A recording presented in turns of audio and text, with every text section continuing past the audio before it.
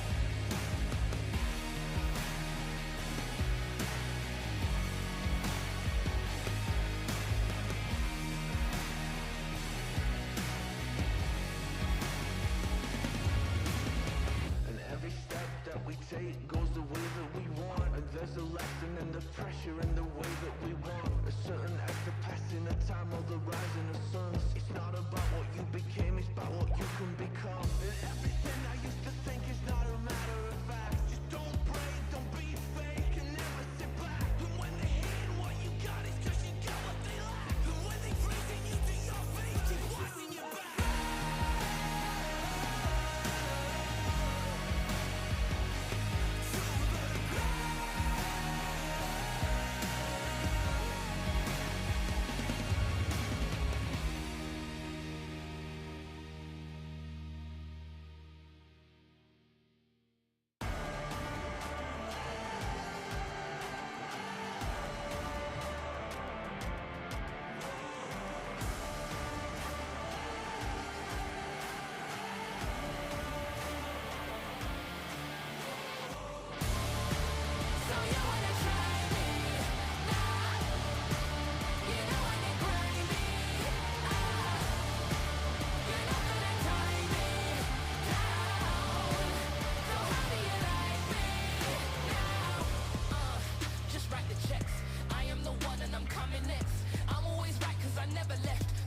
Bow down and show respect. Stacking the weight, mounting the pressure enough on my plate. Moving the muscle, I'm making my way, leaving my opponents in disarray. You didn't know what you're learning today. Learning today, learning today. So you wanna try me? Nah. You know I get grimy. You're not gonna tie me down. So how do you like me now? Now is the time. The iron is hot and I'm ready to strike. Finding my flame, I ain't dimming my light, but haters gonna hate and play with your psyche. Them man not like me. I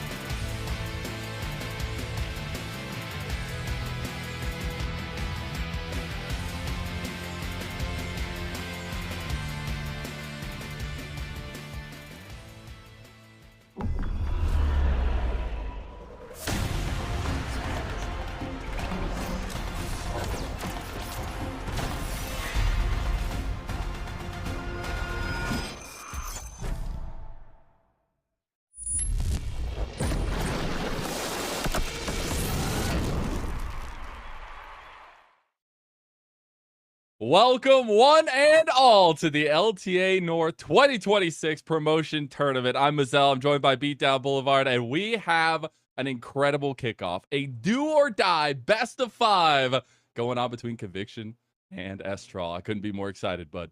I couldn't be more excited as well, Lennon. Glad we get to kick off this tournament together. And yeah, I mean, we are not wasting any time. Basically, from today until the 12th, these teams are going to be facing off to decide whether or not they get to take the Skies spot in the LCS next year, or does the Skies get to claim it back by winning this tournament? Yeah, it's gonna be a crazy week of banger best of 5s as well. But to kick us off, we had to have a little bit of upped ante to get into it, right? You have to have the Of course. plan, you have to have the joining of that double elimination bracket next round. And we're gonna go ahead and talk about the teams that we have coming into today as well. Obviously, I'd already foreshadowed to them, but Conviction taking on Estral, two very different stories coming into this setup here as we take a look at the entire roster of teams that we do have. Obviously, DSG are there, but Of you have course. Conviction, Luminosity, Estral, and SDM.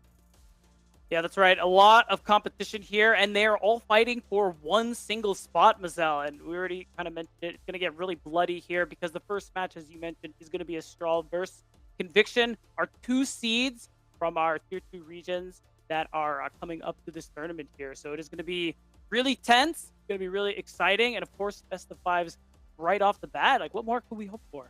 I'm just saying, how weird does it feel for DSG to walk into a room where 4 other teams are eyeing their spot, right? Like it feels a little bit one-sided here. I feel like Maybe. everybody's hating on DSG in this room right now. I know it's DSG versus the entirety of Tier 2 in a way, because everybody is gunning for that spot at the top of the hill here. And that top of the hill, of course, like we said, LCS 2026. We're still the LTA North promotion tournament, but as you guys may know, next year is going back to the LCS, and that's what the teams are trying to get at. Yeah, and it's always an interesting culmination of all the different stories, right? Obviously, you have DSG's rise at the end of their split. You have Convictions, the streamer team coming out of nowhere, it feels like. Luminosity, the machine of Yeah, NACL. Estral is supposed to be the super team, but fell short in the finals. And SDM, RKO out of nowhere, it feels like, with that 3-0 onto Estral in the finals for them. But all these stories culminate in only one spot being available. Will DSG be able to keep it, or will these teams usurp them? As we take a look at the bracket here soon. It is really important to note that the double elimination will start in that next round. So yeah. this one here is that do or die that we mentioned. Yeah, only this match is an immediate elimination match. Everyone else going forward will have that second life, will have that opportunity to play again if they end up falling in their first match. So the winner of this match that we have coming up is also going to be facing against the Skies. When we see the bracket, we'll be able to paint you a much clearer picture in that regard. But the point is that today is some pretty serious business here. As you can see it, upper bracket quarterfinals. It might not look it, but this really is elimination. Basically, what's going to happen is that one of these teams is already going to go home if they lose. Yeah. Conviction and Astral. Everyone else, they're okay. Yeah, and the first seeds to get a little bit of breathing room. They don't have to immediately go against the Skies, but Yeah, the winner of this series will. And it's going to give the Skies a little bit of momentum potentially going into the upper bracket final if they are able to take down the winner of this series. But it's a tough competition to go from a do or die series straight into the would-be contenders in this tournament itself. But there, at least you have the double elim and a second life, which is definitely going to be needed here. But it's back-to-back all the way through every day until the finals. That's right, on October 12th. But also, just to add too, I really agree with the tight competition here. It's been, I think, proven ever since last year when we got some more interplay between Tier 2 that there is a lot of talent in South America. Pain Gaming Academy, shout out to them for actually winning the finals last fall. It really just showed what kind of talent they have there trying to make it into Tier 1 in LTA South. Yeah, I'm actually really curious at the power creep that we're going to be having in this tournament itself. The Yeah, first look at that style of kind of mini international play here, I guess in the same region in some love it. ways.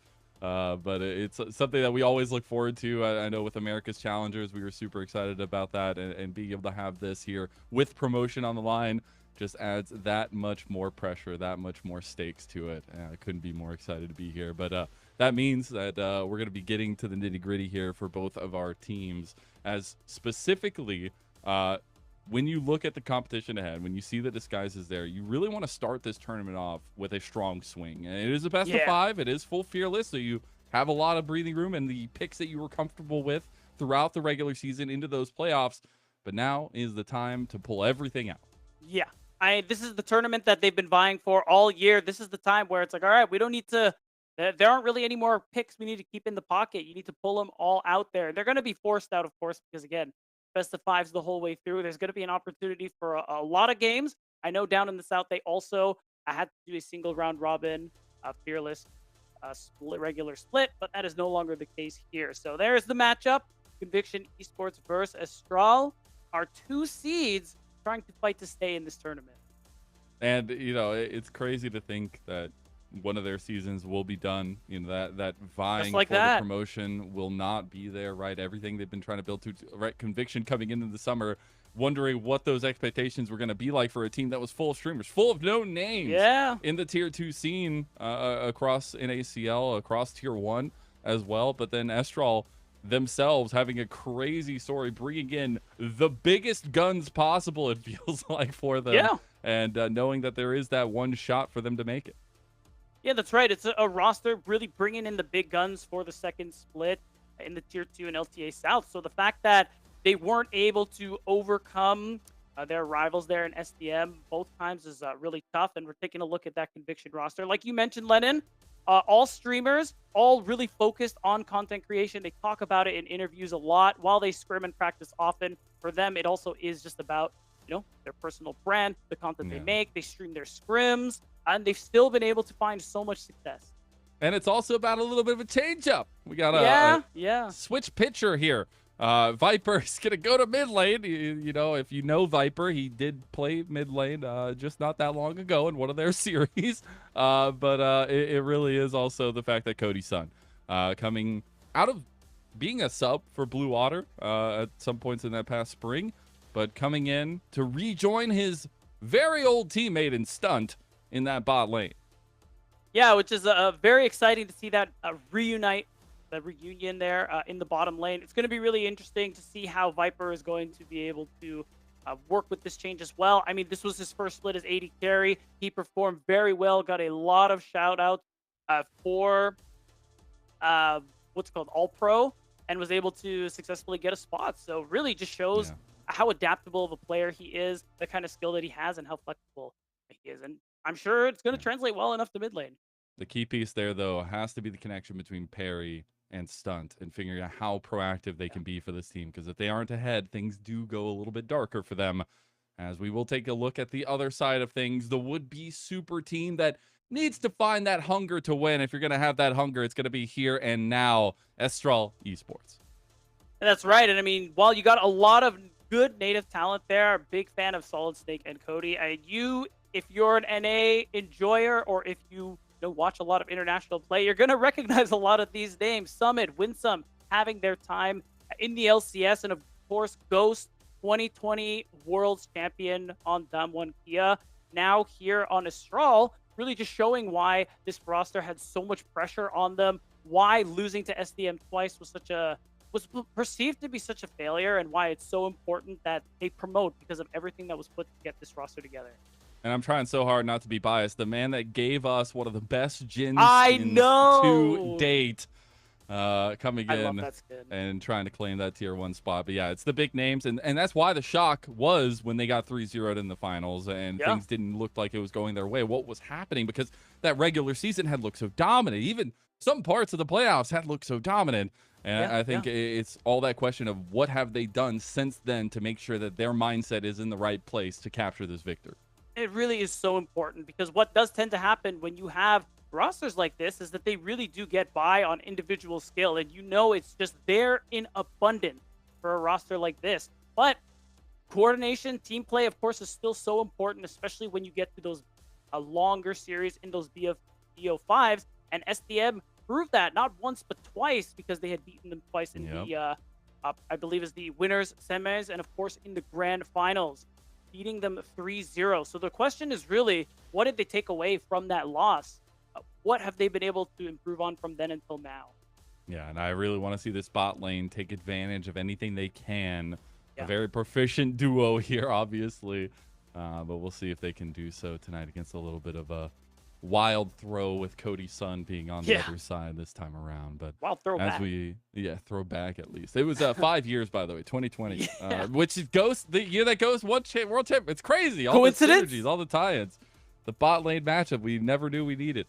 But it is a very important one for both teams. We've already laid out the stakes for both of them. I think when I talked about Perry on the other side, I really want to see Solid Snake be able to have kind of consistent performance against Perry, because I think that was where Conviction were finding a lot of their advantageous positions in the earlier game. I know it's a funny stat, but you have to bring it up anyways. Both teams at a plus 90% win rate when ahead at 15 minutes. So both of them very, very much like to take the pace of the game and run with it.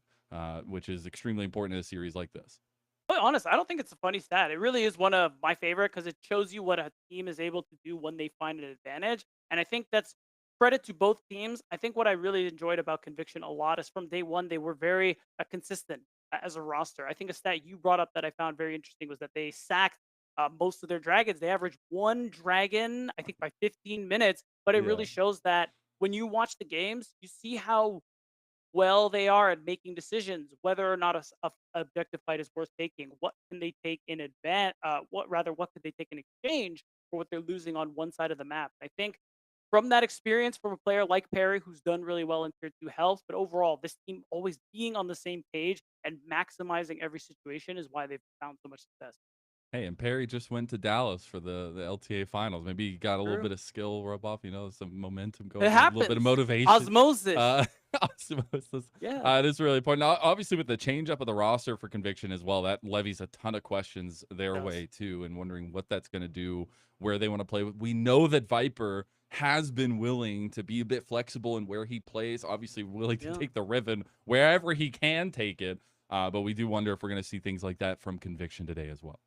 Yeah, I mean, even though we do have that pre-existing synergy with Cody Sun, of course, in Stunt, there's still that question of, they haven't played together really in a while. This is a sudden change. It does mess up what Conviction had going a little bit. So it's really how quickly they're going to be able to adapt. And the fact that there really isn't a lot of wiggle room for them to be able to do so. Because as we said, elimination match. Both Yeah. of these teams fighting for their tournament lives right off the bat just to make it to the double elimination bracket where they can fight for the spot in the LCS. Well, let's go ahead and bring up our predictions here and see exactly where we're trying to think things are going to go. Because I know, a little bit of spoiler, we might be different camps here. We might be. Maybe because of the last second information that we had gotten. Yes. But if we can't bring up predictions wherever we have those ready to go, it'd be awesome. But it's them. really important. Also, I know on the Cody Sun point, there we go. We got it. All right. We're Yep, split decision. We have 5 games nonetheless because we're casters and we want 5 games. Exactly. No matter what. But I did change my vote after seeing Cody Sun in that bot lane. I definitely feel like Estral are going to have that hunger now, especially after, maybe a video that was seen potentially by the players. Who knows? But really trying to get that motivation back. And I think they're going to have it today. Yeah, that's really what I was going back and forth with as well on seeing the roster change for Conviction, what they were rocking with today. And just that question for me of, did Astral get enough time to be able to really work on what they needed to work on? I think it hasn't been long enough personally, but if that really was the kind of jolt that they need, then yeah, I really see your prediction coming to pass, Lizelle. But only one of these teams can move forward, and only one of them can go on to face DSG and get into that double elim, as it's do or die in this best of 5 between Conviction and Estral. As we move into the draft, or at least closer to it, I do want to talk about some things that can really be the focuses, at least in the bans, and then figuring out what the picks are going to look like. I do wonder, does the Riven become a ban from Estral? Do they just not want to give that champion over to Viper no matter where he's playing? Do we see the likes of the consistent bans we've had against Estral when you look at the Yunaras, when you look at the bot lane focus, when you even look at, the Azirs, things along those lines too? Yeah, it's going to be really interesting. We already do see the Riven ban. I think a lot of teams in the NACL definitely paid for not respecting that. So I think, especially if you're watching this team come from another region, you're immediately thinking like, Riven, like get this champ out of here. I just simply don't want to see it. So we are going to get one of the top 5 banned against Estral for Conviction. It will be the Rumble ban. Getting a lot of those mid lane mobility champs out as well with the Talia. The Aurora still flexible with the different roles they can choose. Astral going to wait for this first pick, and exactly what they want to set themselves up for. Could be looking to get that steal away, not only from Perry, but giving some engage potential over to Solid Snake. Yeah, and Perry has a lot in his wheelhouse, so I'm sure he'll be able to find something comfortable for him. Even though nerfed on this patch, Pantheon, there's still a lot of power in this champion. Perry has piloted it to some great success. Another thing in my mind is the Nico. Most regions, pretty much everywhere else, really prioritize the champion, including the LRN, but rather, not just Conviction, but most of the NACL actually don't really have a big focus on the champion. It's really only Luminosity who used to play it. So I'm wondering if that's something that Astral will be able to get their hands on. All right, we see the Trundle locked in. They're going to give him some skirmishing potential in the jungle, give him some fighting pressure against the Wukong. See what the double lock-in is going to be for Conviction here. Wouldn't mind seeing them get something set up for this mid-jungle duo as well. Some mobility potentially to join up with Perry from Viper, if that's going to be the case. Yeah, I mean, I think there's a lot of options here. Wow, they're going to go for the Rise immediately. I mean, fair enough. I think the Trundle pillar lends itself a lot to, those higher DPS champions. You're able to flow, make it easier for Rise to get off a lot of his combos, and you do have some of that mobility with the Realm Warp to make some of those cross-map plays you were talking about. Yeah, you do indeed. Like to see some of that, see what that communication lies. That was also a big question levied towards Astral and how their communication works, especially with bringing in a couple Korean imports, but figuring that out is going to be the next step for them here as the Ambessa is locked in alongside the Corki. You definitely have some carry potential now for Astral. Yeah, 100%. And now I'm kind of looking to see if Conviction go this sort of anti-dive route. I see Wukong, I see Ambessa. I already see this comp that is just going to be sprinting at you full speed. So camps like Alistar, Braum really come to mind that I know Stunt is definitely partial to playing, but it's also something that they could leave a little later because answering top lane is also an option for them. See the Jax locked in. It's a tried and true for TF Blade, something he's won countless games on, even 1v9 a couple for himself on those in the regular season and the playoffs itself. It is going to be a very powerful trio locked in for Conviction so far. Yeah, really good side laner as well. This is the newly buffed Jax, by the way, where when you use that Grandmaster at Arms, that initial armor and MR bonus has gone up a not insignificant amount. So it is really going to make the timings when that ultimate is available something TF Blade and Conviction really take advantage of. Now the answers are going to have to come through in the bot lane. We do see the Syndra ban because Corki can still be flexible. I do like to see some of that focus here as we get the cams of the players. Huge. Let's go, production. Love to see it. Obviously locked in the same room, ready to go. And especially, having that synergy being in person, I think is such an important factor. We've seen on so many different occasions for so many different teams. See if that helps Astral today as they do end up going with the Nico ban. Okay. Just in case from Astral's side in the second phase. Yeah, you don't want to take any chances, even though, we don't see a whole lot of that at NACL.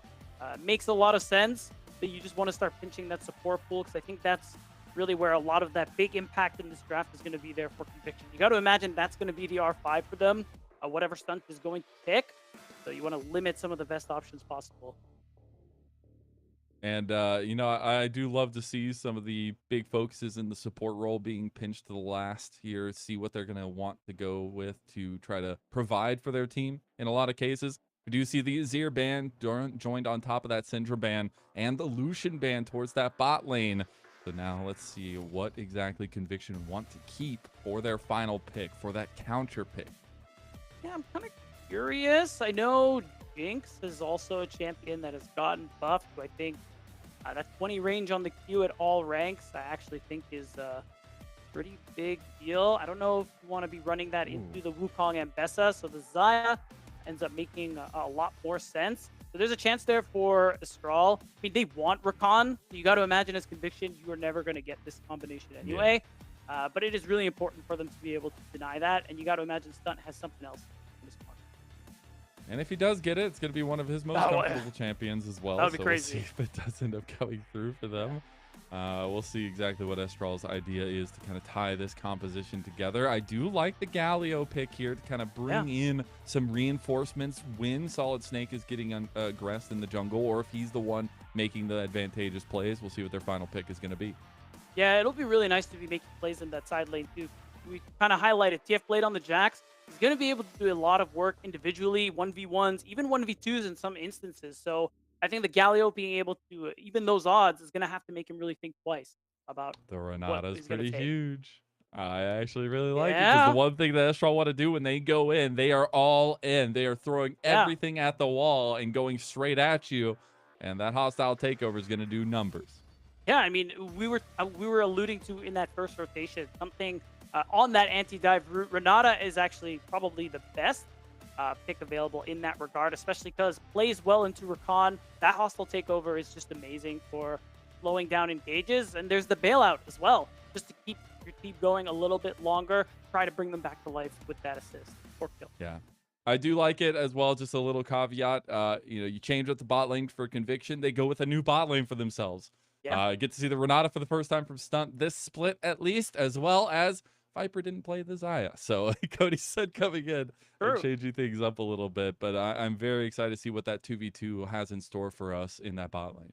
Yeah, it's going to be really interesting, especially because Cody Sun, while we haven't seen him much in North America, hasn't been slacking really by any regards. Has been playing a lot in the ERLs. I remember casting him when he played for Mirage Elyandra in 2022. So he's definitely still got some experience under his belt, and you got to imagine that synergy with Stunt just waiting to be reignited. And it's going to need to, because if you look across from them, not only do you have a literal world champion, and I'm not talking about Azale. Not Azale. I'm talking about the Jin Goat, the guy that got us the skin, Ghost for Damwon Kia, and Winsome, who, yes, maybe the last time he was here wasn't the brightest spot, but you got to remember all those times on FlyQuest when Winsome was probably the best support in the league. Yeah, that split on FlyQuest was some of the best we've ever seen from him, and it's the hope that we can see him kind of come back to that here, especially with the struggle that Astral's been working for. Yeah, what got him to Tier 1 in the first place, and Astral, again, both of these teams are fighting for their lives, but for a super team like Astral, I think anything for them other than promoting to the LCS next year is a failure. So that's resolve is already going to get tested right here. And we're into game number 1. Do or die series between Estral and Conviction. Game 1 kicking off now. I think immediately things that jump out to me about this early game, how both junglers are going to be able to impact these lanes with ganks. We know both have been able to do a really good job of that this past split. So how are both sides going to be able to mitigate that? And TF Blade already. I like it. Do a little bit of harassment. Yeah, I respect it. Slows down the clear. But actually, an interesting. You want to call it out? Yeah, Ghost is actually in the top lane. He's getting this in before they change it for Worlds, by the way. He didn't recognize, they did release that they are going to be changing this to where they want our top ADCs to be facing our top ADCs and our top laners facing our top. Not now. Estral saying, no, let's take advantage of it. So Ghost is going to use this lane swap tech that we've been seeing come up in the later half of these seasons. And I think I like it in this situation too, because Ghost, we should have an easy time in these early levels into the Jax, be able to free farm really effectively. This bot lane would already be tough for Ghost, so putting Summit down here, getting pushed in as it was already going to happen, I think they just making the best out of a not great matchup. And I'm just throwing it out. Maybe I'm a little biased too. The WE lane swap has come into effect. This team WE in the LPL were the ones that first whipped this out here, at least in the Tier 1 setups. And so far, Summit taking the worst end of the trades in bot side, but both junglers now playing a little bit with their food. Oh! We do see the invade, and Viper's going to be forced to flash the mid lane. He's on the wrong side of the rift, and on the wrong side of the tracks. You ain't welcome round here. Cody will take first blood. Yeah, that is the power of that Galio into mages. But now, oh yeah, I like this. Dude, he's hiding in the dark like a horror movie right now. It is October. He does have the haunted skin here for Perry, but this was all a play set up by Conviction with Perry invading early onto the Krubs. Yeah, and he's going to be able to also take away that red buff. A big denial on Solid Snake on top of taking away his flash. So another setup like that could turn into a kill in favor of Conviction Esports. Really nice of them to use that bot lane pressure that they've gotten for their jungler. And now that we've gotten the level 3, we will see Winsome rejoining Ghost on the top side of the map. And that next question of those objective setups is going to come up with the early move from Estral. And now the reset coming in from Ghost. Probably going to change up a little bit here as TP is going to be utilized by Summit to get back down towards bot side. It's actually going to be Solid Snake looking for a little bit of an invade his own, try to get those Krugs back on the other side of the map. But can he? Yeah, it looks like no one should be able to stop him. The pings are coming out. So Perry knows this is happening as we see the replay in that picture. Victor again. Viper, thinking he was flashing towards his jungler, unfortunately walked into Solid Snake. Did give him the info, I guess, to make that Krug play in the end. As Stunt will try to hit the handshake, but Cody expertly dodges out of it with the Justice Punch. And we'll see now a back being initiated by TF Blade. We have to come to that question of the early dragons. We already said Conviction hate dragons. That's not their best friend. They do not like going early dragons, but Estral, they actually had like 2.6 dragons before 15 minutes. So being able to prioritize that doesn't seem like it's going to be the case today, at least in game number 1. No, it seems that we have both bot lanes up on that top side at that expected timer. Seems like it is more of a focus on trying to get priority for those grubs. I think especially as Conviction, when you have a side laner as strong as TF Blade on the Jack, those grubs can actually do a lot of work for you. So you got to imagine Conviction really want to focus on that. It's going to be a pretty hefty push on that top side, rather, with the bot laners. Getting it all turned around now, obviously. Summit and TF Blade still going to be at this bot side, though. Perry is pathing down this way. I wonder if he wants to either go for a gank or go for the preemptive dragon ahead of the grub spawn. He'll be spawning in just a couple minutes. It does look like some pings are coming down from Perry. Go ahead and start that one up. That's right. Not quite at level 6s just yet, so I don't think Estral can really do much about it. Instead, Winsome going to set up, see if TF Blade goes for an all-in. Oh, he took the bait all right. He gets the grand entrance right on top of him, and Estral trying to make a play here. A Solid Snake's going to be here as well. Perry was just trying to do the dragon. It is TF Blade top laner. Might just be the bait. He gets out, and the dragon goes down. Conviction get out by the skin of their teeth, honestly.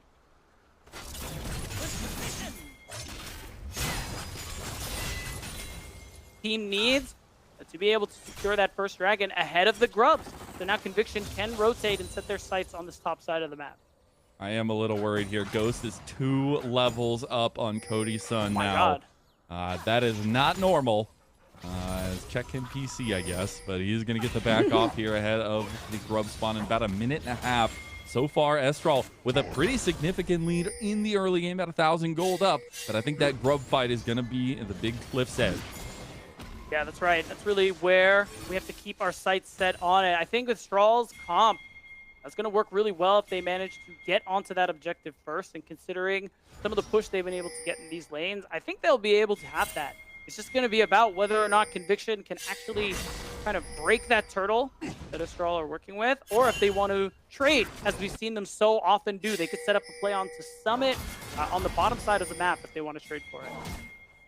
I love to see both teams trying to contest over vision. At least Estral going to be the first ones here to get this vision down. I know Cody's son really wants to try to hit that level 6 before going into this fight. And also, speaking of the junglers, level 6s, I think also very important. Perry's a little bit closer than Solid Snake, but very close to getting that one here for himself ahead of this fight. Summit and TF Blade, they are just going to stay down here. They're going to be hustling it out with no TPs, and it looks like it could just be a 4v4. Yeah, I imagine there's gonna be an all-in somewhere here on this bottom side. There's no TPs, and TF Blade's getting the better of some of these trades. We'll have to see, but I think that trade that I was mentioning might be happening because we're seeing a rotation here. They actually might try and set up this dive. This TF Blade's trying to come with.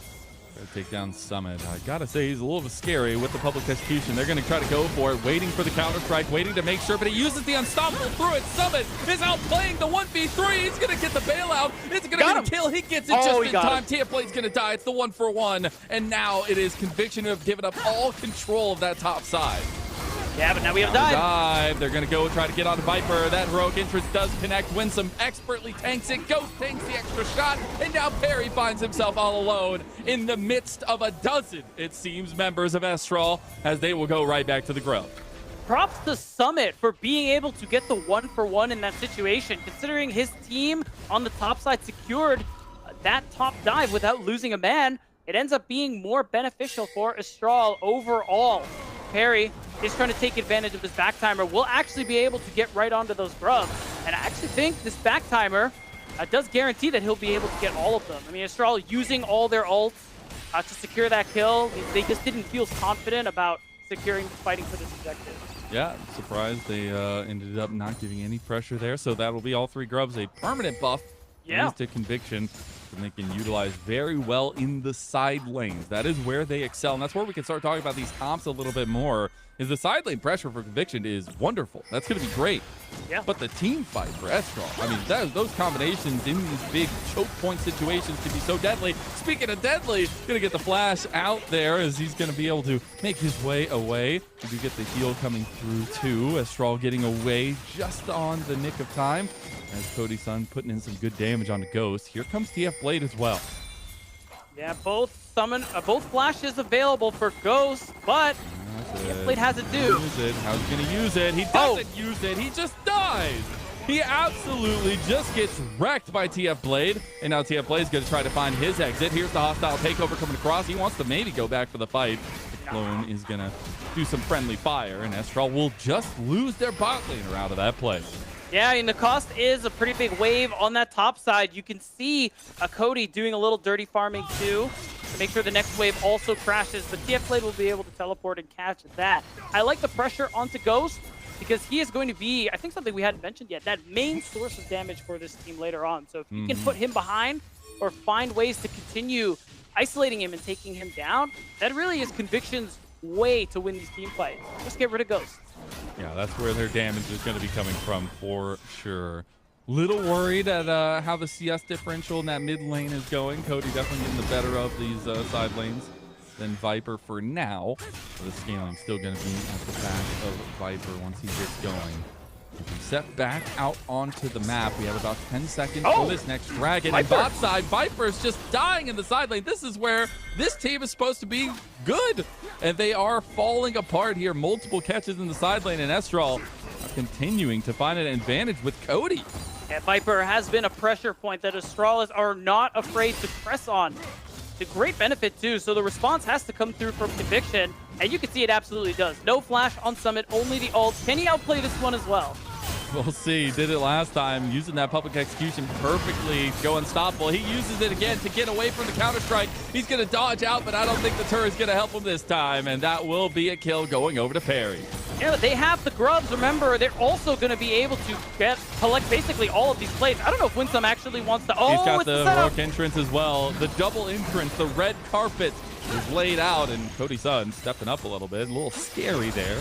The taunt was coming through, but they do survive, and they do save the turret for Estral. Still, valuable play for Conviction. They already got the first dragon, so that dragon for Astralis is nowhere close to his soul. They get a kill, they get some plates, one more like that, and it is going to be first brick, really making good use of the grubs that they've earned. Viper died. And, you know, that's how things work out. I guess so. Hopefully we'll get a replay of that. He's 0-4 now. I don't know if I want to. I'm kind of scared. You're an Estral fan. You absolutely want to. Yeah, true. For the Estral fans, maybe we'll show the replay then. True. But we are seeing those first items come abroad, as we do already have 3 of them completed. Way out in front of Conviction so far, even though the lead in gold isn't that big. The double Trinity Force completions for Solid Snake and Ghost is going to feel really good in some of these skirmishes. And the fact that Viper still has not completed his rod is going to be a little bit tough here. The scaling is going to come in so much later than you want. Estral, it seems like they have the momentum in the earlier part of the game right now, Beatdown. That's right. Viper very much put behind the curve, as you pointed out. And you can see Cody been able to do a lot this game. Part of 3 out of the 5 kills that Estral have been able to earn. This Galio really paying dividends and its value is going to increase over time. Ghost, though. Oh, Ghost is in a lot of trouble. He's going to end up burning that flash that we talked about earlier. Still going to get taken down. Potentially the flash from Perry has to be there as a response, and Solid Snake claims his life afterward. Yeah, I mean, I respect the commitment to the all-in. Again, keeping Ghost off the map, even if it's 1-for-1, I still think slightly favors Conviction, because anytime he's not spent farming is just an absolute win for Conviction Esports. He's their big source of damage. The rest of this comp is going to carry Astral through the early mid-game, but Ghost has to be the one to take them all the way to the finish line. So if you limit his ability to move, that's how you do it. And it's really been Estral taking advantage of these side lanes over and over again, and Cody just continuously fighting advantage. He's 50 CS up over So Viper strong. now. He's gotten so many daggone plates, and he has just propelled himself into the forefront of this game on a Galio. Yeah, again, the value that Cody's been able to bring cannot be spoken of enough. He's so far ahead of Viper right now, both from his individual play and how much focus Astral have been able to put onto him. So now's the response. Okay, there you go. He's going to try to get him again. Summit trying to get away. He's got the momentum. Viper isn't going to find it, and Summit again makes Conviction question their motive. Yeah, Summit has been doing a great job dodging out on so many of these plays, or making them more costly than Conviction could hope for. Because of that, now this dive really isn't going to work. I don't think they're actually going to try for it. They just want this wave to crash. Right, guys? Oh! Going to try for it. Stun's tanking up. Cody Sun says, I want the kill. He's got the bail out there. He's going to get the kill in the end. Goes on a killing spree for himself. And they're going to get the turret with the grubs. DP, if they recognize it, I think they saw it now. The question is, will they know to walk up? Level 11. Cody feeling Good very lord. Yes, confident Flash. here. He's going to use the taunt. The flash comes through. Ghost has found his angle too. There's the feather dance, and see if he has the blade collar going through. It's not going to be there. Hostile takeover also going to be used. And that is going to be both ultimates from Cody Sun and Stunt, as well as a couple summoner stuff. Yeah, look at what happened across map. Now, never mind. And Viper gets something, but what did it cost? He's going to use the phase rush to get away, as he does have Perry right there behind him. A little bit of escort, but Tia Blade is here trying to close this door on Winsome's entrance into it. Luckily, they have teamwork, and they walk straight out. Solid Snake also used his ultimate already. Must have been a misclick. Perry got baited a little bit by Ghost, knowing he doesn't have the flash, knowing they have the angle there. Now they're going to get onto Solid Snake. This is Realm Warp, or Rune Prison, rather, is going to be there as well. You have 4-man strong from Conviction right ahead of this Rift Herald, but they're going to look at mid lane outer instead. Yeah, it ends up working out. They should have the fast track to the Rift Herald. I don't think there's really a response to be had. Again, Solid Snake mistakenly using the Cyclone will actually really hamper Astral's ability to fight for that Rift Herald. But at the moment, we're going back to neutral, it looks like. Oh no, I think they were going to go for a potential invade, but Conviction not going to go straight towards that Rift Herald just yet. Got to set up what we're really looking at in these next fights. We've said so much and so long that Ghost is the primary damage dealer for Astral. Seems like there's a couple different avenues for Conviction on their side of things, as we do see the double neutral objective trait going through the Rift Herald for the Dragon number 2 of Conviction. Yeah, and it's something that Astral will be able to work with here with that Herald. Should be able to use it to knock down that final outer turret on the bottom side of the map. Or if they get a good successful team fight, they could knock down an inner and really start to collect on some gold here. I wonder where they want to end up using that here. The bot lane could be an option. Probably. Set up for the next dragon, you know? Yeah, you know. Yeah. Still a while for that one, but the Infernal Dragon is definitely going to at least change the motive moving forward. I think having an Infernal Soul for either side is going to feel really good. Yep. As we do see a little bit of play in mid lane coming through from Estral. They're going to move back to their side lanes as Winsome is being pressed by Perry. Perry has been very influential in how Conviction have been finding themselves in a lot of fights in this one. I think rightfully so. He's the guy that we kind of put up on a pedestal for Conviction. Yeah, and a player who, when I saw him on this roster, I knew even if they didn't start off well, that this team would be at least decent by the end of the split. This is a player who, when he subbed for Dignitas, academy years ago, helped them get to second place, grew so much when he started on Cincinnati Fear in 2023 as a player, and has just continued to impress every time he's in the league. And this split is no exception. Now he is not up here for this top lane play, as they do get a tier 2 turret because of the Rift Herald play. Now the Realm Warp's going to come in from Viper. He puts himself in the middle of the fight, as he's going to get the lockdown onto Summit as well.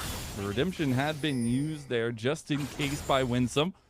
And the side lane play actually goes to Astral's favor.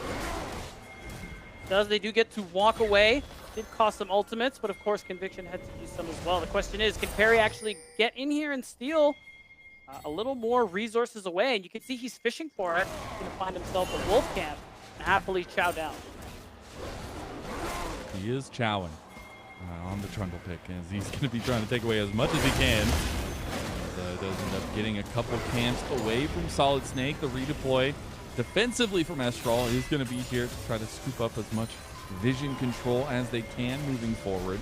But that's also something we got to talk about is, you know, the elephant in the room right now is that Cody and Solid Snake are pretty far ahead. And especially Cody, who going into Viper, you could say what you want. Viper going into mid lane, maybe not his home, but where is really his home at this point?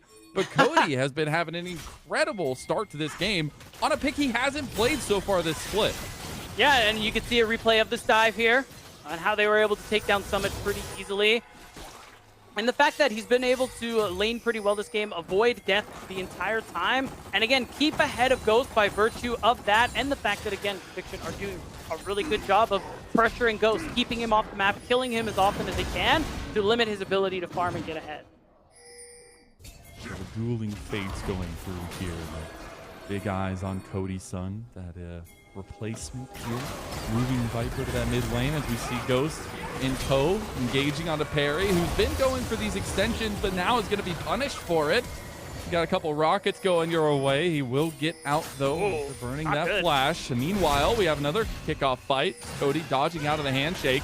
Now the public execution going in. And they're going. Pops the Cyclone. They're getting caught up in the windstorm right now. And that's going to be TF Blade using his leap strike to get away. Ahead of this Dragon, though, it's still about a minute and a half. Estral going to look for another side lane play, but they're on vision. They're going to go for the Atacon. Yeah, real nice ult from Summit to be able to set up this play. They have to buy time for Perry, but Estral can just go ahead and get right on this. Only thing is they do this kind of slow because Ghost isn't at those breakpoints yet. And I think with Viper being here full health, it's enough for them to realize, okay, Perry's coming back. We don't actually want to risk this. We'll try and threaten this one again later. I think. Oh, okay. We cancel it back. I was gonna say troll his team. Literally, he's just making sure that Conviction were just gonna scoop it up as they left. A couple pings coming down to the Dragon Pit now, though, especially from Estral. They want to stop this decision-making power of a soul point to Conviction. That's right. 40 seconds till this Dragon. If Conviction get it, they have a big threat possibility 5 minutes after that fact. So even though Otacon hasn't been taken, bot side will still be the focus. And Conviction are in a good spot because that top lane is already pushing. They don't have to go for it. TF Blade is going to walk it straight down mid with that Sundered Sky newly finished. Actually a pretty big breakpoint for the Jacks. Summit isn't quite there yet. The TF Blade, he has a chance to do a lot of work this game alongside Cody's son. Does. Ghost on his second item spike now too, though. That's going to be very powerful. Here comes the setup from Conviction. They're going to move in from that side lane now. They do have some positioning from Cody in the mid lane too. He does have that heroic entrance, so he can always join. It's going to be Conviction that start up the Dragon first. Yeah, they have eyes on Ghost Summit. They might go for this. Oh, they just want to go for the play. TF Blade was thinking about flashing with the Counter-Strike. Didn't decide to go through with it. He's going to save that play for in this next fight as they tried to pull the trigger onto Estral's bot lane. That's right. They do give up a good amount of space in the process. Oh, we got a little bit of a fight kicking off on Viper here. Perry now forced into the fight because of the play onto Viper. They're going to try to get a counter-strike from TF Blade. He gets the double. He's not going to get Ghost in the end, though. It's going to be TF Blade running rampant. As a double kill comes through for Cody Sun at 2. The Realm Warp is going to come through, and Ghost gets caught.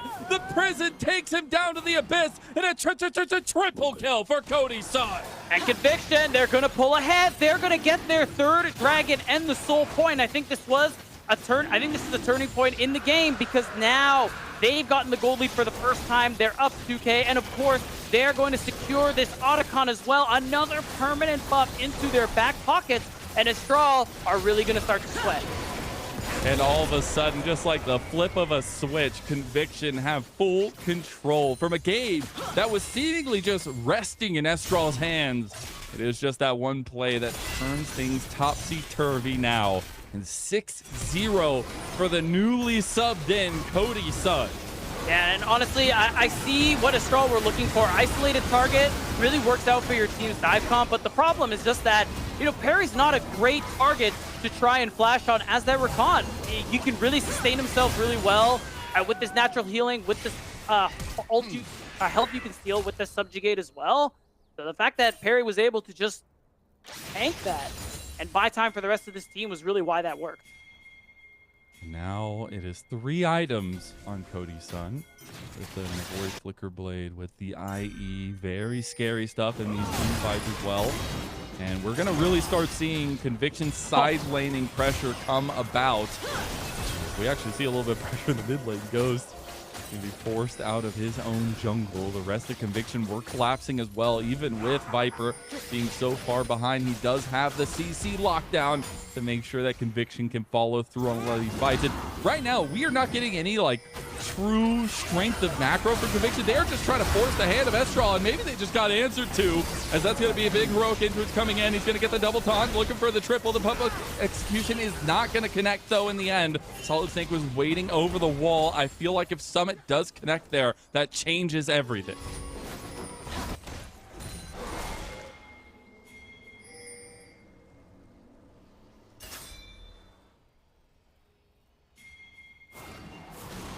Potentially steal more resources out of Solid Snake's jungle. He's been able to keep a pretty steady lead of at least 20 CS because of all the farming he's been able to do in his jungle and in Solid Snake. He has. He's been running around like crazy. Yeah. And he's actually just going to start up the Baron. Okay. Oh, I see you, guess. Conviction. All right, sure. Force I mean, the make hand. them walk into you. Isn't that the play we've been seeing from Conviction, though? They have literally just been trying to hands check Estral every time, and in the early game, it wasn't really going their way, but this is multiple times that we've seen them just force the issue on different fronts, and Estral did not have an answer. That's just a Baron to Conviction. Wow, completely uncontested, completely unencumbered.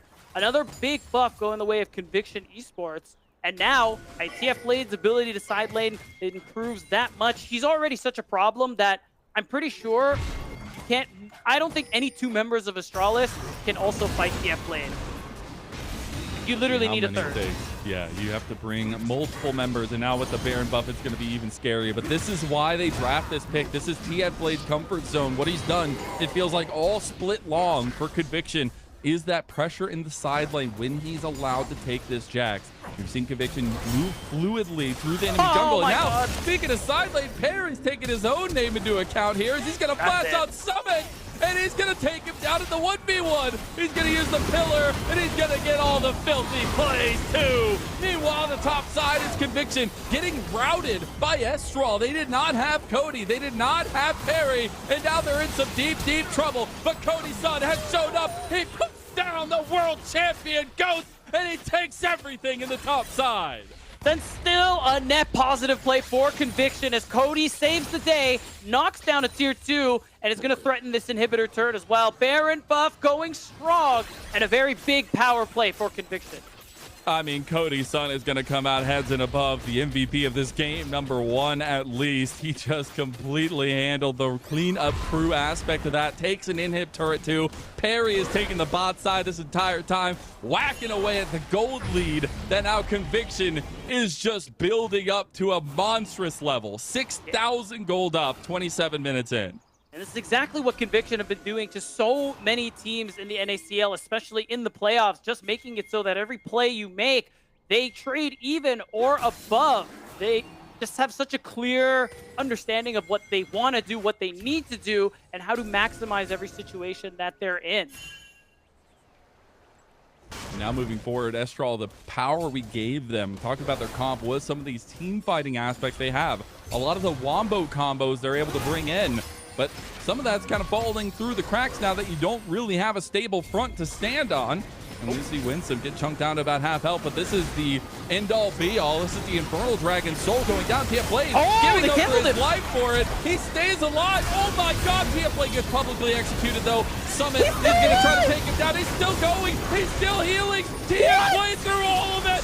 What the actual hell? TF Blade stands tall in the face of Estral, and that's going to be Conviction dominating game number 1. That's Dragon Soul, that's the ace, and that's all she wrote, Mazel. They're just gonna walk it down mid. How about the unkillable TF Blade here on the Jax? They just can't do anything about him.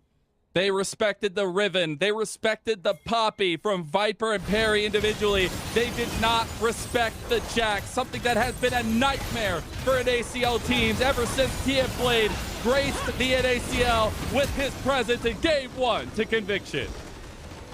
And what a Game 1 it was. Any question marks about the roster changes coming in at the last minute for Conviction, I feel have been answered, Mazel, because I think that was a pretty well executed Game 1, with the exception, I'm sorry, Viper, that Rise game, that wasn't it. But that's okay. Somebody has to eat it every game. He got that one rune prison that made the difference, all right? He did. I'll give him that. That was nicely done. He pressed his W key, my man. Viper's like, man, mid's easy, bro. Mid's easy. No, that's literally the game you type mid-diff, by the way. Just for maximum tiltage. 0-4 to start the game off. Bro, better mid always wins. Actually incredible. A really good gritty turnaround from Conviction. Some question marks definitely levied over towards Estral. They had a very strong earlier part of the game, but we always knew the side lane was where Conviction were going to succeed, and it seemed like Estral were trying to play into that more often than not, and they seem to be getting the advantage of it. But once these scaling aspects come online, once the Jax comes online, there are really no answers. Yeah, you were definitely on some borrowed time there, and I think something Estral didn't really take into account is how vulnerable Ghost is in that early game when they play so much through those other lanes. And it was something that Conviction were, taking advantage of, keeping him out of the game, keeping him behind, not letting him farm, delaying those power spikes. We'll see if they can come back in game number 2. We're going to take a little break, and then we'll break down that game number 1 after this.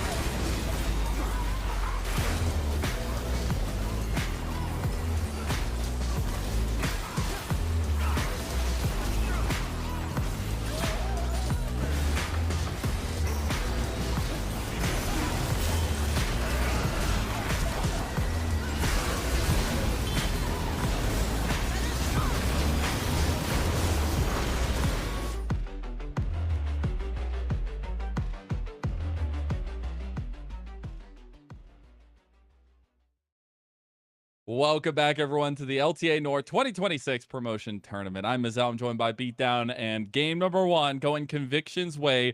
Maybe not super convincing in the early parts of the game, but definitely so as the time went on. It was a slow build up. Conviction, making a lot of the right decisions to get to that win, but it really wasn't anything flashy until we got to that second or third dragon take where they got so much gold off of them. They kill. I think Cody Sun got a triple kill, something along those lines. The gold lead shot up from I think minus 500 to 2,000, and they also were able to pick up the Otacon. And it was really from that point where it's like, all right, guys, start thinking about game two because that's a tough one to come back Yeah. from. We're going to be going through some of the replays here, but the biggest thing that I took away from this game was that it was Conviction pushing all the buttons of Estral, Yeah. right? Over and over again, they were forcing things that look a little bit weird from the bird's eye view, but it's a situation that Conviction felt confident in because they didn't feel like they were going to get the correct answer from Estral in those situations. It was constantly trying to find these dives, constantly pushing around these objectives. Like, Perry was just starting objectives out of nowhere, forcing Estral to come into the fight. Yeah, and I like the target selection because when it came to who they actually tried to force plays on, it was almost never Cody. It was always onto top lane. It was always onto bot lane, and that's it. Because the fact is, against your comp, you really don't care about Galio. You care about putting Ambessa down. You care about putting Porky down, and I think that's something Conviction did a really good job of in the early game. Again, making sure Porky can't farm. He can't have an impact because if there is no Porky, there's no comp. Yeah, there absolutely isn't. That's what happens in those kinds of situations when it's all of the onus on one player individually to be that big damage carry. I feel like giving yourself options, giving yourself avenues to have multiple carries is super important. And I'm gonna say that top lane was maybe an avenue of that, right? Summit getting ahead was super important. A couple missed public executions, but really the Ambessa never got to shine in a lot of these situations. Yeah, that's right. And then it was around this point where the game, this was actually after the game fell apart. The fact that TF Blade didn't die here was the most insane thing for me. As soon as I see that public execution go in, I'm like, oh, he's gone. But Thundered Sky, it's a very good item, guys.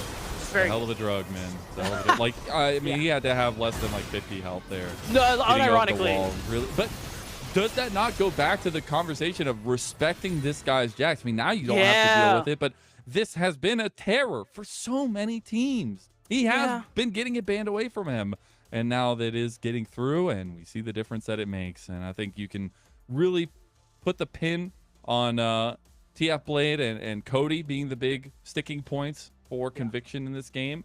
Little undercurrent, though, for Perry. He was constantly pressuring Solid Snake, constantly forcing his decisions. And coming into the day, that's something I talked about so much, is that I do think Perry is the place that Conviction really have the advantage over Estral. And to see him kind of pushing the mold a little bit in those earlier parts, especially those invades, just constantly forcing Solid Snake to make these decisions.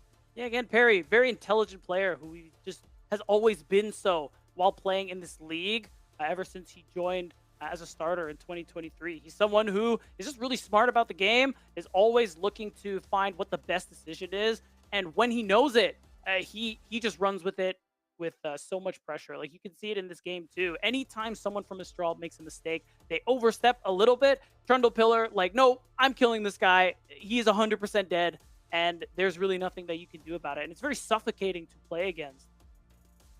Yeah, it is indeed. And I'm sure they're going to need to find an answer in some way, shape, or form to get over that hump, to figure out how they can find an advantage in their own way. Because I got to say, going with that team fight kind of special that Estral went with, it felt good on paper. But if the game is going to be rampant, if the game is going to be chaotic, I don't know if we can do that.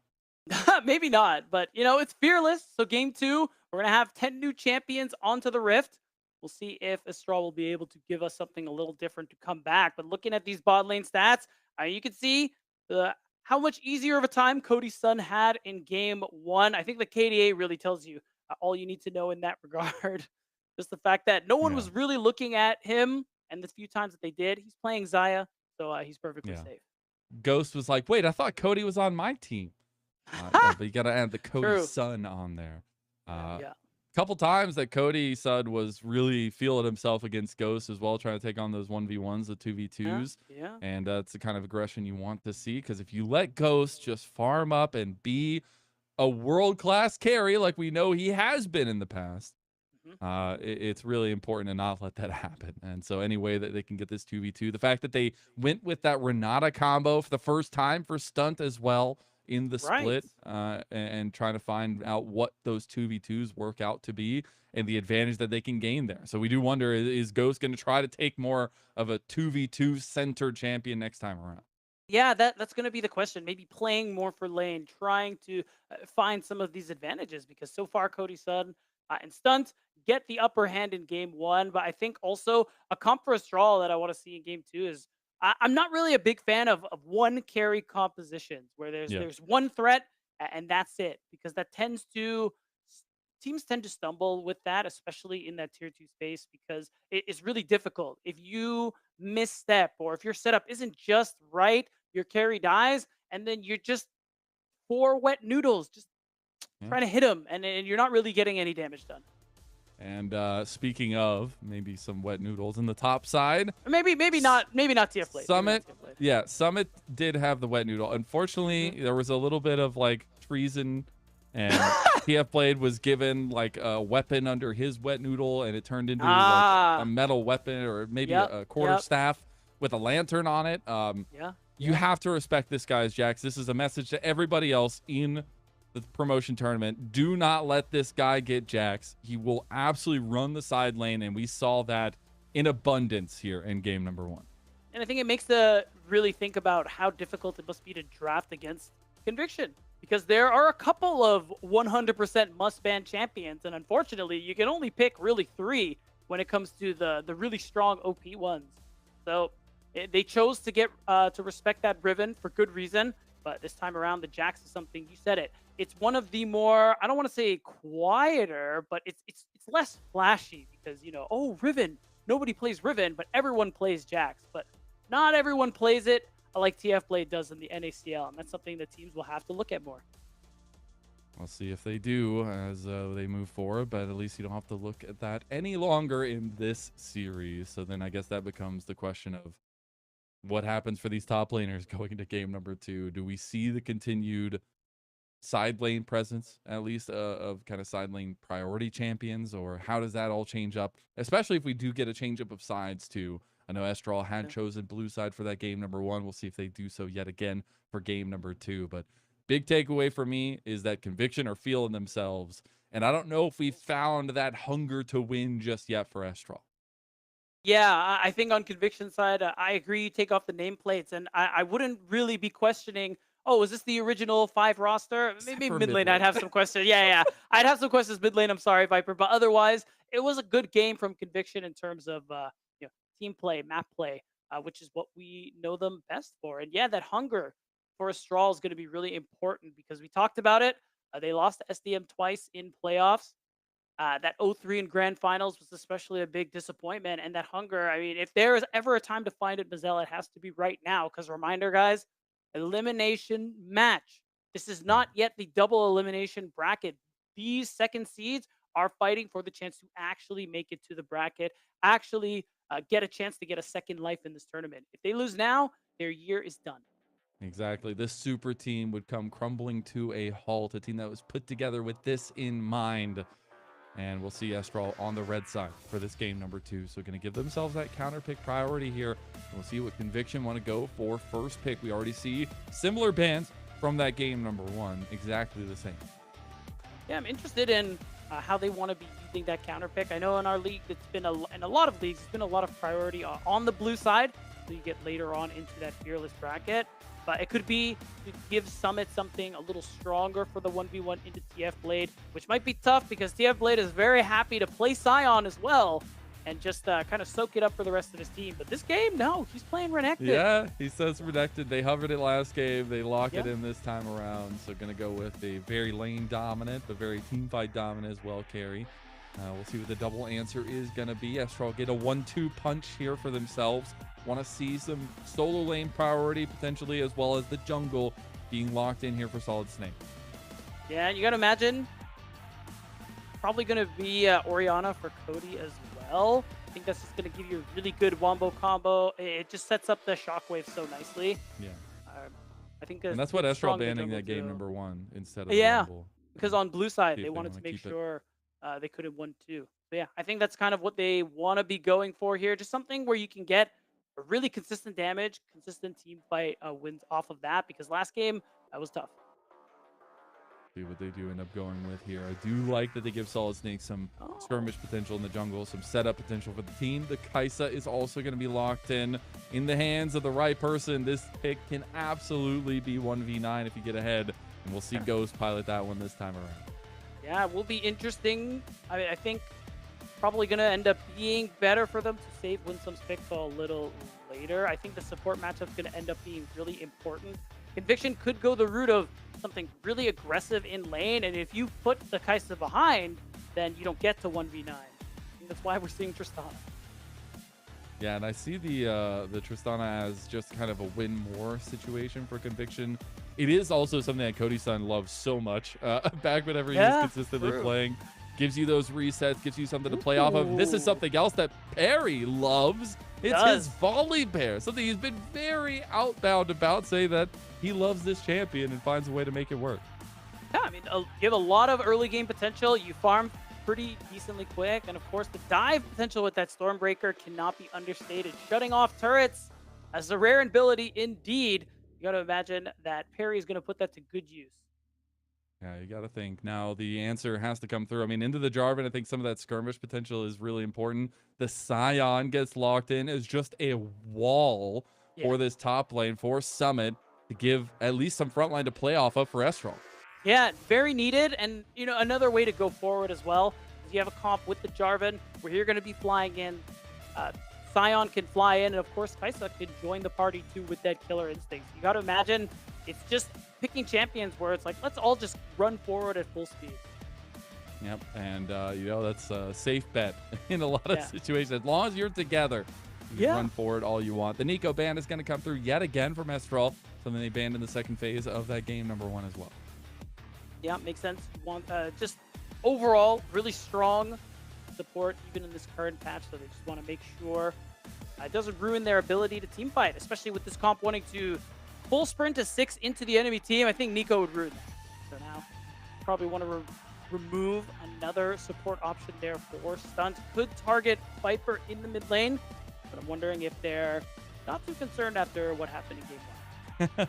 Honestly, I would say they're probably not too concerned with the way that they were playing, with the confidence it seemed like coming out of their camp, but they should be concerned because this Estral team is no slouch. Again, they were built to make this run, and they are here nonetheless. We do see the Alistar ban in that second phase from Conviction, just whittling down some of the engaged champ pool, some things that Winsome really loves, and the Lulu is going to be the ban towards Stunt. That's a throwback.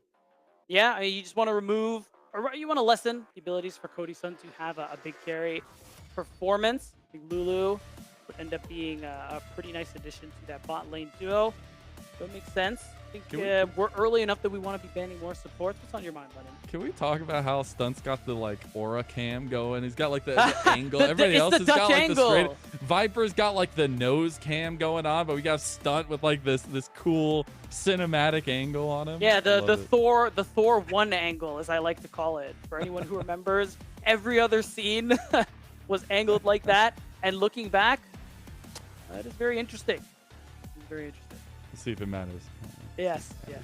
But the rel is going to be locked in here for Winsome. Oh, you know? No, actually, yeah, it doesn't work. I had a Thor joke. It's fine. We're gonna let it go. Okay. Rel, keep it going. I mean, makes sense. Again, you're just going with this identity of all in, leaving Cody the potential to have that last pick, so really just kind of leaning into that matchup again, kind of like they did into game 1. You get the Galio response then. Now we'll probably have something for whatever Viper picks. For whatever he picks, the Taric comes through. So the all-in potential, this tower dive potential is definitely there for Conviction. Yeah, and of course there's that kind of response too when you're getting dived on. As long as you can survive the channel of that ultimate, that invulnerability for a couple of seconds is really going to be make or break. I just love how much interaction with the turrets they're going to have with Perry leading the charge if they do end up getting that going for him. The Gwen is going to be locked in. This was a permaban towards Conviction for a lot of the season, and we could have some flexibility between Viper and TF Play. I'm really interested in who is going to run what, because sometimes, not common, but you can run Renekton in that mid lane when you're playing into mages, just because you just get out-traded, like, insanely. It's actually quite disturbing. I kind of like the Cassio angle just because you can at least somewhat buy yourself space with that miasma. But overall, if you don't use that ability very carefully, if it ends up being that Renekton mid, you're just going to get dog walked. And that gives Viper an opportunity, if he's rocking that one, to be able to get a big advantage and do a little better than in game 1. Yeah, we'll see what they end up going forward with. It seems as of right now, Viper will be in that mid lane on the Renekton. Yeah. Could also be, you know, some swapperoonies there. But right now, I got to focus on Cody because he had a heck of a game, number one, on Galio. But he was on Galio. Now he's got a carry. Do we feel better about this? Maybe. Really depends on the early lane. Like, yeah, he's probably very well versed on the champion. But, you know, you don't lane into Renekton very often. So it's just about whether or not he's going to be able to understand those trade patterns and those trade windows to not fall too far behind, to not lose so much of his health and lose that teleport earlier, or, you know, God forbid, be solo killed in those first 3 levels. And that's really what's going to answer the question for me. If he gets through lane all right, I actually think he'll be able to do a lot of work, because that is a big source of consistent damage. And if you look at the range that Conviction are working with, I think it favors Cassiopeia quite well. So maybe. All right, we'll see if that mid lane becomes a little bit more important. But right now, all my eyes are on that 2v2 that's definitely turning into more of a lane-focused situation here. I don't know if we're necessarily going to get the lane swaps that we got in game number 1, but more eyes on the jungle matchup. Perry seemed to take the torch and lead the way in that jungle head-to-head last game. Can Solid Snake do a little bit different here on the J4, on something that's maybe just as proactive as that Wukong, but something you can feel a little bit more confident in these engages with, and take that tempo, take that torch from Perry? And of course, you have a lot of setup there with the Cataclysm to be able to set up a lot of plays for your team. And we'll say there's a good amount of movement on Conviction's side. So as long as they're smart with their movement abilities, pretty much everyone save stunned to be able to escape from that terrain. But if Solid Snake is smart about it, wait till those abilities are used and you jump right on him. All right, well, into game number 2 to see if Conviction will take a step forward to match point in this best of 5, or if Estral can even things up and get us closer to the end-all be-all goal of 5 games. Yes. Blue side difference. Yeah, yes, we're all here for that. Blue side difference, though, this time around for Conviction, so we'll see if that changes any decision-making priority from the 2. But we look at both junglers heading down towards this bot side, and I just want to harp on these junglers a little bit more. I think Perry has been a known quantity, maybe not known in terms of the ceilings that he can reach, but at least around the league, the players love him. They love to watch him. He's also had a lot of success on the works that he's been on. You already mentioned it earlier on the day. Yep. And Solid Snake on the other side, you know, coming over from coaching as well on that Isurus team and coming back in to be this front runner, this leader for Estral. That's right. And Perry, or rather Solid Snake, excuse me, has a lot of opportunity to be able to set that one up for his team. We have it again, that unique lane swap situation we saw in game 1. Going to give Ghost yet another opportunity. I know. To be able to get some more farm. And we emphasized how important it was for this Kai'Sa to be able to get ahead. So I think the setup, it makes sense for them to do it again. And we'll just try to keep advantage for Ghost as much as possible. He is on the Uzi skin, by the way, I believe. Or no, wait, no, that's the Chroma, the IG Chroma skin, I think. Anyways, I'm just all about Ghost skin game, you know, especially. Dude, see if he gets the gene somewhere in here. Maybe he will. Game 3. Oh, yeah. Look at mid lane. This is what I was talking about. No, the animals attack, and you're not going to Narnia. You're going to the grave. Cody is down for first blood to Conviction. Yeah, I mean, good. I mean, just smart from Perry, recognizing that, you know, level 3 is that danger. When he first hits level 3, that's the danger moment there for Cody. And unfortunately, he didn't respect it. Got taken out pretty easily, and that's an early teleport gone, just as we feared. We got to take a look back at this one when Crocs and Bears come at the Snake. Yeah. You never know what can happen. And this is just great CC chaining from the Conviction duo. And honestly, just really nice tracking of his own experience from Viper. They recognize that Call of the Meek will kill the minion as well as put damage onto Cody, giving him that level up to get the stun. So overall, just really nicely done from Conviction. Perry gonna get that first gank off on Solid Snake. Got his first clear, but still looking for his first actual play. Although the first blood for Conviction might signal a little bit of that momentum from game number 1 coming into game number 2. Still a lot to be decided in the earlier parts of this game, and especially now that Winsome is looking to get back on the map. I think one of the biggest things when Winsome was in the NACL was he was one of the most dominant supports at roaming, as connecting with the team and being kind of a shot caller for a lot of the teams we saw him here. That's what made him so strong on that FlyQuest roster. It's some of the strength that we had seen on Fear as well. And he's looking to get involved early in this game number 2 too. That's right. Is going to make it so Viper to trade a little more conservatively. But now, I think if Stunt gives the passive onto Viper, yeah, could just be a play. Especially with no W, I think he can flash for it. Winsome definitely needs a little bit of XP here, though. He will be trying to pick up a couple. Get to that level 3 mark would be nice. He is down a couple levels on Stunt, who had stayed longer in that bot side. You got to remember, Winsome has been on the roam for a lot of this early game, trying to find out where he wants to stick. And we do have our bot laners back down in bot side, with junglers passing this way once again, and the dragon spawning here. So a lot to do on the bot side of the map. Yeah, a lot to do, but more for Conviction. The fact that Viper is getting close to that level 6, that dominance, no matter what lane he's in, is such a big spike for the Renekton. So given that he has been able to get a buy as well with those Merc Treads, it's going to make him a little better in these fights. Oh, okay, they're going to get the lockdown here. The reset coming in from Cody Sun as he does get the double rocket jump. Trying to get the CC was Perry, but he can't find the connection on the Ghost, so decides to use it on the Winsome. A couple summoner spells burn from the bot lane of Estral. And crucially, the Ghost Splash has been burned. So already it's applying a lot of pressure after chunking a lot of his health. Could give you a moment to really start heading towards that dragon. But actually, I think we're seeing Perry move towards mid again. Yeah, he is. I mean, if they can get this duel ahead, I feel like they're going to be so strong. Summit going with the unstoppable onslaught into TF Blade, who has not hit level 6 yet. He's waiting for the minions to die. He's very close, about halfway through, so needs to get through this entire wave there that he has stacked up. But it will be Summit using a lot and not getting TF Blade out of the lane. I mean, yeah, Summit has double cloth armor, so really he has 0 stats when it comes to Gwen. I guess before she gets any real AP. That's another canceled auto. It wouldn't have killed. No. He's almost level 6. He's really wanting that level 6 to make that all-in happen. Unfortunately, Summit does have TP advantage over TF Blade, so he'll get the back. He'll walk back. We'll see if Summit wants to use his TP to get there, and he will. Ooh, bit of a skirmish. Kind of all over the place. No one went for that dragon. Perry used the timer, put some more pressure onto Cody in the mid lane.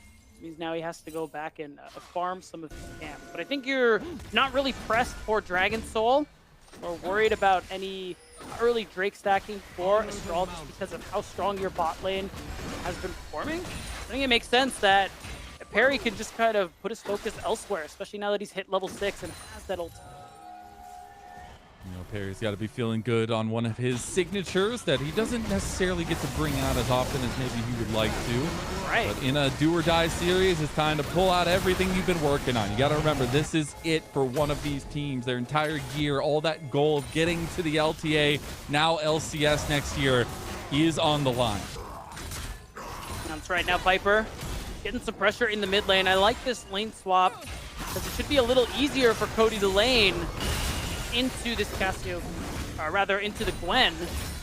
Otherwise, I still think TF Blade shouldn't have too difficult of a time.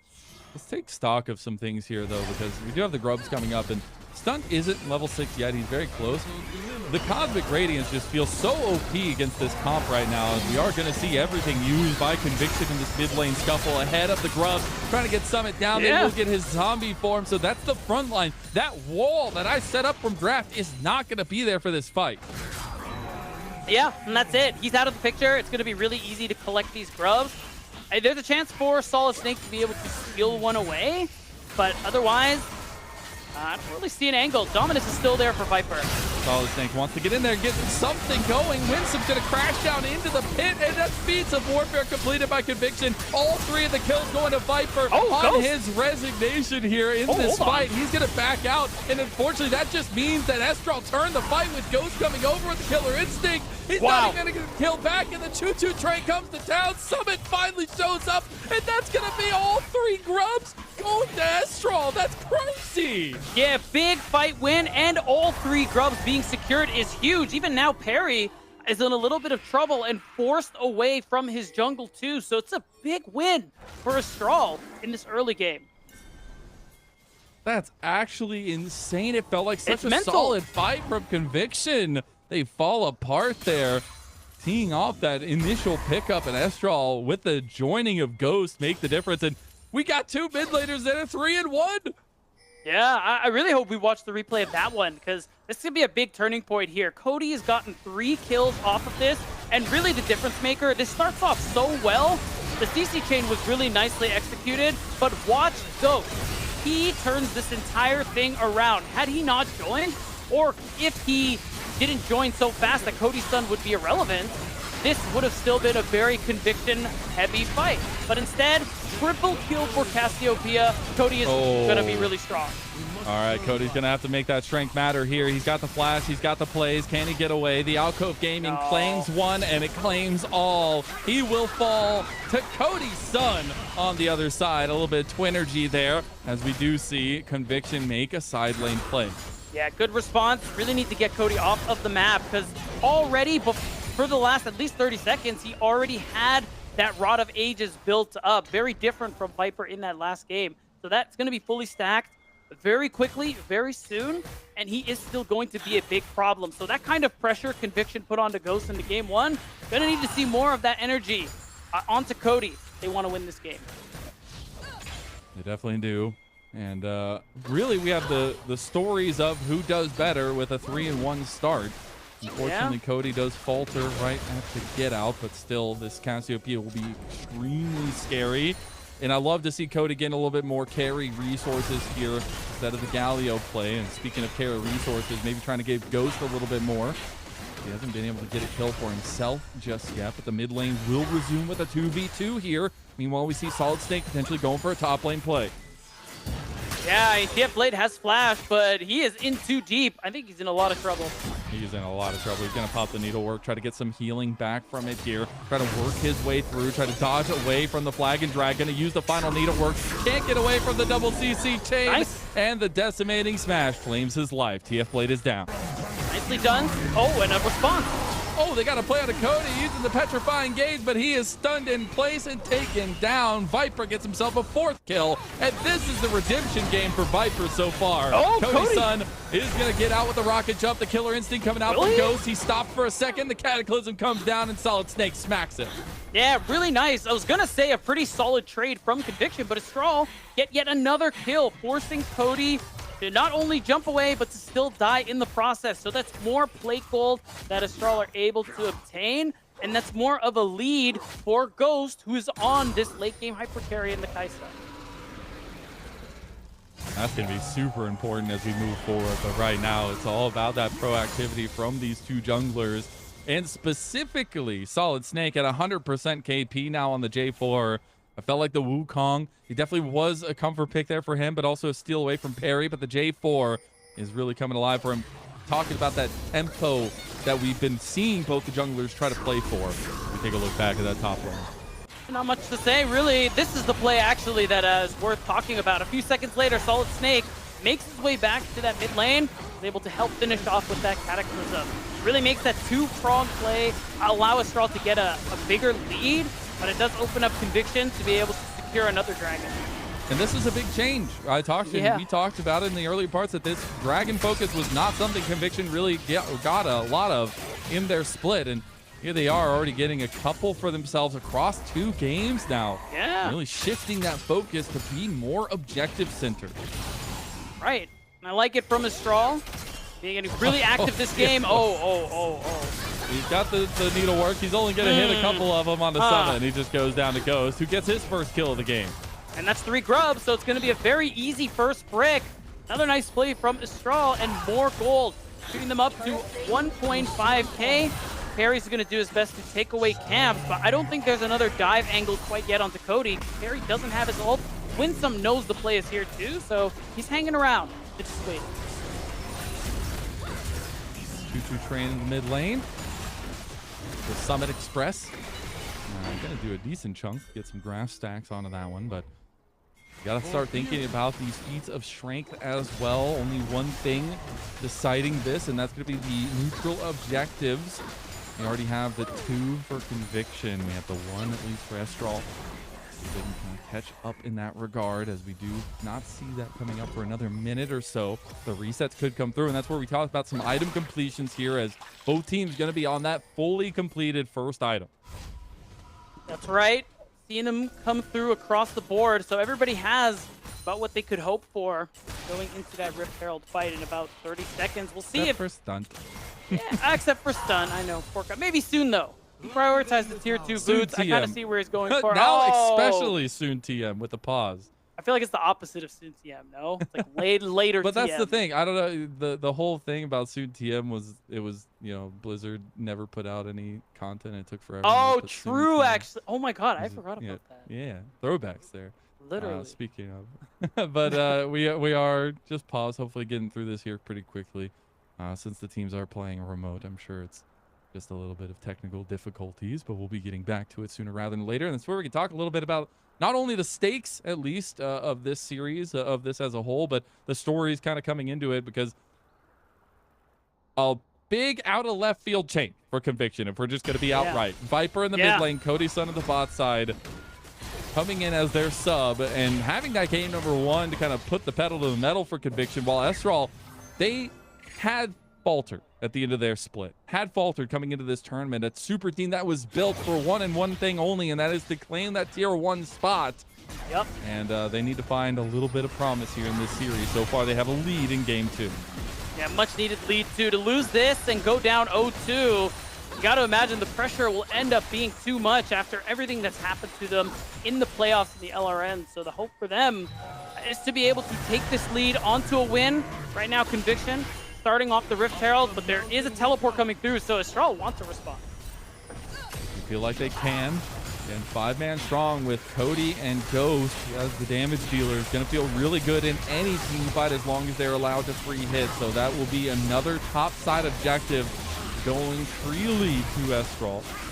And that will even them up there in the objective cakes here. So they'll try to use it to probably get this mid-lane outer tower down ahead of that next dragon coming through. Yes, that's the crucial part. You really want to make sure, especially something like Ocean Soul, Soul Point, go over to Conviction.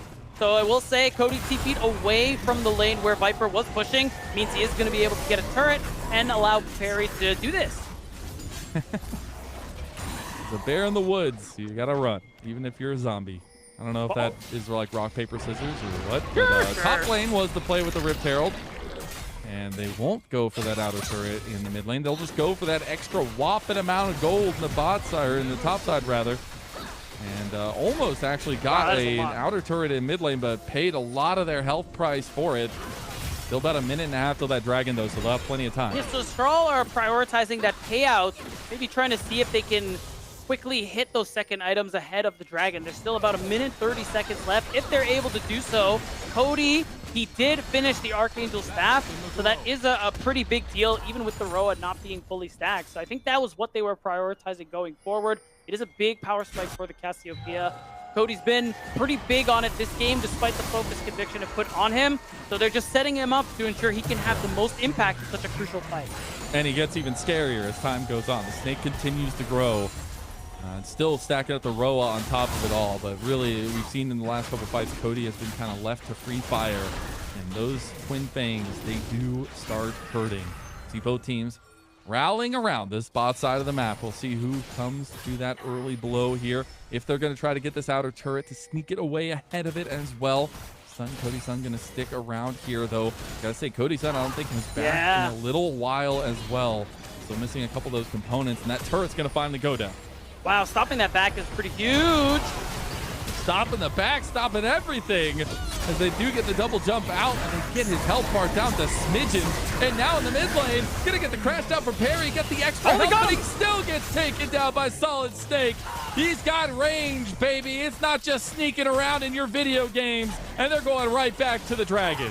That's right, and they got themselves their first dragon. They slowed down the Drake stacking, and now Astralis, they've gotten everything they've wanted this game.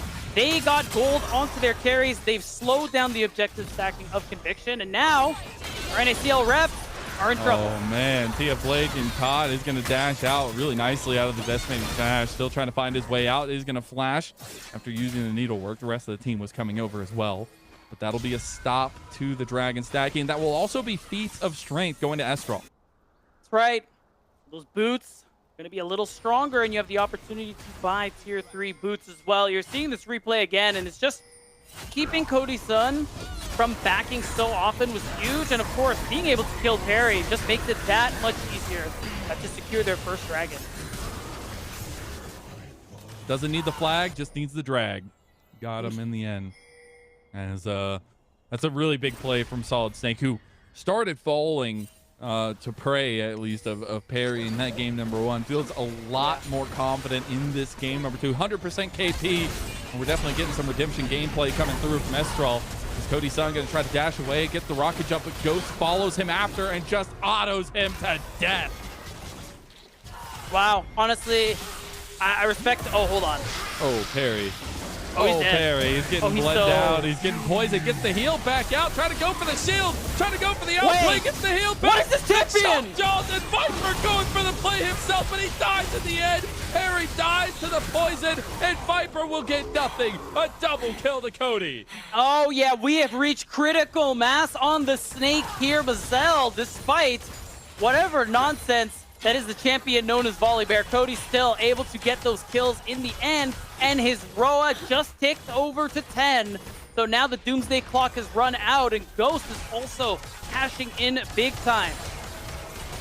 Absolutely. Didn't even need the kills, but still sitting pretty. As Perry survived for so long, but still dies to the poison that was racked up on him. That fadeaway Q from Cody. Yeah, and oh wow, okay, so the the stun from the Renekton went on to Winsome, not Cody. I think they would have secured the kill otherwise. And oh, bye, Tiff, bye. 0-4 on the side lane. Gwen, Tia Blade having a really rough time of it in this game number 2, the entirety of Conviction, but that's where you can really say, the Estral lead in game number 1 for a majority of the early game was maybe a normalcy. Now we're seeing some dominant play from them across the map. And Cody, yeah, going to be running from a bear right now. They run really fast, by the way, like 30 miles an hour. Yeah, apparently. Oh, okay, they're going to find a little bit of combo on the stun. They actually don't land any of the CC, and the Cosmic Radiance going to come back down. They focus down on the Cody. Some of this fighting going their way. They finally found the target. The Snake is it, but Ghost comes in too. They don't have the damage. The Buster They got shot him. finally helps get the kill, but it's a triple kill for Ghost. Make it a quadra kill for the world champion of Estral. hey, but they shut down Cody, right? But they cost them everything, and it was the 4v5 they simply weren't ready for. Giving Estral the Otacon and giving them the keys to really run ahead of this game. We're looking at 7,000 gold just about ahead, and these aren't fall-off champions. This is Cassiopeia. This is Kaisa. It's going to be almost impossible to come back from this position as Conviction. I mean, this was dastardly from Ghost. Yeah. Coming in, so much damage down. The fact that Cody survived for so long just speaks to the tankiness of this AP build for this Cassiopeia. Yeah, I mean, it's that Bruiser AP build. Now the Rylai's has been built as well, so it's going to be easier for Cody to stay on top of people, land those noxious gases to make sure you're just getting the max damage out of your Twin Fang. And again, these team fights, unless you eliminate Cody or Ghost immediately, they're going to out DPS you. No question, no ifs, ands, or buts. Hopefully getting through this pause as quickly as possible. You see some of the teams talking, discussing things in between, but It's a 7,000 gold lead 22 minutes in. Let's just talk about the possibilities here. Because do you feel like Conviction, their team comp, their scaling ever get to a place that feels okay? No. If you're asking me to be a betting mademoiselle, I would not bet on Conviction this game. I think Astral, they have all the things they need. This is at a state where you start to expect, or you not expect, but you rely on throws. This Conviction, you really got to hope someone oversteps. 5v5s are no longer your friends. It's whatever side lane plays that you could hope to make, but it's tough because you're not just down in gold. You're down so much experience. I mean, look at the difference top to bottom here. TF Blade's down 2 levels. Perry's down 1. Viper's down 3. Yeah, that's crazy. You can see the rest. Like again, everyone is also an item ahead of their counterparts. So there's just so much power, so much raw stats that Astral are working with, making it almost impossible. But isn't that a return to what should be for Astral, right? Like, this is a team that was undefeated in the regular season, a team that maybe lost a little bit of motivation in those later parts, at least not showing it on the Rift there, and end up falling to STM twice in those playoffs. But this is a team that we've said it all along was built to claim this tier 1 spot, and it feels like in this game, too, we're getting a little bit of a shade of that here.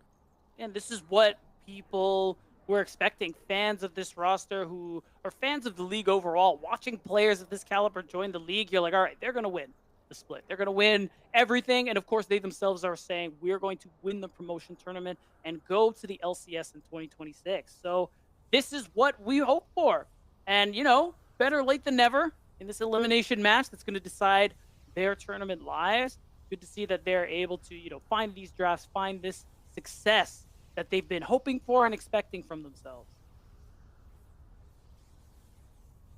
Hopefully get through this quickly and get back to the games. But I think we're after. I know they still got to finish this game, but I think we're on our way to our 5-game series predictions coming true here. I think so. I didn't want to say it, but I think you're right, Ms. It's always the duality of trying not to be biased that we want more games. Maybe not biased towards the teams, but just getting all 5 more games. Yeah. But hey, speak about it. We get back into it. So we hit the Rift back at it. About a minute away for another Dragon. Got to remember, Astral put a stop to the stacking that Conviction were having for that one. So they continue to do so as Conviction are focusing on top side right now. Yeah, that's right, because you really have to play away from the bulk of Astral. Conviction, whatever play they want to make, you just got to let it happen and hope you can scrape something together elsewhere. Of course, the objective bounties are up. There is an angle for them to maybe try and collect those. You can see the kind of setup here for Conviction, but they can't play apart for too long. Oh, God, because the grubs are there for Astral, too, and they're knocking down these turrets very quickly. And the worst part about a play like that is Ghost could have gone on the other side of the turret with a killer instinct. So you just always have to be careful for Cody's son on how he uses these rocket jumps. Because if he goes too far back, Ghost will absolutely take advantage of it now on 3 items completed. As the siege has come for the base of Conviction, and we're quickly seeing their defenses deteriorate as we do see that inhib in mid lane go down. The bot lane turret didn't fall, but the Dragon is up, and we'll see Astral move over. Yeah, and only saving grace is it was a good call to keep TF Blade in the top side to just, you know, try and get those trades. He got 1 turret. It looks like he's going to be able to get the tier 2 unencumbered as well. So that's a good amount of gold, especially factoring in the objective bounties. Of course, it's like throwing a spritz of water onto a wildfire, but it is something. At least it helps a little bit. The firefighters will say thank you. Yeah, they'll appreciate it, but you're going to need a little more water to be able to put out this flame. But this is when you know that things are going badly. Viper is just getting solo boloed by Ghost. Not everybody can say they've gotten soloed by the world champ, but now Viper can add that to his repertoire. He sure can, because boy, did he get whooped. Ghost is going to be able to walk away with that one at a nice 8-0-6. I will say those are some fat bounties available. If Conviction are able to capitalize, that could be, you know, a more reasonable amount of water for this fire. But otherwise, I don't think Astral will give them too many opportunities.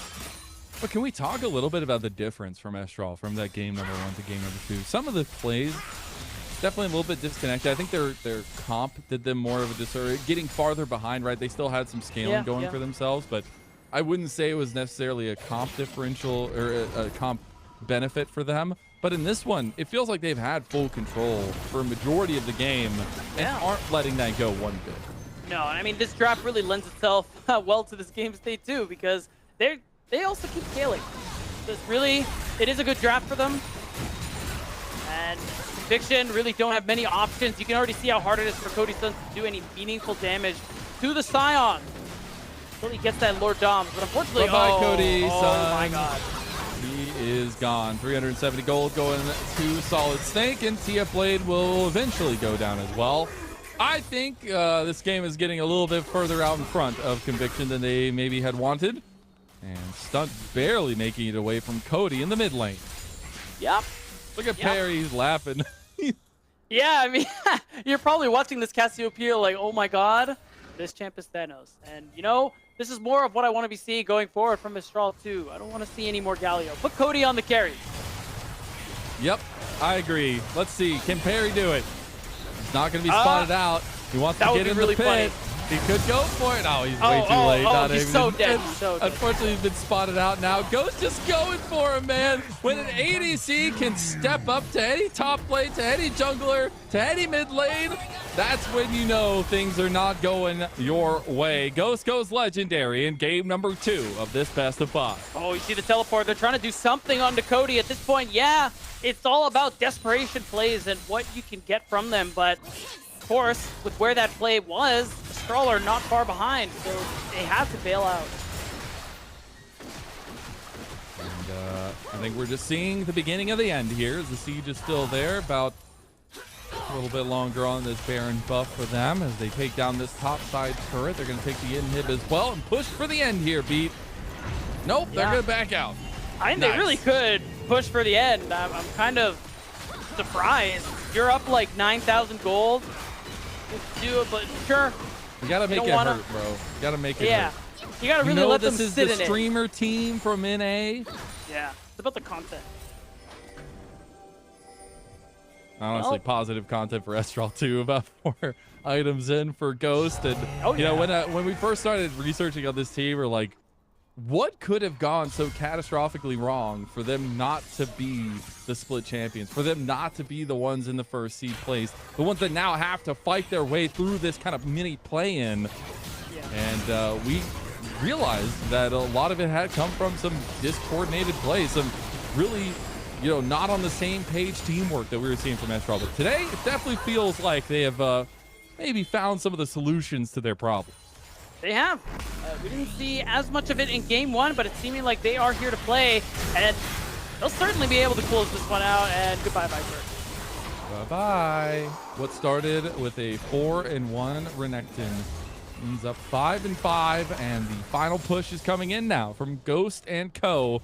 9,000 gold up. The final Nexus towers will go down. We get the cinematic shot of the end too, as they're going to try to come out, redeploy one final time.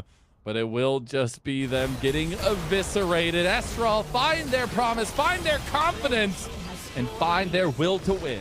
Tied up 1-1 in this best of 5. And what a win it was too. Again, really, it was pretty interesting to see Conviction try and pull out that Renekton mid in the end. But it was a great adaptation there to pull out that Cassiopeia from Estral.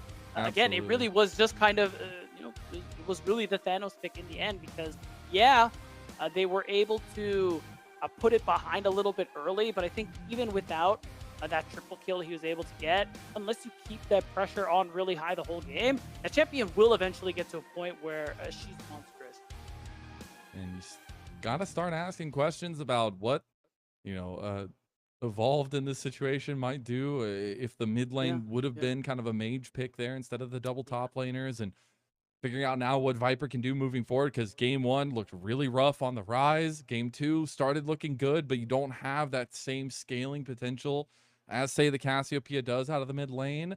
And that is going to be the big kicking point for me moving forward is Cody on the other side for Estral. Is he going to keep taking advantage of this? And if he does, what's the answer?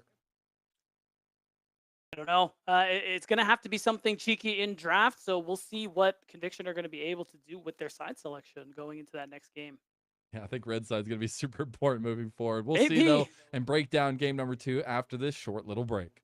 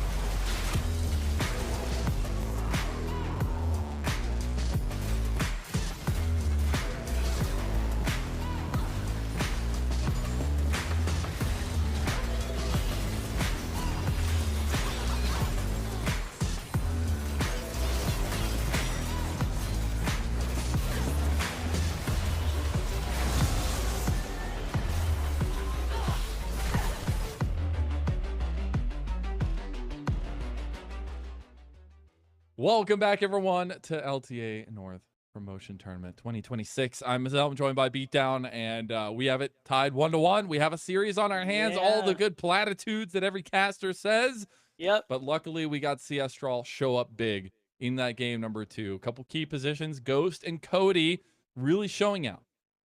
Yeah, and of course you got to give some love over to Solid Snake, who I think played out the Jarvan a lot nicer than we saw in Game 1 with the Wukong. Like even though the first few minutes I think were all parry, after a while he was finding a lot of really effective plays, was finding a lot of really good cataclysms, and this was some good team fight. Let's take a look back at these. It was a little up in the air until this point. Yeah, In this in point, hindsight, both yeah. mid laners went up to 3-1, really setting themselves up, but one mid laner got the better of them, and it's Cody, absolutely, in the end. They both came away with the same amount of resources, but Cody made something out of his, and unfortunately Viper did fall short there on the Renekton mid, but it was just a lot of concerted plays, a lot of together plays from CStrawl that felt really good to see from this team. And I will say that Grubs fight, in hindsight, really was where the game ended, because 3 kills onto the Cassiopeia turned into a 9-minute Roa. And you could just see all the effort they're doing to try and take Cody down, and it just leaves Ghost so free in a lot of these team fights to just rip people up with those plasma stacks. Getting a quadra kill, and it's just making every other team fight going forward basically impossible. This game definitely got out of hand very quickly for Conviction. Isn't that a little bit of some of the things we saw go wrong for Conviction? We said both teams into this game at 15 minutes, if they are ahead, they have a 90% win rate. That is a crazy stat, even though maybe not like the most amount of games. That's still a crazy stat no matter what. Yeah. And we've seen now that if Conviction don't have that lead, they really falter on finding those team plays around this mid-game. Yeah, the comeback potential has been a little tough for Conviction historically. This past split in the NACL. And honestly, I think this also was really more of the composition they were up against too, because falling behind versus these champions, especially Kaisa and the Cassiopeia, really hard to come back on when you're just getting outscaled by the second. But it is true. This is probably won't be the only situation where Conviction fall behind. So can they overcome that kind of flaw we've seen from them this past split to be able to really come back from these difficult positions? And that damage graph's going to feel real bad for Conviction, but so is the gold graph. Slowly but surely just getting choked out here in this game, number 2, 28 minutes in. And a very dominant one from Estral, who had chosen to switch over to that red side for this game number 2. And we'll have to see how much more priority red side has going forward in this best of 5. Yeah, and I think going forward throughout the rest of the series, we're really starting to feel the fact that because Viper subbing in for Evolve, that we aren't really seeing a lot of mage play here from Conviction Esports, and that does limit the draft potential there. While the Renekton was pretty smart into a lot of mages that you'd expect to play against in that mid lane, the fact that Cody ended up picking up the Cassio was really what ended up hurting them there. And I think that's, again, the limits of the fact that Viper, is a top laner turned 80 carry, but is currently playing in the mid lane. Yeah, I think that's a big change that Conviction are going to get over, because if you can't consistently play those big control mages in the mid lane, I don't know if we're going to have that same promise for Conviction as we had going into the original roster if they were going to be playing. But that is all to be decided in this series, because this series is make it or break it. You have to try to win this best of 5 to go on to face DSG and get into the promotion tournament proper. And only a couple games left, potentially 3 at most for both these two teams as we take a look at that bot lane and mid lane rather in Cody versus Viper. It really is important to state that both these guys started with the same amount of resources in that grub fight, but one champion was a massive scaler and the other was a top lane fighter. Yeah, and it was the Renekton, not exactly known for the scaling potential. So Cody, again, when you put him on these carries, he's able to do so much work and get so much value for his team. Why I was saying during that game that I want to see more of that. Put him on the Cassios, put him on the Aurea, whatever mage, to be able to do a lot of work. That's what I want to see more of from him. This is a great look on the cast. I do wonder, does Viper ever get the Riven in this series? No. I would love to see it. We could also see him try to go for ADCs in the mid lane. Yeah. Zig spot lane maybe for Cody Sud. We'll see if they opt into changing things in that mid lane or if they keep trying to go for these bruiser style setups. But that was the breakdown of the mid lane matchup here. A little bit of interest in terms of how much more Cody was able to do with those resources. But if we're talking about resources as well, we can spend a little bit of time talking about this bot lane, because game 1 for Cody's son, extremely show out, extremely impressive from him on the Xayah. Very, very much unkillable in a lot of these fights, but Ghost just turned that up to 11, it felt like, in game number 2 on this Kaisa, consistently trying to use his advantages. Yeah, he did a really good job of taking advantage of the fact that he wasn't the one being pressured this game. Game 1, it was all about Cody. It was all about making sure Cody's screen stayed gray as much as possible. But this time around, you get to see what he could do when he's got a little breathing room, especially on a champ with as much agency as the Kaisa has. That ability to reposition yourself with that killer instinct, the fact that you scale into infinity and just become so powerful. It really just gives you this opportunity to kind of take the game into your hands. 1v9, as we say. Yeah, and we'll take a look at those stats here soon of that bot lane itself. But it's definitely going to be a stark contrast to what that game number 1 was. I mean, not a single person from Conviction got over 20k damage in that game number 2, which is going to feel really bad. But this was a return to the promise of Estral, a return to the dominance that we had seen, at least in the regular season, from them themselves. Playoffs a little bit of a different story, as we've said time and time again. But the fact that at a moment's notice, you can have a previous world champion show up like he did in this one is going to feel really good, as we do want to take a look at the bot lane stat.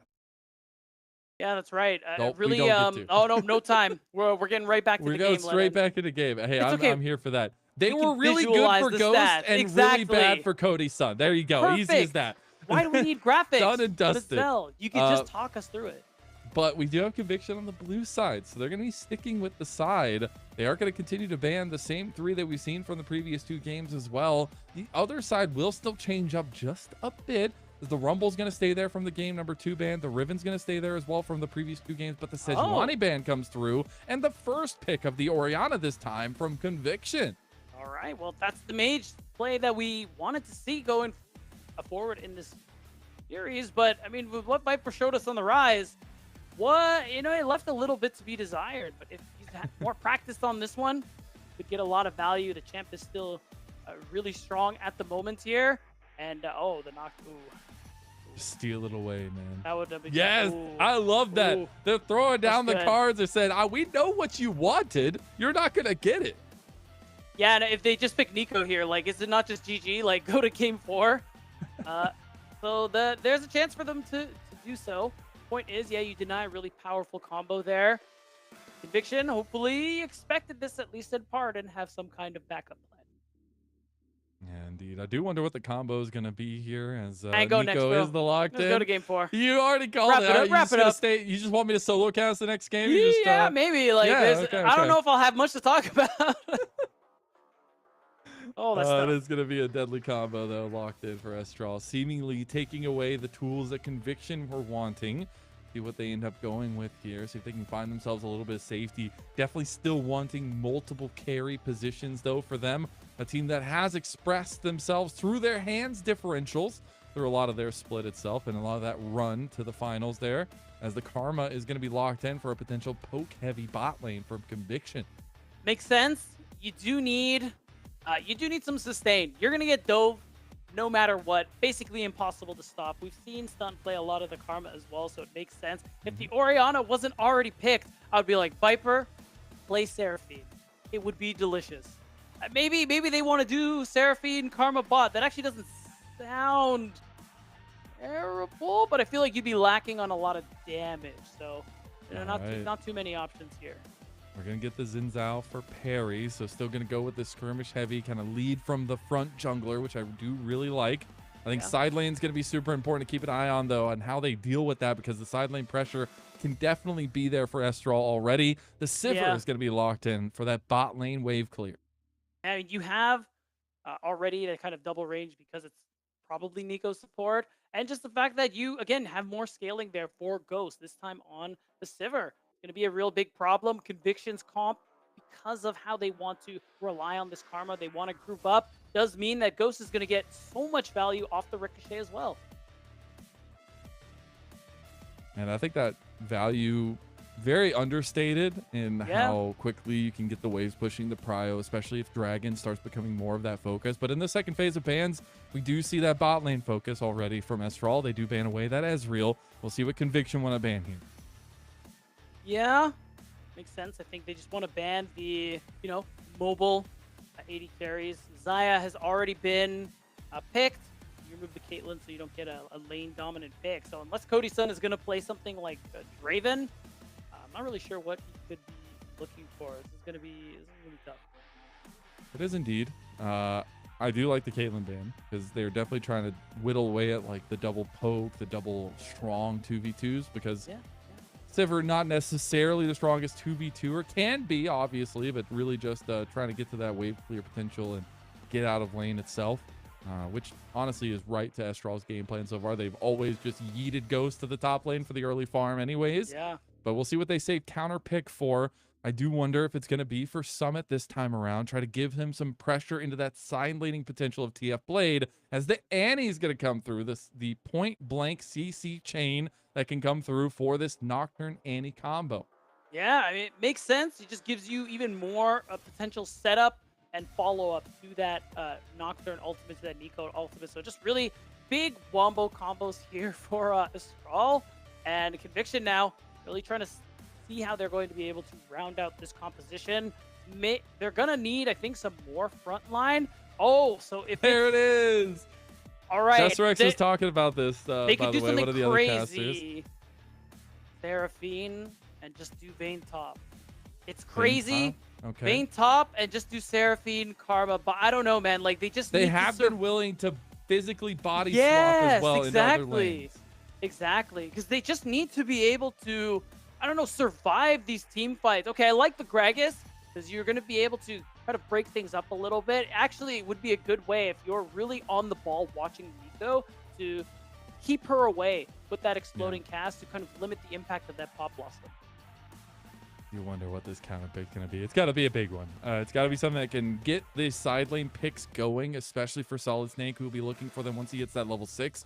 Maybe something with a little bit of pressure in that side lane so they can lock down or at least have CC chaining going for it. It's not going to be any of that. It's going to be the Jace for some extra damage from Summit. Yeah, I mean, I like the angle there for him. Just a lane that Solid Snake can play to, especially the side lane with the ultimate. That's the big thing there, because picking side lane strong champions as Conviction, not really ideal this game because you can't get too aggressive with the looming threat of that paranoia. But Astral can. So I think the Jace makes a lot of sense. Expect Solid Snake to be leaning to him a lot post level 6 and causing a lot of headaches for Conviction. My only worry for Astral right now, though, is there is no frontliner to be seen. When they go in, they have to be all on the same page. And luckily, that's what we saw in game number 2 itself. But there is literally no frontline. There really isn't. So that is something to be something Conviction can look to take advantage of. It's really important, Lennon, for them to be able to survive that initial engage. Paranoia, Tibbers, and Pop Blossom.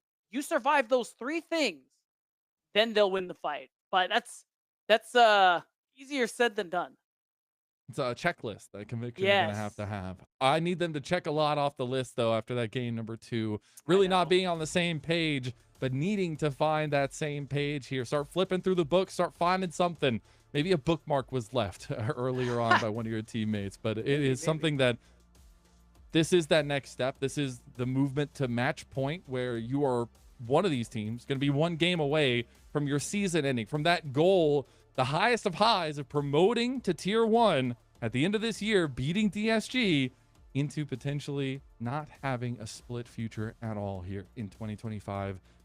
It is an important moment for both these teams. We've seen back and forth. We've seen very one-sided games in the end of things. We'll see if we get a little bit closer knit game going into game number 3.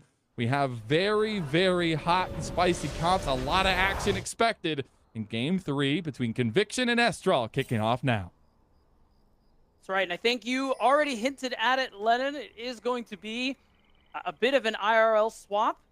Cody Sun will be moving towards that mid lane. He'll be piloting the Orianna. Viper, I kind of like this setup, having him in the top lane to 1v1 against that Jace. It's something Viper has played so much of, especially being a former top laner. Actually should be a pretty good matchup there into the Jace. It is ranged, so he should be able to find some advantages there, especially running the Ghost. Taking advantage of the lane swap, but sending their mid laner up towards top. And this is something that has been a saving grace in a lot of ways for Conviction, something they've utilized a lot throughout their split, but especially in the playoffs there.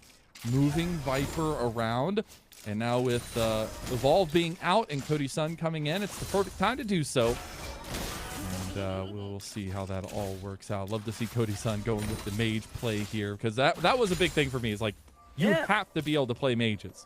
And they are found a way, at least. Yeah, if not, you're just super kneecapped in draft. So I like the adaptation here Conviction are doing with some of the sub situations they're dealing with. And yeah, you can see Viper, again, in a matchup he is very familiar with, comfortable with. It could give him some potential advantages to ruin the side lane potential Summit's trying to build towards. See see similar pathing from both junglers again in yet another game, heading down towards this bot side.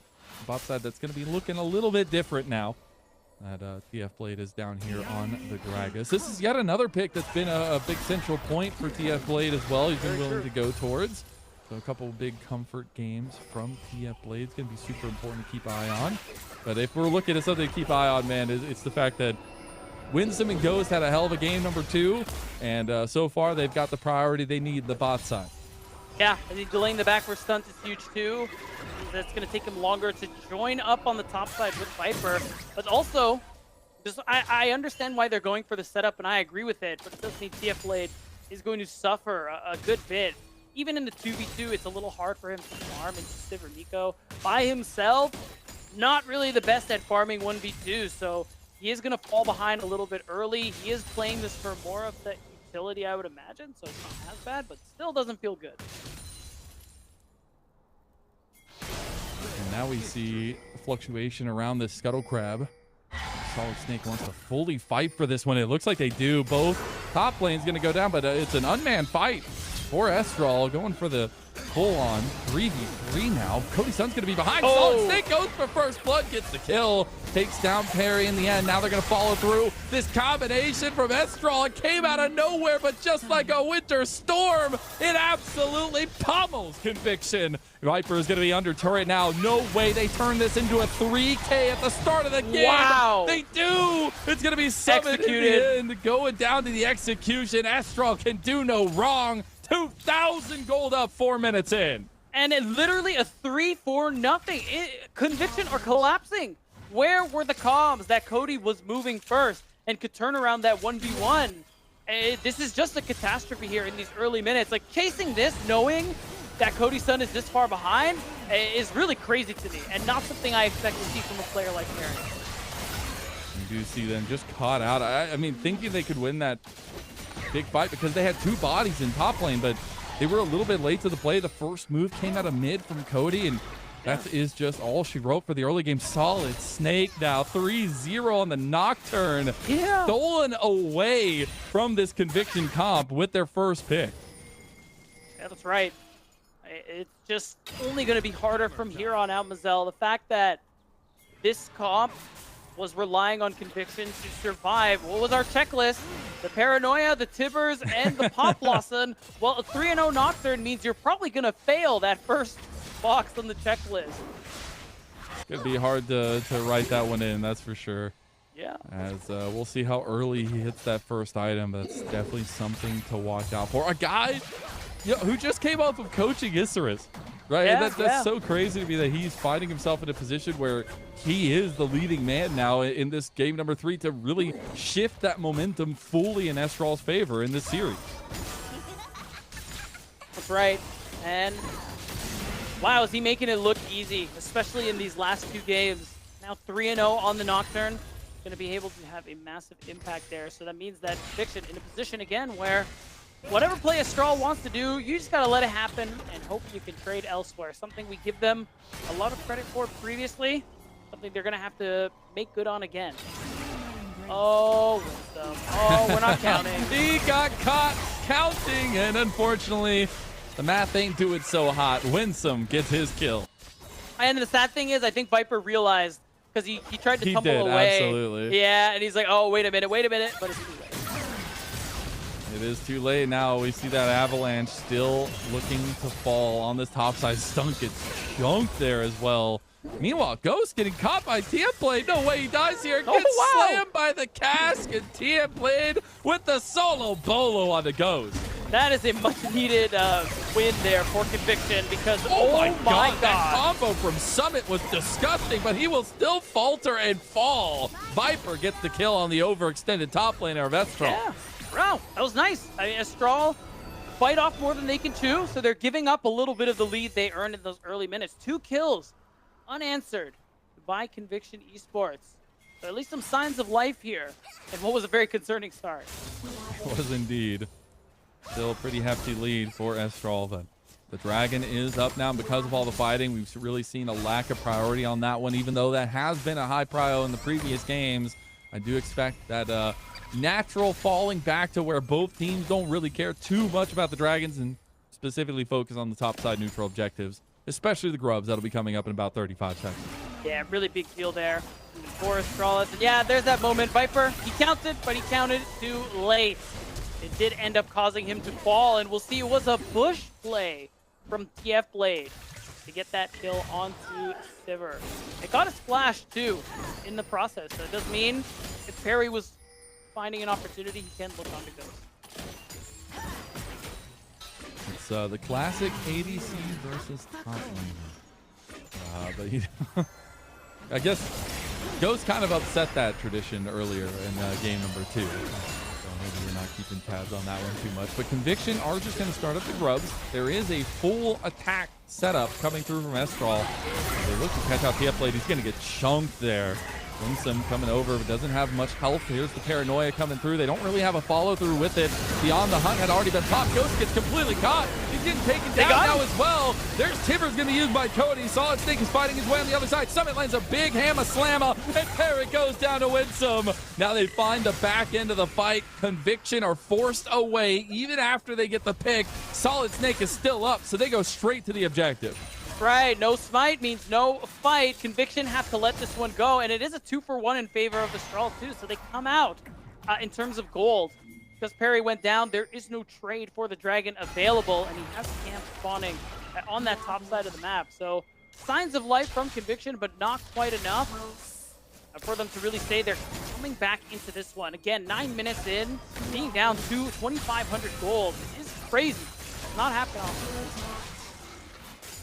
Honestly, I'm trying to figure out how we can make a spin-off game for Solid Snake here with the Paranoians. Honestly, we need to figure out the marketing for that one, because this guy is he's dictating the pace. And I know when we came into the game itself, we talked so much about how the jungle matchup is where I feel like Conviction was a little bit more favored towards Solid Snake versus Perry.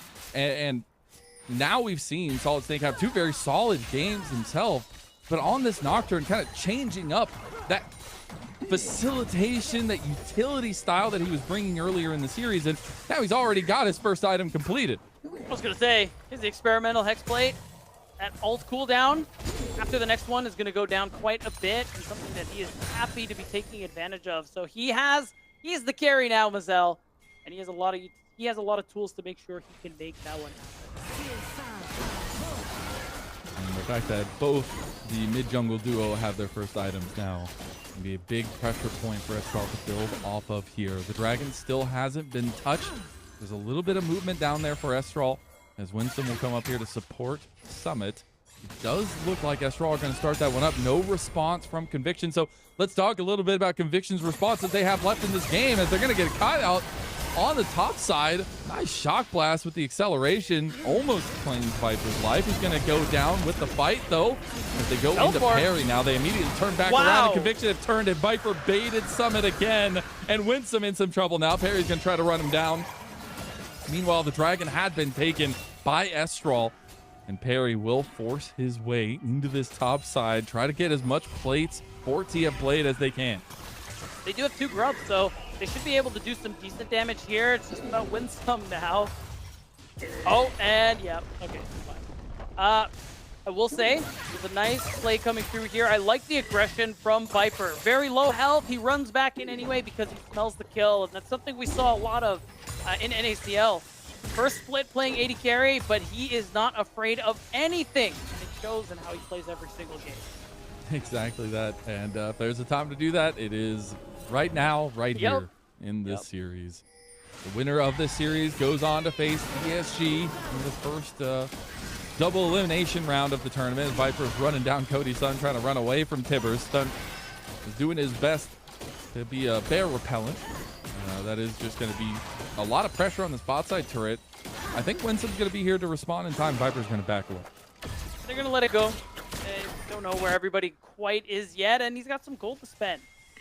So we're just going to go back to things slowing down a little bit, with Dragon coming up in a couple of minutes, Herald shortly after. So it's really just about making use of any angles you can to fight. And Solid Snake, he has his ultimate ready to go. So if anybody walks up, they're good. And this is the bread and butter of Estral. I love that we're even seeing them positioned for it, but as soon as they feel confident, as soon as somebody oversteps in the side lane, that's instant pressure added by Solid Snake being there with the paranoia. And that is what we've seen some of the best teams around the world use. That's why you pick up this Nocturne, to really take advantage of overextended side laners.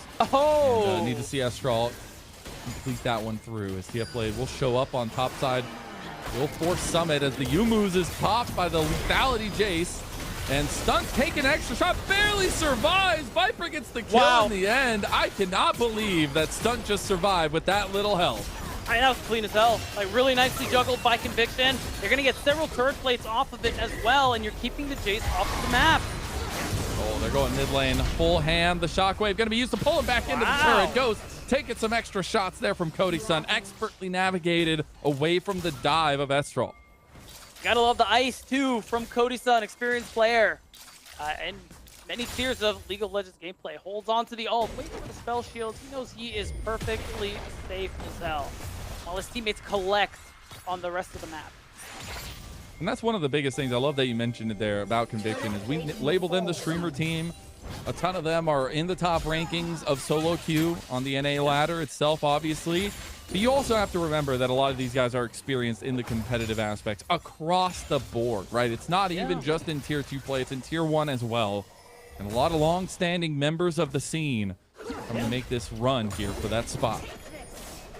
Yeah, that's right. And, you know, considering the gap in pro play experience for a lot of these players, really feels like they hadn't missed a beat. Again, I expected them to have some growing pains, especially with our short regular season in the NACL Season 2. But they just hit the ground running. TF Blade making a play on a win some. Gonna pop the Pop Blossom, make his way out of there. Barely, but that will be more gold going to Estral as they take down this turret. They should be able to get first turret, and that would be the piece of strength for them as they're gonna look for more kills. They try to catch Viper out. He's gonna get the shielding going. He's looking for the outplay. Viper says, "Stick to me, you better not miss, son." That's 2 kills. Quick bop, bop, come out from Conviction. They will end up losing the feats of strength, but what does it matter as they continue to find stake in this game? Man, Viper has said time and time again, don't let him play Vayne. And he proves it each and every time the reason why. Successful play after successful play, and now they're going to be able to knock down that turret in the mid lane, or rather the bottom lane, excuse me, and they've been chipping away at this gold lead so consistently. Mazel, they were down 2,500k, it's down to almost nothing. This is the ability to come back that we wanted to see. They're using some gas in the tank here. Some of these pivotal picks that we've seen from them all split long, but it is paying off in spades. As Cody Sun, he doesn't have the damage to take down Winsome. Now he's going to be in some trouble. Ghost steps up, knocks one out of the park, looking for a 2 first. Summit gets the kill. TF Blade comes over, tries to get the follow through, does end up getting one back, but now Ghost was trying to follow him through. Does have the lethal tempo and the on the hunt procced, but that will be Estral fighting back and getting a little bit more of that gold back in their tank. Yeah. Really nice of Summit to cancel that back and stay long enough to help secure that play. But now he is off the map, and Viper and Perry, who are pretty strong at the moment, are in the area. So now everyone's looking at the Rift Herald. We're seeing some recalls channeled, so there's a chance for these two to just quickly two-man this objective and take it before there is a fight. All right, let's see if they can just capture this one down. Paranoia is there. We're gonna come around the corner, but it's a little bit too little, too late. Rift Herald will go over. Paranoia has been popped. They're looking for the intro as Winston coming in. There's a TP from Cody on the back line too. He's about to have the CC locked up. The Tibbers comes down. Does get a little bit of damage back. Cody takes down Viper. That's a big damage dealer from Conviction gone as Perry does slink his way out of there. That still will be the Rift Herald completed and secured by Conviction and Perry. Yeah, and it's Estral being able to collect some more gold, and they've actually gotten that lead back up to about what it was 9 minutes in the game. Of course, they also have the angle to secure this dragon in the process, so a worthy trade for the Herald that they lost, and now it's really up to Conviction and how they use the Herald to decide how worth it was. 2 items on Vayne. The experimental hexblade there completed for him as well. Expect a lot of turnaround fights. That's something when we do end up seeing Viper's Vayne, it's very kill and death heavy because he is just always willing to take 50-50s, take those trades back and forth. Let's see if that pays off for Conviction here. Is one of these teams going to step up to match point in our first best of 5 of the promotion tournament? Winsome being pushed out by Perry. Going to be locked down now, and Ghost comes over. He's almost on 2 items now, too. As Perry goes right back into the fight. The On the Hunt's going to be popped. Ghost getting locked down. That's not going to be enough. The Crescent Guard is going to be actually enough to get him out. They get the kill in the end on Summit, too. Now Tia Blade comes over, and some distractionary gameplay from Perry. At the end of the day, they secure the kill and the turret. So we call that worth, Mazel. Nothing's really going to be gotten in exchange. There's just a wave being dropped in the mid lane. Otherwise, Conviction had a nice answer back. And they still have the Herald to work with as well. So an opportunity to drop another turret, probably the one in the mid lane going into that next round. Last time, we did see the Rift Herald not used as the timing for the Dragon setup, but we'll see if Conviction, and that was Estral side, we'll see if Conviction have the better read on that, especially with how strong that mid lane outer turret is still for Estral. That Dragon going to be extremely important in about 3.5 minutes. In between, though, Estral looking for a pick. They have the Paranoia. They get 1 catch out. That's all they need. They're going to get the Paranoia used. The Flash will be burnt to make the escape by Conviction. Yeah, nice catch out there.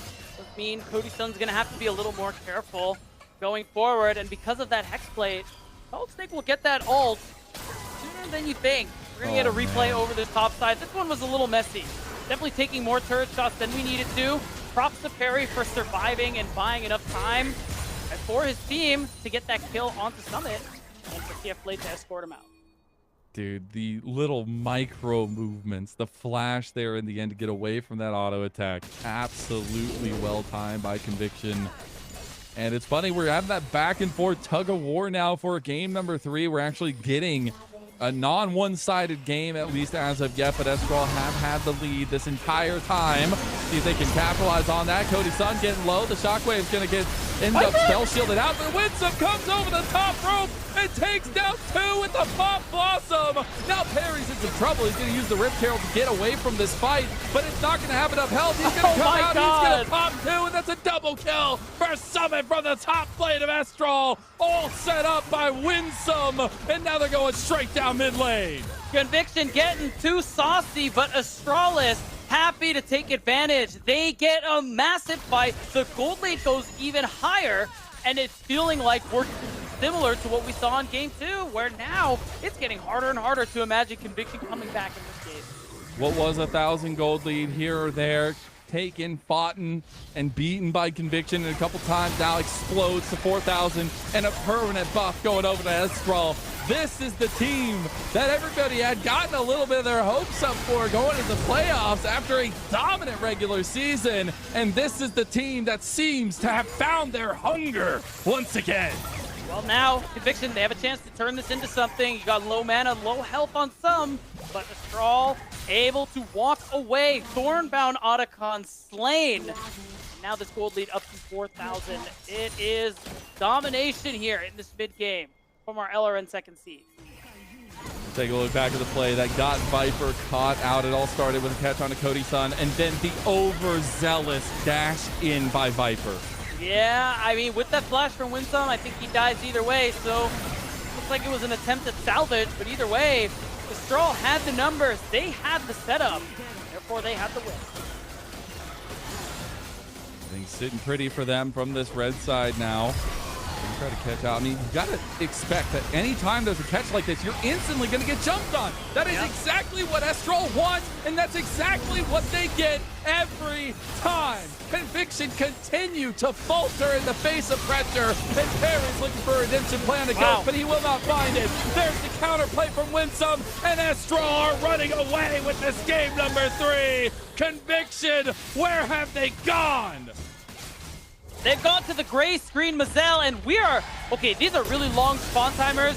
The wave is here. We're TPing. I think the game is over. This is going to be the fastest game if they actually go for the end, but I don't think they will. Okay. They're feeling a little bit hesitant there, obviously. So Stunt is back up, and they will move over to the Dragon. That will be the sole point for them as well, though. 7,000 gold up, too. Yeah, I mean, this may not be the end, but the end is coming, Lennon. This is tier 2. It is also losing half its health. Soul point is going to be collected there from Estral. And we're at a point where it's really just no answer to have from Conviction. And it feels like they're getting outroamed, they're getting outplayed, they're getting outmatched. And these are the expectations. This is that level of play everyone wanted to see from this draw when this roster came together, beginning of Split 2. I mean, you can just put the names on a paper and you're like, what the hell? This team? This team is competing for it. Okay.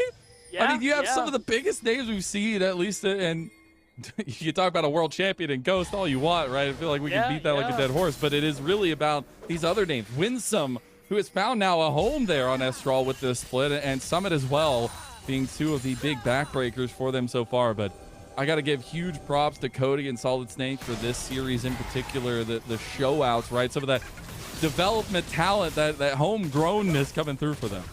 Yeah, and it has been growing very nicely, even with the faltering coming through in the playoffs here for Estral. Still, the potential is always there, and we're really starting to see it come to fruition as they are looking to close the book on Game 3. You look at these 5 players and you can tell that they want to win. That is the difference here that we are seeing in this version of Estral, and it is triumphantly clear in this game number 3 as they push themselves closer and closer to being in the double elimination stage of the promotion tournament. Yeah, now TF Blade, Viper, even with the Phantom Dancer, I don't know if he can hold it down. Oh, Cody goes with the over-the-top, and he's stunned with the Timbers. You can put a little bit of whipped cream on top because this is a beautiful Sunday for Estral, and it's not even Sunday just yet. It's going to be a massive outplay from Estral across the entirety of game number 3, and they move on to match point. And a game so dominant that that's the fastest time we've seen in North America Tier 2. Because the fastest game we had before was 24, I think 30 or 24-25, but 24 flat, Gazelle, that has not happened to us this year. And really just shows Estral coming into their own, not only winning as dominantly as they did, but as quickly. And this is a team that I can get behind. They're bending to their strengths, right? And they've now taken down 2 big comfort-style draft setups from Conviction. Yeah. What was Conviction's biggest strengths in the playoffs? And the fact that they have kind of stood tall against those efforts and completely destroyed them across 2 games now, this is an Estral that's looking to crash that momentum straight into DSG if they do win this next game. They're looking like they're well poised to, because game 2 was a bit of a slower one, but game 3, I mean, they won that really fast. So I'm kind of worried. Maybe Conviction's starting to crumble. We'll see if the roster changes really had that big of an effect for Conviction. We'll see you on the other side of this break to break down that game number 3.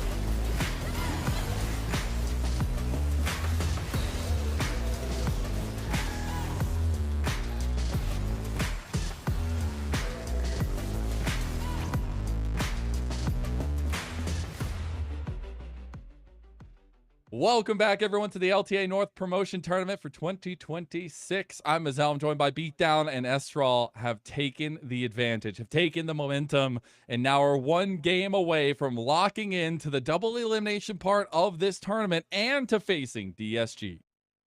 That's right. It's been a tough series for the most part for Conviction. They won game one, but after that, it just feels like stumble after stumble. And the last game was the biggest stumble of all. So they definitely need to have, have a good huddle, have a talk, because this is going to be your last chance here. Not only does losing mean you lose a series, means your year is over. You're out of this tournament because this is an elimination match.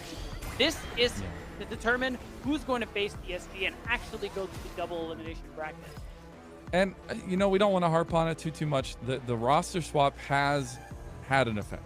And it obviously will when you've spent your entire split playing with one combo of people and you have to change that up. And now you can't really find a home for one of those people in Viper. And I think when you can't play those mid lanes, I think that's going to be one of the biggest things that we have to look back on this series about, because they haven't found consistency in the mid lane yet. Even if Cody Sun was willing to go there on the Orianna, they still had to change up the lanes a little bit and play a little bit obtuse as well with the kind of picks that they were able to bring in. It just seems like Estral are bringing a stock standard style, stock standard combos, and executing very well. Yeah, and honestly, good drafts as well in game 2 and 3 from them. And that immediate response from the Orianna into that Nocturne Nico, a champion again that is often ignored by the NACL. Really, I wasn't kidding when I said, I was like, all right, we can talk about game 4 now, because that was going to be a really difficult game to win. We just weren't able to make it happen. So game 4, we got to cook something up as Conviction. Yeah. And I got to say, just another point on the Estral point, we all, or at least if you hadn't, go watch it, the response from the owner and the kind of talking about the drafts and then the winning motivations. I think those combinations have been found, right? Like, we are seeing excellent drafts, and we are seeing maybe the talk behind the scenes, maybe the break really set things up, but we're seeing the follow through on the execution of these comps as well from all 5 players. And following up on the hopes when you draft a roster like this, the fact that, again, this was considered a super team, everyone expected them to win the split, they dominated the regular split, but in playoffs, they faltered big time, losing twice, not once, but twice to STM in just an unexpected fashion.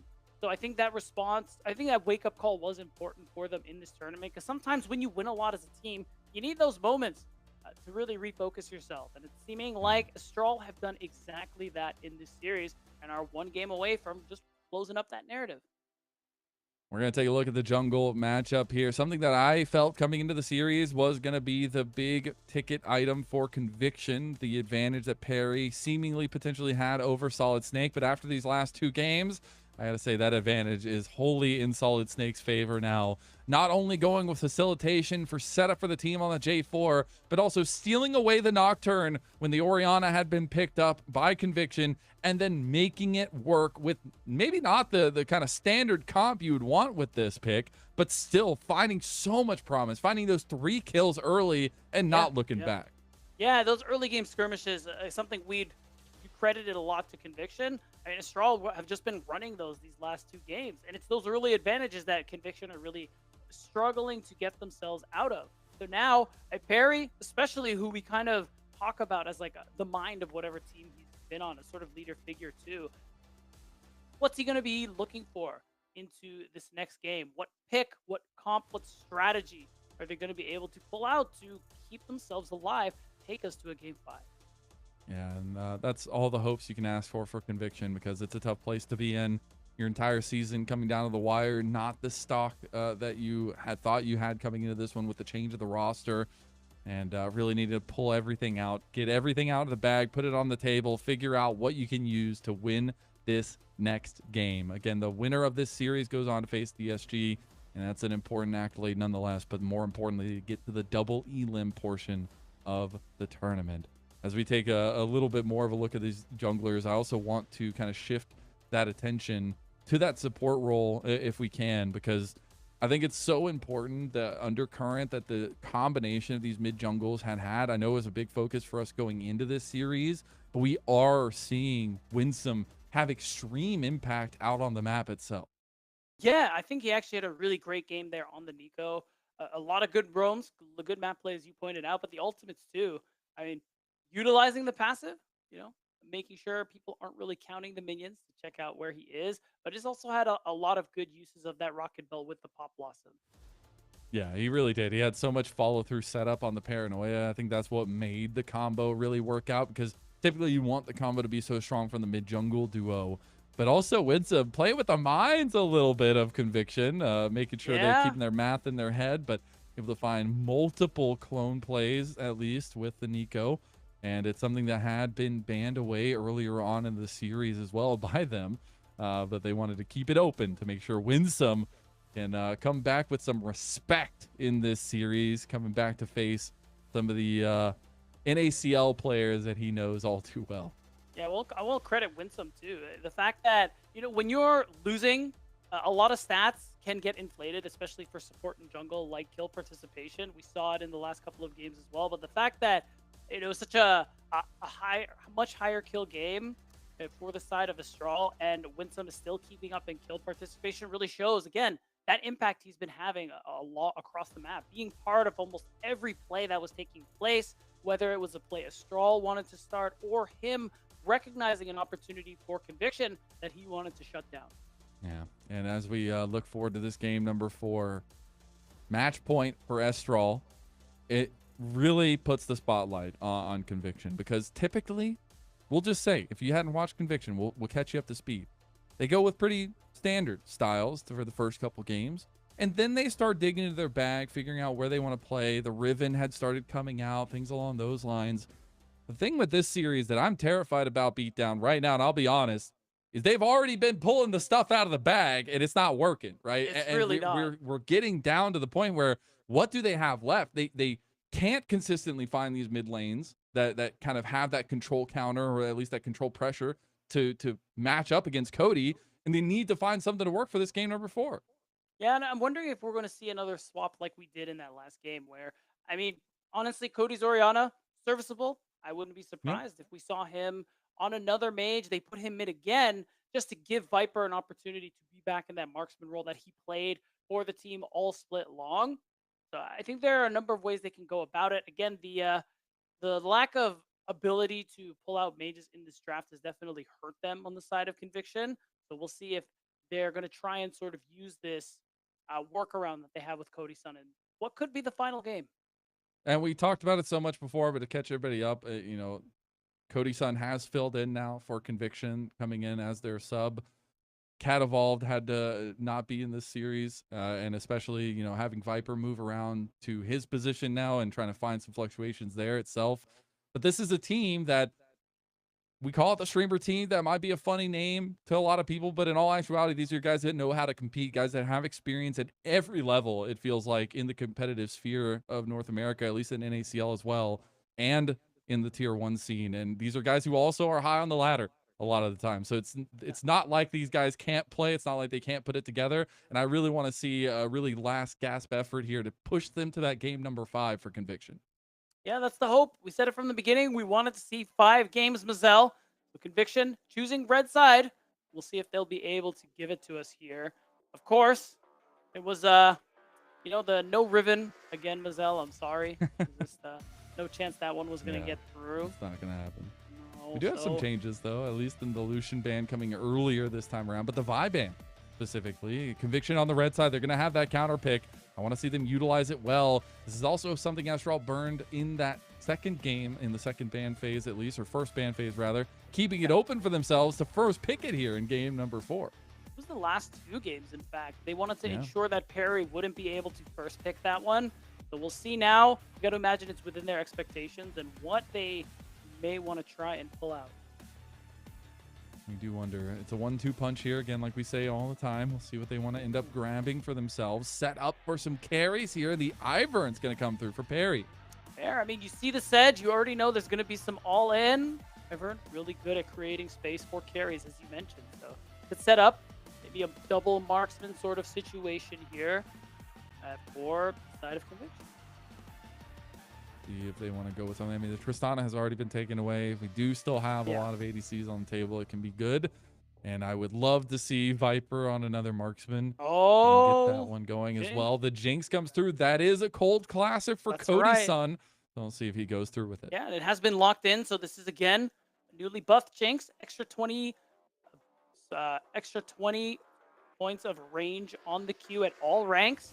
So it does mean your trade patterns feel a little bit nicer in and out of lane. And yeah, Ivern sets it up really well. See if there's going to be a little bit of a defensive response from Estral, because they have been the team that's not necessarily going for the all-in early compositions. They have been willing to take those kind of team fight-centric comps. It didn't work for them in game number 1, but we'll see if they want to go with something along those lines for game number 4 here. We'll see the Ezreal as well as that Silas locked in for them. So a lot of utility out of that mid-jungle duo right now. Oh, is that lock? Oh my it is God. locked. The Wow. Aurelia does come through. Fair. I mean, it makes sense. You're playing it Yeah. into the Silas. As soon as you get that passive stack, you're going to win the auto battle. Undeniably so. So, I mean, it's a very, the pick Viper is very experienced on as well. And it's going to lend itself pretty nicely to the Ivern. Yeah, I can see it. And especially kind of combating that mid-jungle duo if it is going to go in Viper's hands as well.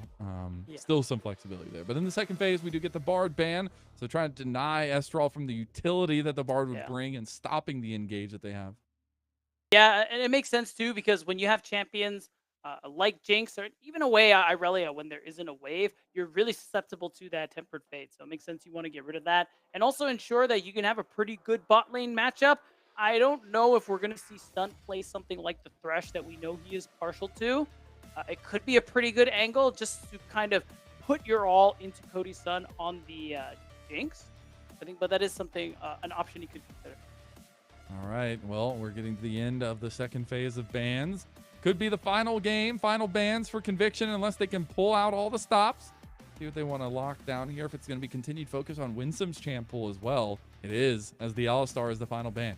Oh, I do like that one, just because it's usually a champ that doesn't really make it to this late in a series, but it would be a really good way to keep the straw in these team fights longer. So now, just about whether or not they know or want to get rid of the Thresh that Stunt could be looking for. Now, there's been a lot of fighting in this series. Every game has just had a ridiculous amount of action earlier on. I feel like I'm getting a little bit of a feeling that this one might be a little bit more reserved. And see a little bit more scaling aspects coming through from both sides of things, as the final ban is going to be the Leona. So we'll have that combo ban of that and the Poppy from Estral. Yeah, you got to imagine. Going to be support pick up there for Stunt, just to give TF Blade the counter pick there on R5, because like we know the Irelia is going mid. We don't really have to pretend like it's a flex pick or anything. And I do like that Braum, even though it is a good ult for Silas to steal, you can kind of soak up a bit of that poke, soak up the engage, and of course use that Glacial Fissure to absorb some of the dive that Estral are looking for. Definitely can. Get that Cassante that's been hovered a couple times in this series ends up coming through. I think it's a very powerful answer. Also still combos very well with the Sejuani. You're going to have those double melee solo laners alongside of Solid Snake. They will lock it in. This is a bruiser heavy comp coming out from Estral. And this is honestly, I don't think he'll play it. He's played it in the past, but this actually is a pretty juicy Seraphine game. When you have a lot of melees, you really want to see the Seraphine, huh? I mean, Braum can eat the ultimate with the E, but still, I think like the sustain with the W is really good. Yeah, I actually think it's quite good here. I think it's quite good here because the important thing, okay, it's actually really based. It's actually really based because the important thing too with Conviction's comp, when you have recent champions like the Jinx, the immediate question has to be, okay, what is your time to kill? And champions that can sustain themselves and their team, like Seraphine, really increase that time to kill and limit the value of passives like Jinx get excited. It's going to be like pulling teeth trying to kill this Estral team, right? Like it is going to be so impossibly difficult in these 5-on-5s to really pick through this. And Conviction, they'll go with another comfort, at least for TF Blade. The Aatrox is going to be there. So we're going with heavy hitting solo laners. We'll see how that works out against this very sustain heavy team comp from Estral. Yeah, there is going to be a point here for Astral where it's going to be so hard to kill them. Once you get, because what I think has become popular with this recent patch is W Max Seraphine, because without getting into the particulars, the heal is real good every time. And when you get the double passive heal, it's really strong. And the fact that you have these bruisers who can kind of sustain themselves, Silas as the Kingslayer. When you're all out with Cassante, you can kind of heal already. And of course, as long as the Braum Unbreakable is down, when they're jumping on them, just shoot the Seraphine ult through them, and it extends itself when it hits your allies. It's just cinema. I don't know. All right, beatdown. All right, talk to me. The draft went away before the full timer was over.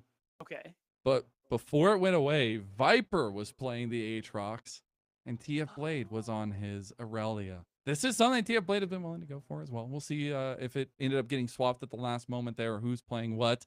But this is a do-or-die match. Not only a do-or-die series for both teams, but for Conviction, they need everything they can get to get us to Game 5 and not have their series come to a screeching halt. Yeah, and they put a lot of eggs into some carries called Jinx and Irelia. If whoever's playing Irelia manages to get that ball rolling early, hit that Blade of the Rune King or Trinity Force, whichever you go first, a little ahead of the curve, you really need to use that advantage to push your lead forward. Because, I mean, as Jinx, yeah, those buffs are nice, but you're really still just waiting for those big crucial power spikes. Oh, we're getting a little level 1 action going here as Conviction have made a play on top side. And it is true, Viper will be on the Aatrox, TF Blade on his Aurelia. I mean, that ends up working out fine too, because the lane should be fine. And I guess TF Blade does have that opportunity either to lane with Stunt in the bottom lane if they want to put Cody Sun top or do an interesting rotation, or either way, TF Blade should be able to find an advantage kind of wherever you put him. Oh, it's the IRL swap, so it's still Irelia mid. That makes sense. Yeah. Yeah, okay, that's good. The IRL swap. If Cody is not careful, he's gonna get solo boloed like immediately. So I like it. Definitely needs to be a little bit careful in that matchup. Solid Snake getting a little bit of help here to try to catch up to some of the clear speed that Perry is going to have on the Ivern. We get into the thick of things now. Gotta say, shout out to Cody. Has the Faker Silas skin on. Very cool. Give a huge shout out to Faker. Of course. Makes my dreams hurt for the LPL anyways. But we will see a little bit of an invade setup from Perry. So he's saying that I can go for this quick invade and still get back over and swoop up all my camps, but also be a bit of a detriment to Solid Snake. Yeah, I mean, that's the thing. Ivern, with the smite, is so good at taking away camps. Oh, he's going for the gank. That's actually pretty huge. I like it. That is so based. If it works. They're also bringing down TF Blade. Oh, yeah. Oh, I think Estral have bitten onto the bait here. I think they were stepped up. They don't know. They don't know. They have no idea, but it's a little bit of a late follow through from Stunt. They gotta try to get this kill. They find Ghost in the end. No, he gets away for a second. Gets the final auto attack from Perry. TF Blade takes a shot from the turret, but can't get Winsome, so it's a little bit sloppy, but First Blood still goes through for Conviction. Yeah, at the end of the day, it goes through. Ghost has TP, so mitigates it a little bit, but he still blew his flash. And Perry's still going to be able to pick up those trap camps that he has and smite one of them away. So really doesn't slow down his clear by very much. And at the end of it, Conviction, they don't lose very much for this play as well. As long as that mid lane gank doesn't go through, they got it. A little bit of a topsy-turvy bot lane play. The Ghost still ends up going down to the final auto attack of That Perry. scared me. It was very close. It was very close. Mid lane, I guess. Oh yeah, TF Blade flash. So the gank was kind of. Oh, hold on. Go for the re-engage, though. Speaking of, it's successful, but for Conviction, oh my and TF God. Blade is running rampant now. Feats of Warfare completed for Conviction, and you have a giant lead for TF Blade's Aurelia. That's right, 2-0 Irelia. An assist on the Jinx on the bot side. These early minutes are all coming up Conviction, Mazel, and this is the very stops we said they needed to pull out if they were going to be able to take us to a Game 5 with their tournament lives on the line, with their year on the line. A red side buff coming in clutch right now for Conviction. They're going to feel really good, but they've got to pilot this one to fruition. They've got to keep pressing the tempo with TF Blade. And he already has the Vampire Scepter, so he'll be able to have, yeah, guess that's just full build here. He's good to go. Yeah. Good man. There you go. Going to be perfectly fine there, as Viper has also chosen the pole here, so he'll be stacking up for himself. Yep. But for Estral, gotta say, their comp is still scary. Gotta give that to them. And the sustain will definitely be there as time goes on, but they got to buy themselves time now, and that might come through the objectives. There's about 30 seconds for that next dragon. That might be an early focus for Conviction now that they've gotten a bit of a lead. Especially if they're able to stack dragons and kind of create a position where Astral have to run into them first when they're at objectives. I think that's a position they really want to be in, to try and play these fights slow, have the advantage and try to whittle people down to get against that first kill. That's that most important thing really with this comp. Getting Cody's Sun resetting. If the Seraphine makes it so he can't, then Conviction will win. Oh, I think Estral feeling really good about the Silas Sejuani synergies and the fact that Perry is not very strong early on, but TF Blade is strong, so that's who you really got to be careful of. Cody feeling like he wants to go in. And the permafrost stack, get some extra damage onto TF Blade, but you can see some of that bite that Estral have with this combo.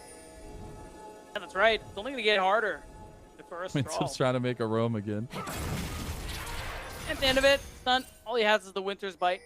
He's going to have to walk away. So, I will say, TF Blade, I think it's really exciting to see him on the Cyrelia this game. Especially as a player who, this is his first year of actual competitive play. Yeah. He was the kind of biggest question mark when we first saw him join the league, when he played for Near Airport. But he really impressed from day one, and I think he's just been a consistent bright spot on both teams he's been on this past year. It's really been fun to watch. Yeah, and, you know, if you're talking about Estral's kind of push in the summer split to make a change, make a difference, get this roster coming through. Conviction did the same, right? Yeah. With a bunch of streamers and, you know, old heads of the league itself and trying to make it work, right? These guys have said that they're committed to the streaming aspect of it, but they are still competitors in their hearts, and they're going to need to find that competition now as they do have this small lead, but it will end up being Viper pushed out of his lane by Summit. Still, didn't get hit by the Q3. Big reason why he is still alive and able to walk away. Right now, though, bot lane going really nicely for Ghost and win some. I mean, understandably, double range, able to poke down. It's just what's important is that Cody's Sun is able to farm away, cash out on the call, and not fall too far behind. And so far, he's doing that. So far, so good. So far, so good. The check. Oh, we're back to the check marks. Oh my God, you're right. All right, easy. Yes, easy to say. For but that's what we're doing, so you know. That's true. We're talking. You're right. Yeah. Technically correct. It's the best kind of correct. As Oh, played. Oh, the combo coming through from Winston too. He isn't able to get the kill fully, but now Cody has full control of that mid lane. Blade does still have TP, so he can come back if he needs to, and he looks like he's going to take the reset now. We have Grubs in less than 30 seconds. Yeah, I think he's TPing. Go for that swap. You can see Cody's Sun and Stunter here, allowing Jinx to collect on this wave, which works out really nicely. Stun doing his best to make sure that wave can go in. So now, Dragon could be an option here for Astral. I think objectives in general, they do them kind of slowly. So they have to be careful about when they actually take those.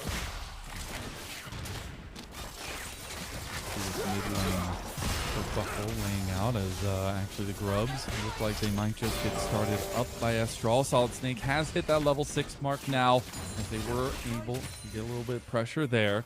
Gonna move down now. He has the Glacial Prison. He can go all in. He's going straight on the stun. Who's gonna have to flash out. The Glacial Fissure coming through, stolen by Cody, and the damage from Ghost over top of it all. All of a sudden, that lead ain't looking that far ahead for Conviction, and Estral make a team play again. Yeah, you do kind of mitigate the numbers disadvantage with Daisy, but still, the fact that Ghost was able to TP to this one makes this play just so risky from the beginning. So they end up losing a member.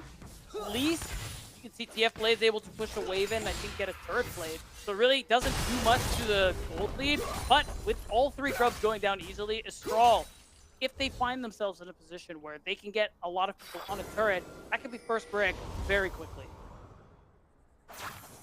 Let me see Perry start up the dragon here. It is under full. Oh, that was scary. It is under full vision here. As he does find that out, he's going to go for the control ward.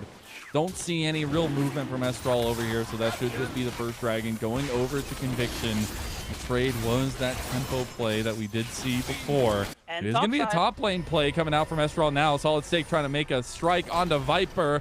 See if he's got fangs or if he is toothless. Because he will end up getting a little bit of a sidestep onto Estral's gank, and that won't be much. Stunt comes over. He's in some trouble himself. You got to remember, Summit's very strong here, but there's the Mega Death Rocket from across the map. Summit still waiting for the all-out, potentially coming through, but not going to go for the knockback onto Stunt and just take his exit. At the end of it, cost the flash, but well absorbed by Conviction and Viper. Able to not die on that play. He did lose out on a lot of that wave. At the end of it, it's a dragon for essentially nothing. Now Viper, you can see the health advantage he has as well. Happy to try and take advantage of these trades. So overall, Conviction, small lead, but you know, it's what they wanted. They just need to keep it going. Because the problem is the margin for error is still pretty small. As Charles comp, if they catch up or if you fall behind, it'll be really hard. It will, absolutely. As big first item buys, though, more in particular, the biggest spotlight of them all is that Blade the Ruined King completed for TF Blade. He is really full an absolute unit now. We'll see if he can make use of it here, but I think those first item spikes are going to be super important to kind of keep track of as they're going to be coming across for Estral as well. We still have a long while to the next objective, and again, I go back to the statement. I do think we're going to get a little bit more reserved, objective-based gameplay in this game number 4 when everything is on the line. Yeah, I think I agree with you, and a thing to add to those first item breakpoints is also how strong they are. And Blade of the Ruined King, huge for Irelia. Redemption.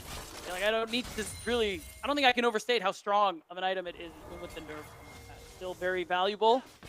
Perry able to find a lot of value with that. So now they look like they want to try and use it. Moving towards top side. Maybe in some trouble while Solid Snake finds the engage on bot side. Viper getting low, going down. No, the auto attack is in the he's dead! He's dead! Solid Snake takes the extra shot. Viper gets the outplay and the solo bolo onto the jungler of Estral. Wow, really nice. And now we have a response. Conviction have said we are not going to go quietly into the night. They make counterplay after counterplay, and then the top side they take down Summit. And this is just a very successful sequence here from Conviction. They get several plates. They win on 2 fronts. And Cody Sun able to farm relatively safely while it's all going down. You could not ask for a better play. And he's going to take all the gold up here as well. All the plates you could ask for this TF Blade Aurelia. And there's not going to be much of a response for Estral here as we go through it. And you can see Perry using the Daisy just delay the move there from Winsome. Now Perry, who's 2 levels up, is going to walk away from Solid Snake. Not a whole lot to be done there. As TF Blade, oi! That's a lot of gold. That's so much gold. Like, that's surely like he's going to back and buy a whole item. Yeah, that was actually insane. They also claimed the feats of strength off of that one. So they'll have the updated boots as well.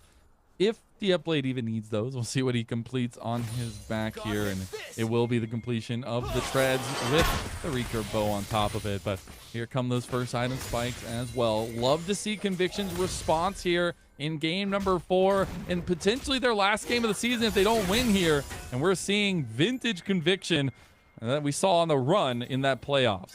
That's right. Better late than never here. We need to keep this up if we want to go to a game 5. Right now, Cody. Try to find him. He's very painful though. He does have a lot of sustain. Still not on his first item yet though. Maybe that's what they want to take advantage of. Gotta remember, Winsome is here with the Encore. Can still pop it. Gonna go for it. There's the Vanguard's Edge used by Cody though. Unfortunately, they don't land the Encore on top of it. So won't get much value out of that combo. It will be a back initiated by Conviction though. Yeah, they get a lot of resources out. Still a good block there from Mistral to ensure that yet another dive does not go the way of Conviction. Now, we're getting pretty close to the next trade coming through here. Is It's about 40 seconds away. I think the thing to note is that Perry won't have Daisy right as it spawns, so there's an angle there for Astral to try and force that objective. I think Daisy, okay, we're just going to get the full in on this top lane play as Viper going in on the Summit. Summit needs to be very careful. Doesn't have nearly the resistances he would want to have in that kind of fight. The Mega Death Rocket dodged out of. Unfortunately, you can't catch Cassante. That will end up being the ult burned there. We also do have the setup in the mid lane looking like it's going to be in favor of Estral. Actually, they're going to move Winsome down bot side to counter this. This Blade doesn't have flash. He's in trouble. Oh, never mind. Full side step. Okay. Okay, TF Blade. Let's see what you got here. It's a classic pick for him, but I think in a 1v3, I don't know if it's going to work out. It's a 2v3 now. We're starting to get added numbers coming through. Cody Sun is coming over here as well. And TF Blade goes on a literal rampage here. Stunt comes through and steps up big for Conviction. And TF Blade again, just proving to be this immovable wall for the side of Conviction. The 1v2 gets turned around as Stunt joins, and it's going to be the second Dragon for Conviction as well. And you had said it earlier in the broadcast, but this was the biggest question mark coming into the year when we were looking at near airport and wondering, where did they find TF Blade? Who is this guy who's rising through the solo queue ladder, who's finding so many despicable plays there? And here he is in all his triumph, a clutch pick of a comfort for him, and loving seeing Conviction pull out everything they have in the bag. It's looking like it's working so far. 4K gold lead here at 15 minutes, and we know the stat, Mazel, 90% win rate when ahead at 15 minutes. So we'll see if Conviction can stick to that one. They have a lot of late game tools to be working with. While this game has been going well for them so far, the thing to be thinking about going forward again is Cody Sun. Is he going to be able to hit that second item on time? Are Conviction going to be able to get him resets so they could really utilize that passive? Because the longer this game goes on, the more important that is. Yeah, exactly that. And you see how the time ticks down here. Estral going for the Rift Herald play here for themselves. Will be answered to by Conviction, so I don't think they'll get it for free. That turret in the side lane is also going to go down, and TF Blade has TP. He's going to TP to the fight. Winston's already losing his health bar. Here comes the might of Conviction. He's late, but I don't think it's going to matter. He gets the triple CC chain, and that's a flawless duet if I've ever seen it. TF Blade comes in, slams the hammer with a double kill as well, going to Viper, and they completely take the play that Estral wanted and turn it on its head. Ghost is going to go down to Cody Sun, and it seems like we're going to Silver Scrapes beat. That's right. 17 minutes, 7K gold, and a double kill for the Jinx, who was already farming just fine this game. Conviction are checking off all the boxes. Conviction are back to play some League of Legends after these last two travesty of games. It's not over yet, but they are well on their way. They are indeed. A almost 4,000 gold lead individually for TF Blade over his counterpart now. 2 items in, the Rift Herald in his pocket as well. That lead is going to continue to balloon. And at this point, we're seeing if Conviction can contest with that 24:06 minute loss that they just had. Yeah, and I will say, not the most valuable encore there from Winsome. You need to hit 4 targets, but at the end of it, Viper is full health with that World Ender resetting. No one is looking at Cody Sun, and now Summit has to run away alongside Ghost. It's just not the fight you're looking for as a Straw. And the body blocking there as well. Can't get the missed shots through. Ghost needs to be very careful. Does not have the flash. Does not have really anything as the charge isn't going to come through in the end. Solid Snake going to get pulled back. And a flank coming out from Summit. But Summit, you're not tanky enough for that. He's going to use all out. He's going to bring Viper to the edge of the earth, and they're going to take him down. Shutdown goes to Ghost, and they will end up getting the defense of the mid-tier too. Yeah, that's a big shutdown too. Quite a lot of gold picked up there for the Cassante. So now it is going to give some breathing room and allow Cody to have finished pushing that wave onto the top side. Not much else to be gained from it. Still, anything to get some gold back into your pockets for Astral is a very good thing. Absolutely is. Any kind of difference you can make, any, honestly, time you can buy yourself, because we've talked so much about how this scaling is still going to be a factor if the clock keeps ticking for Estral. Team that is one step away from getting to that double elim could be faltering to one of the classic picks for Conviction. And I'm glad to see Conviction going back to their ways. That's one of the biggest things that we had talked so much about in those NACL playoffs is they were winning in their style. They weren't trying to submit to the meta, to the style that we've seen so many teams like Luminosity find advantages on. They're winning on their picks, and TF Blade is dominating on his pick. Yeah, Ghost, that's the world champion or not, that's the life of a marksman. And, oh, hey. Perry's got to be a little careful. Insta cleanse the Captain Jack from Perry. Getting him away. He did have Viper looking for a bit of a flank if they were to stick around. Look at mid lane, though. It is an open sieve, and TF Blade is drinking it all up, taking another turret. Yeah, TF Blade, he's walking his way towards that top side.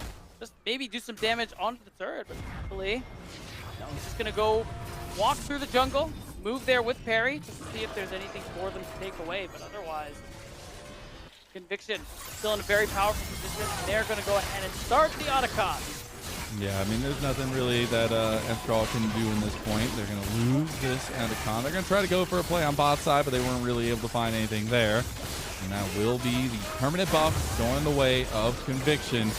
Looking good on that grub loss earlier. As we do have Dragon spawning, and Estral started up immediately to put a stop and a damper to the Dragon stacking Conviction had. We'll say, while this Dragon trade was worth it, Conviction's got to be careful letting go of some of these Mountain Dragons going forward. Every Mountain Dragon they stack actually is very dangerous when you're considering the defensive stats people like Summit and Solid Snake are going to be building. But for now, Cody, I think he's going to walk it out. Okay, he's fine. Luckily, they have a lot of dashes. That's the one thing, everybody but Winsome has some sort of dash. Get away from the engage. And unfortunately, there's not many engage tools on the side of Conviction that can just outright get the game or fight started at least, except for Perry. And they are going to try to pressure this, but they've left Cody Sun in mid lane. He's going to instantly cap the Jack, but it's not enough. Shutdown goes to Coz. I'm getting a little worried. That's some much needed gold into Ghost Pocket, and Cody Sun used both his summoner spells too, so he is going to be vulnerable on top of already dying in that sequence. Big overplay punish there by Astral, and yeah, these are the things you got to worry about, Conviction fans. That is the way back into the game for Astral. Oh, they're completely caught though. Unfortunately, I don't think Ghost is... One of them is not making it out of this because TF Blade says so. And it looks like it might just be Solid Snake. He's going to have to go through the Vanguard's edge. Pretty tanky. The Redemption saves him. Glacial Fissure connects. They actually don't kill Solid Snake. And now Stunt has taken some extra turret damage. True Shot Barrage just had gotten utilized, but the fact that Solid Snake made it out, that's a little bit of a signifier of things to come. Yeah, and the sustain is really nice there from the Seraphine, of course. And Solid Snake stacking HP constantly with the Heartsteel in his own right. But for now, still a big lead for Conviction. 5K, not the 7,000 it was before, but you still have the Phantom Dancer built there for Cody Sun. Big breakpoint here for the Jinx. And TF Blade's already well past his third item.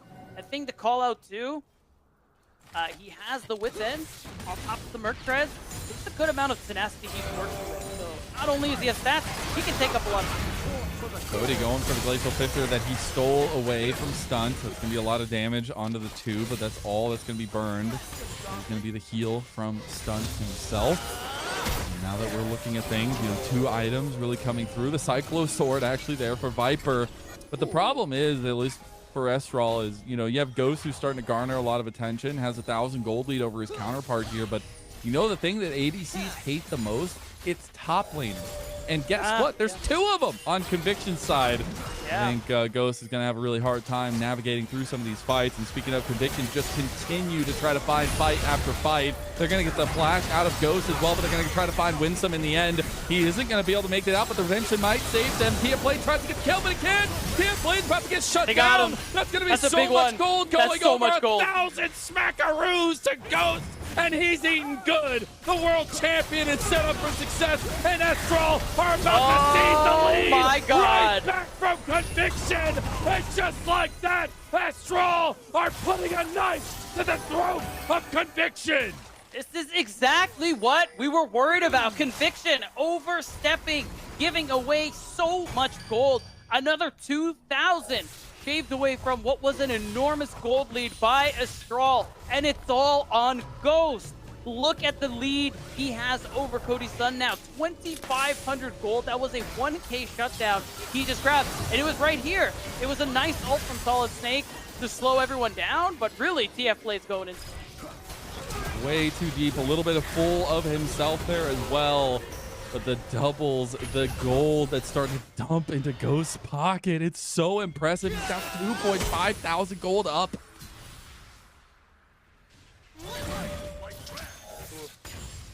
Now, things are slowing down just a little bit. We have a minute till this next dragon. Really what the focus is going to be. Actually, this fight is what we're focused.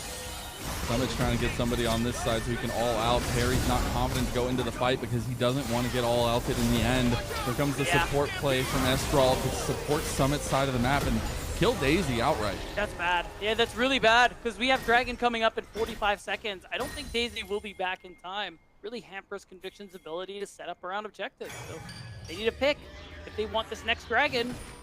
That is going to be a very difficult thing to do because Winsome, that healing, you're really starting to see the effects of the sustain, the healing, the shielding that he's working with.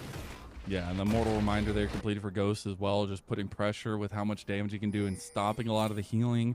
This team-centric comp for Estral is really starting to show up, and I'm, again, getting worried for Conviction. We're on that last leg here. You start feeling this slipping feeling when you were up almost 8,000 gold just a little bit ago. And now you have another dragon to fight for, something else to take your attention. And you see that dragon spawning now. That's right, teleport's coming through here. Daisy actually is back. So they should be able to summon that any second now. This dragon's super important. Conviction don't want to let Astral stack mountains. Astral don't want soul points. That's a lot of damage from Ghost across the bow. Now it's 3,000 down. Perry's in the pit. Who's going to get it? Got it. By Perry. They get the soul point. Now they're going to take the fight after. Vanguard's Ed's going to go down. But no, TF Blade just gets completely CC'd 100 to 0. Wow. And now Cody is using their tools against them. The Vanguard's Edge has changed edges to Estral. They're going to find a double for Ghost yet again. And they're looking for even more. They get the double CC. They take down Conviction. And that lead that you propped yourself up on, that high horse that you sat so mightily on, is cut down. The only saving grace is that Conviction. They got that mountain dragon. It is their sole point. They still have the chance for a game-winning buff in 5 minutes, Mazel, but it's looking like their chances are diminishing by the moment. You can see the healing Winsome is able to put out to sustain some of these champions have, and Astral are going to start the Baron. This Baron might just be one of the nails in the coffin. The CC that you can have with the siege potential that Estral have as a comp. They're not going to go for it. They're going to play extremely reserved. They feel like they don't need to toss the game on a 150-50. Oh, maybe Conviction do, because they're going to go ahead and start this one. You can see Astral are also still in the area. Daisy can tank this one really nicely. Cody can auto over the wall. The rest of the team is here. This might actually be a secure for Conviction. At the very least, another 50-50. Thought Estral didn't want a part of this 50-50, didn't want to toss their game, but if they do die out here, that's a monumental lead for Conviction. Still about 3.5 minutes for that dragon fight that's looming large. I've got to shout out that Ghost, now having 4 items. Serpent Fang also completed, so any of the shielding, any of that coming through is going to be so much harder to come by. And look how much damage he's doing already as well. They get the all-out on the stunt, and stunt is gone. That's your front line. That's right, he's out of the picture. Means now that after those recalls, Astral could look to try and start this Baron again. They don't take it very quickly, so it's going to be hard to do in the face of Conviction. So if they do it, it's definitely going to be to turn and fight. But we'll see. They're posturing. It just feels like all the momentum, all the air has been sucked out of the room for Conviction. They've got to find a way to breathe. They've got to get those chest compressions going back, but they're just going to falter out and go down. Estral, they're going to force the hand. They're going to go straight for the Baron. This could just be a big swinging point in that gold. Will Conviction finally lose their lead? And Estral going to force the issues here. 3,000 down. Vanguard comes through. It's taken by Cody Sun. He steps up the sub, coming in for Conviction. But is it enough? They just delay the inevitable. They will lose Perry, and Ghost goes godlike on his Ezreal. Okay, honestly, insanely clutch steal from Cody Sun. I cannot stress that enough. Even losing parry for it, worth any day of the week, twice on Sundays. We walk it out and accept that. And now it's going to give Conviction that opportunity to clear waves more easily. Soak up any siege Estral tries to go for and give themselves a chance to earn some more gold going towards the next dragon, because that's their soul, and it's a dragon they can't afford to lose. And this is a team, just like we had said earlier, much like the Astral advantage of bringing in a holistically new team, trying to get the big spender, the big guns out. This was Conviction's attempt to make the run. Yes, they're all streamers. Yes, they prioritize that, but they are not going to bow down from competition. They're not going to back down, and I love to see they're still trying to keep their heads above water. You got to remember, this is it for Conviction. If they lose here, all the story, that run in the playoffs, it all comes to an end with nothing to show for it. That's right. And so much hinges on this dragon in 1 minute's time. You can already see the posturing. The Summit going to take this opportunity to drop a big wave into that top tier 2 turret. Because of it, Conviction gonna have to give up the spot they have into the river. Hope they can reclaim it after they push out these waves. Already a TP going in. I think TF plays in trouble. All right, he's gonna get the preemptive redemption from Estral, do a little bit of damage ahead of time. Could be locked down, gonna look for the play on the Winsome. Knows he's the target that can be just easy to melt through. They do end up taking him down. Ghost goes legendary yet again. Gonna find himself a 10th kill in the game. Meanwhile, it was mid lane. That was the focus from Conviction. Yeah, they are able to get some space. They still have the Baron buff for 1 more minute, but you can't do this in their face. Sun's getting caught. He's going to try to go down. No, it's going to be the turnaround play. Look how much damage Cody Sun is doing. Cody trying to tank down. Does use the shield as well. Is not able to get away. The Winter's bite takes him down, and now Cody Sun is excited. He's getting all ramped up and ready to go. It's going to be the flash play from Stunt, locking him down again. The increased distance is not going to be enough on the zap, but it's Conviction now looking with this Baron buff to utilize the last 30 seconds of it to siege and get some gold in their pockets. I really like this decision. Ignore the dragon for now. You are not going to lose it, but they can drop an inhibitor, maybe even a little bit more. So just taking as much as they can from this Baron buff, so important here. I wonder if they want to push this a little further, but I think that might end up being too dangerous. TP for it. Okay. That's bold. There's 3 members up. 18 seconds for Cody to come up. TP coming in for Conviction. Maybe a little bit hesitant here, but it's the focus on the turrets, because once they get one down, Cody Sun goes excited, looks for more. They get the one Nexus turret. You got to remember, that's going to respawn. They realize they're out of time. Summit goes in for the knockback. Gets the Q3, but it's not going to be enough to keep Conviction in the base. That's going to be a little bit of defense from Estral, but it's the Dragon that comes up next, and they have to be ready to fight this. Yeah, the thing is, though, can Conviction actually just burn it immediately? You could see a Strawler coming here, but I think they wasted too much time in the base. Stunt, he's going to have to give up his life here if he wants to stall them long enough. Go over the wall. I don't know if they can do it. Glacier Fish comes through. Dragon secured by Conviction. Now they're going to give Stunt's life for it. I think it's a worthy cause. It takes a long time to take him down, but that's the Mountain Soul completed from Conviction. Worth 1,000 times worth, Mazel. This is what needed to happen. Conviction took a risk to see if they could end the game. Didn't quite pay off, but they still managed to secure their Mountain Soul. And remember, guys, 2025 means in 3 minutes, that Nexus turret will return. Going to be a saving grace to Estral, at least, to hold on to here. But now you got to start thinking of those big item objectives, at least on the check mark for Conviction, right? You have about 2 minutes of breathing room, so you really want to set up for this Elder Dragon. You have about 2 minutes for that Baron as well. You do wonder which one of these comes to more importance, if they're going to try to burn down this Baron ahead of that Elder Dragon, because it feels like, you know, once we do get this 4th item for Cody Sun, he's going to be extremely strong, but on the other side, Ghost is full build now. Yeah. And I mean, speaking of items too, something Conviction really needs to start thinking about immediately is, 1, getting Cody Sun that IE he needs so bad.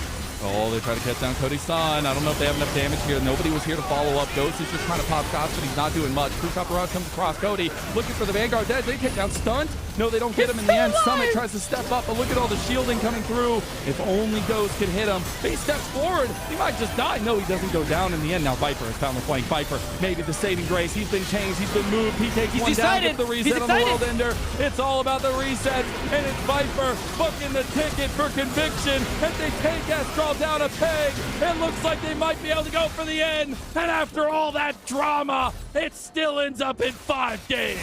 And look at the relief on the players of Conviction. They know they just narrowly got themselves another chance in this series, but the next game is going to decide it all, Mazel. Who's going home and who is going to the tournament? Are you not entertained? The first series of the promotion tournament, the do or die best of 5, goes the distance between Conviction and Estral. And wow, I was getting really nervous there for a moment for Conviction, but they managed to clutch it out big time. Again, you got to give the shout out to Viper for that flank angle on the Aatrox. He had a lot of value that game on the pick. They managed to keep their lead long enough to make it so that Seraphine didn't automatically win the game for Estral. The fact that it was close, though, had us Very scary. sweating. The fact that Estral were so close to turning that back around off some key overextensions from the side of Conviction. Now it's all do or die for game number 5 between these two teams. I'm going to expect that Estral is going to be back on the red side with that counter pick, and I'm really wondering what Conviction is going to have left here for us, and see if they get any of those comfort picks in a fearless game 5. Yeah, I'm really excited. I mean, we always praise Conviction for that creativity, especially in the situation where they're playing with a sub. Their roles are a little mixed up at the moment, and they're still able to pull out all the stops and take us to this game 5. So I'm excited. I can't wait to see what they pull out. We'll see exactly how that all works out. We'll also break down that game number 4 after this short break.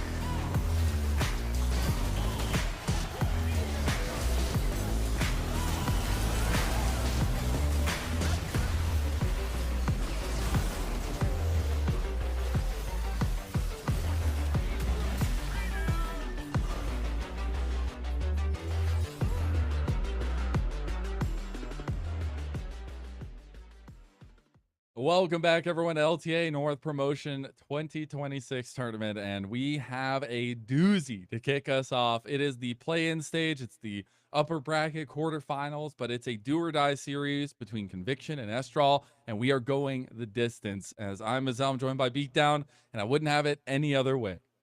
Both of these teams were told, all right, this is an elimination match. Your lives are on the line. And they said, bet. And they gave us everything they had to show us some pretty convincing games, I think, on both fronts. I mean, games 2 and 3, pretty one-sided in Estral's favor. 1 and 4, I think 1 was a little slow in the beginning. Then they pulled away. Game 4, despite some shakeups, I think it was a really nice draft from Conviction. And I really like how they went about trying to set up their side laners for success. And we're going to be taking a look back through some of those plays, but it was the early advantage for TF Blade that really put a hamper on what Estral were willing to do. Because if he didn't have this lead, this game looks very different. I think so. And the fact that both TF Blade and Viper did a really good job at absorbing some of these dives, or at the very least making sure they didn't go down for free, really just gave the room for Cody-san to keep farming. And honestly, even though I think he played pretty well this game, he was kind of a passenger. It was really mid, jungle, and top who had so much of that impact alongside of Stun. I really feel like they all ran that early game really nicely, minus that one play we don't have to talk about. And we're a big part of the success of this game and why we're going to do.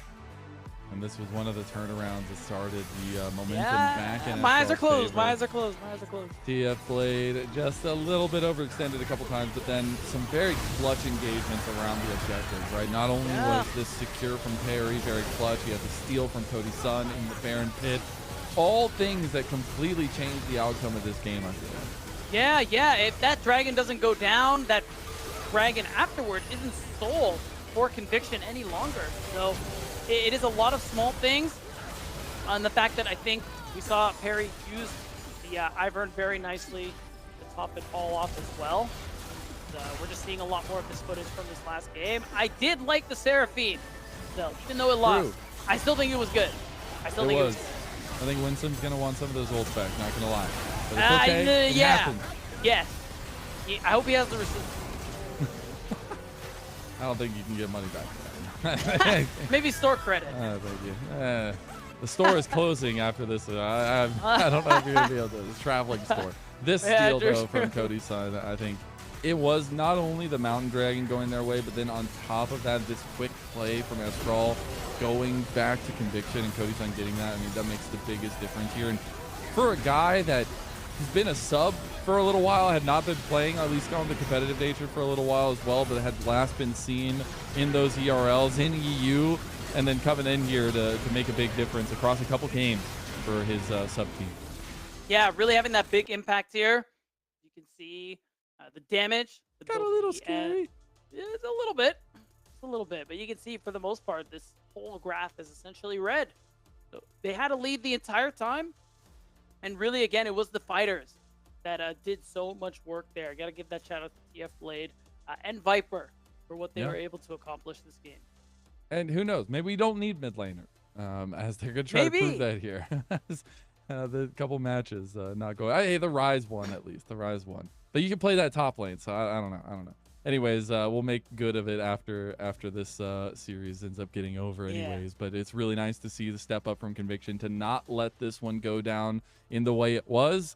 But again, we go back to that conversation of what the impact of these solo laners is going to be looking like for Conviction, because we have seen a reluctance towards the mages. We've seen 2 games now in this series go full fighter for the solo lanes. One worked, one didn't. But we're starting to get down to the wire on picks available here, Beatdown. Yeah. To be fair, there's still a lot of magic damage options. There's still a Kog'Maw. Go the AP build. There's Ziggs, of course. So technically, Viper could get away with it one more time. And there is only one game left. So there is. Estral recognizes that and tries to go through the pick ban accordingly. I think they had a lot of good pick bans so far this series. Obviously, very knowledgeable about the strengths there of Conviction, so it is possible that they kind of limit those opportunities now that so many champs are banned out. Yeah, and we take a look at the solo laners, as I'm sure we'll get some fluctuation on exactly how they want to play in this game. Number 5, maybe we don't. But Maybe we they have don't. been big impactors when we have seen them, even in that first game when Viper went down 0-4 on the rise. Still ended up finding a couple key pickouts with the Rune Prison there. But it's been Yeah. a tale of two takes for these two guys. Yeah, it's been a good series from them overall, especially in that last game. Saw some really good looks there. We'll see. For their sakes, they gotta be able to pull out something a little similar going into that game 5. I think the Irelia, something that TF Blade himself is known for, came in really clutch in that game. Again, I think the way both of these two players were able to absorb a lot of dives and make sure that they were very costly for Astral was also really important, maintaining that lead in the early game. Yeah, it absolutely was. And I think it's going to be no less important in this one as well. But I know next we did want to talk a little bit about the supportal impact, Yeah, if we can yeah. move to that here, because I think it's been really interesting to see the back and forth nature of our supports and how they've been very roam heavy. We saw the Yeah. early game, and like game number 1 was a little bit lane focused, game number 2 a tiny bit, but it's really been about how impactful they've been on the map. Yeah, and I got to give some credit over there to Winsome. I think for the most part this series, he's done a really good job at getting around the map and having a lot of impact. This last game, though, not exactly his best, specifically on that ultimate front, Marcel, because he said it. He wants some of those encores back. Fortunately, the store has already closed. But I think otherwise, it's still been a good series from him. And I think Stunt, since the beginning of the split, the dude has been good. Yeah, he's been a lot of the interconnecting tissue of Conviction, even now The in their ligaments, roster. if you will. Yeah, even in these roster swaps, these roster changes, it still feels Yeah, like he yeah. finds a way to bring everybody together, and that was a lot of the strength that we saw from Conviction in their run through those playoffs. But that's where we can talk a little bit about the history of these teams coming into this one itself, because there's been a lot of history between these teams, not Yeah, I guess yeah. together, but in their own respective regions coming into this one, because the story for Estral was they were a super team. They came into the second split saying, we have one thing in mind, and that is to promote to tier 1. We want that spot from DSG. They brought in the super guns, and then they fell and faltered, not once, but twice to SDM, the first seed in this tournament here from their region. But this is a team that has seemingly found themselves again, Beatdown. Yeah, it's looking like it. Looking a lot better, more decisive than what we saw in the playoffs over in LTA South. So the hope is that they're able to continue that kind of momentum that they've gotten so far in the series until the end. And if they want to win, they definitely need a good draft for themselves. But again, we don't want to see some of the issues they've had playing against SDM, where they're, Yeah. indecisive, not focusing the same targets, not coordinating very well. That's going to hurt them really, really seriously against a team like Conviction, who are typically very coordinated, very decisive. They don't have these issues. Yeah, and we said it from the beginning, 90% win rate went ahead at 15. It held true in the Pretty last good. game as well, but Conviction, the biggest thing I'm worried about is what draft they're going to give us, what Yeah. pieces they're going to get, because there are slim pickings now, and they're really going to have to try to get everything out here and figure out how to move forward, because this is a team that maybe didn't have the highest of expectations coming into their playoffs themselves. I know we talked about the Estral playoffs, but it really was a team that had the run that maybe other teams dream of, trying to contest that Luminosity Gaming, obviously falling short in those finals. But this is make or break. This is do or die. This is the ultimate game of this series. One of these teams moves forward to face DSG. The other season is done with no prospects of getting into the LTA. The LRN Seed 2 versus the NACL Seed 2 Game 5. We see the Riven Band and the Poppy and the Maokai Band from Estral, who chose blue side, or at least Yeah. are on blue side this time around again. We see the Rumble, the Talia Band, like normal, from Conviction on the red side. Yeah, I will say I really like the Maokai ban, especially towards Perry. He's very partial towards that champion. I think something you would definitely be looking for in this late game scenario, considering the amount of junglers no longer in the picture. Yeah, and it perfectly sets up the Vi as well. So now we got to see what else Perry will want to play in response. This is what I've been really liking from Estral, is they have really been using the draft to manipulate what they get later on. We see so many picks that they ban away in certain parts, picked up by them later in the series, and this is one of them that was banned away last game, not wanting to give that one over to Conviction. This time around, though, we'll see what Conviction have in store for us, what they want to save that counter pick for, and how they're going to use it as the Mundo comes through. This was, at least for, Dardoch in Co on the NACL side of things, was a nice jungler there, but some flexibility. And the Alistar that had been banned away from Winsome multiple times this series. Yeah, already Conviction's comp is looking pretty unkillable past a certain point. Once you get a few items on Mundo, once you get level 11 on Alistar, whoo, especially with the amount of hyper carries already out of the picture. No Kaisa, no Sivir, no Jinx, Corki, Tristana. So you're running out of DPS options. Azir is a good one.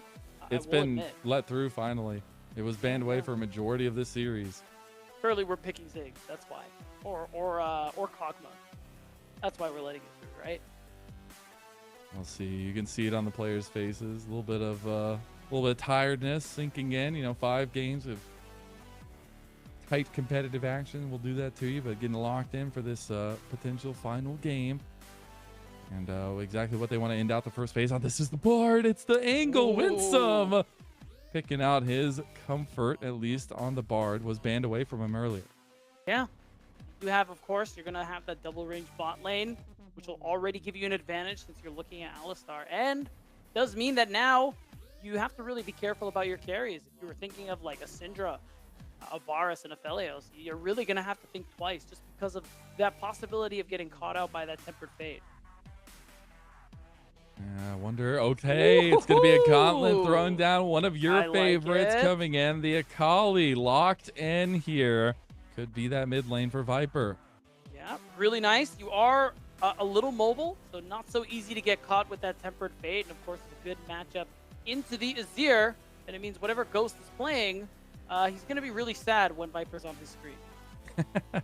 He absolutely is. We'll see exactly how that works out for them. What they want to grab for Cody Sun in the bot lane in that second phase. Maybe saving some of this counter pick going for TF Blade if it ends up being the case. But in the second phase, we get the Orc ban by Conviction. See what the ban is going to be from Estral if they want to focus a little bit more on these top lanes or how they feel like this draft is going out for them.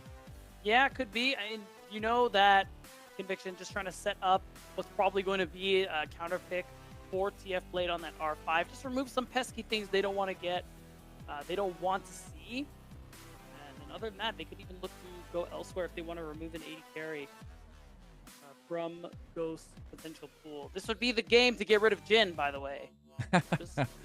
It's a super comfort for Ghost, obviously. I would love to see it locked in. It is a very good combo with the Bard as well, usually. If Conviction do get a read on that, God, how awesome would it be to get a game 5 Ghost pulls out Plays of Jhin? the Jhin. That'd be insane. He picks it on 4, by the way. We do see the Gnar banned, so the Jin's still open. But they are focusing on that top side matchup, and the Tryndamere was that second phase ban from Estral. We'll see what their final ban and the final ban of this series is going to be.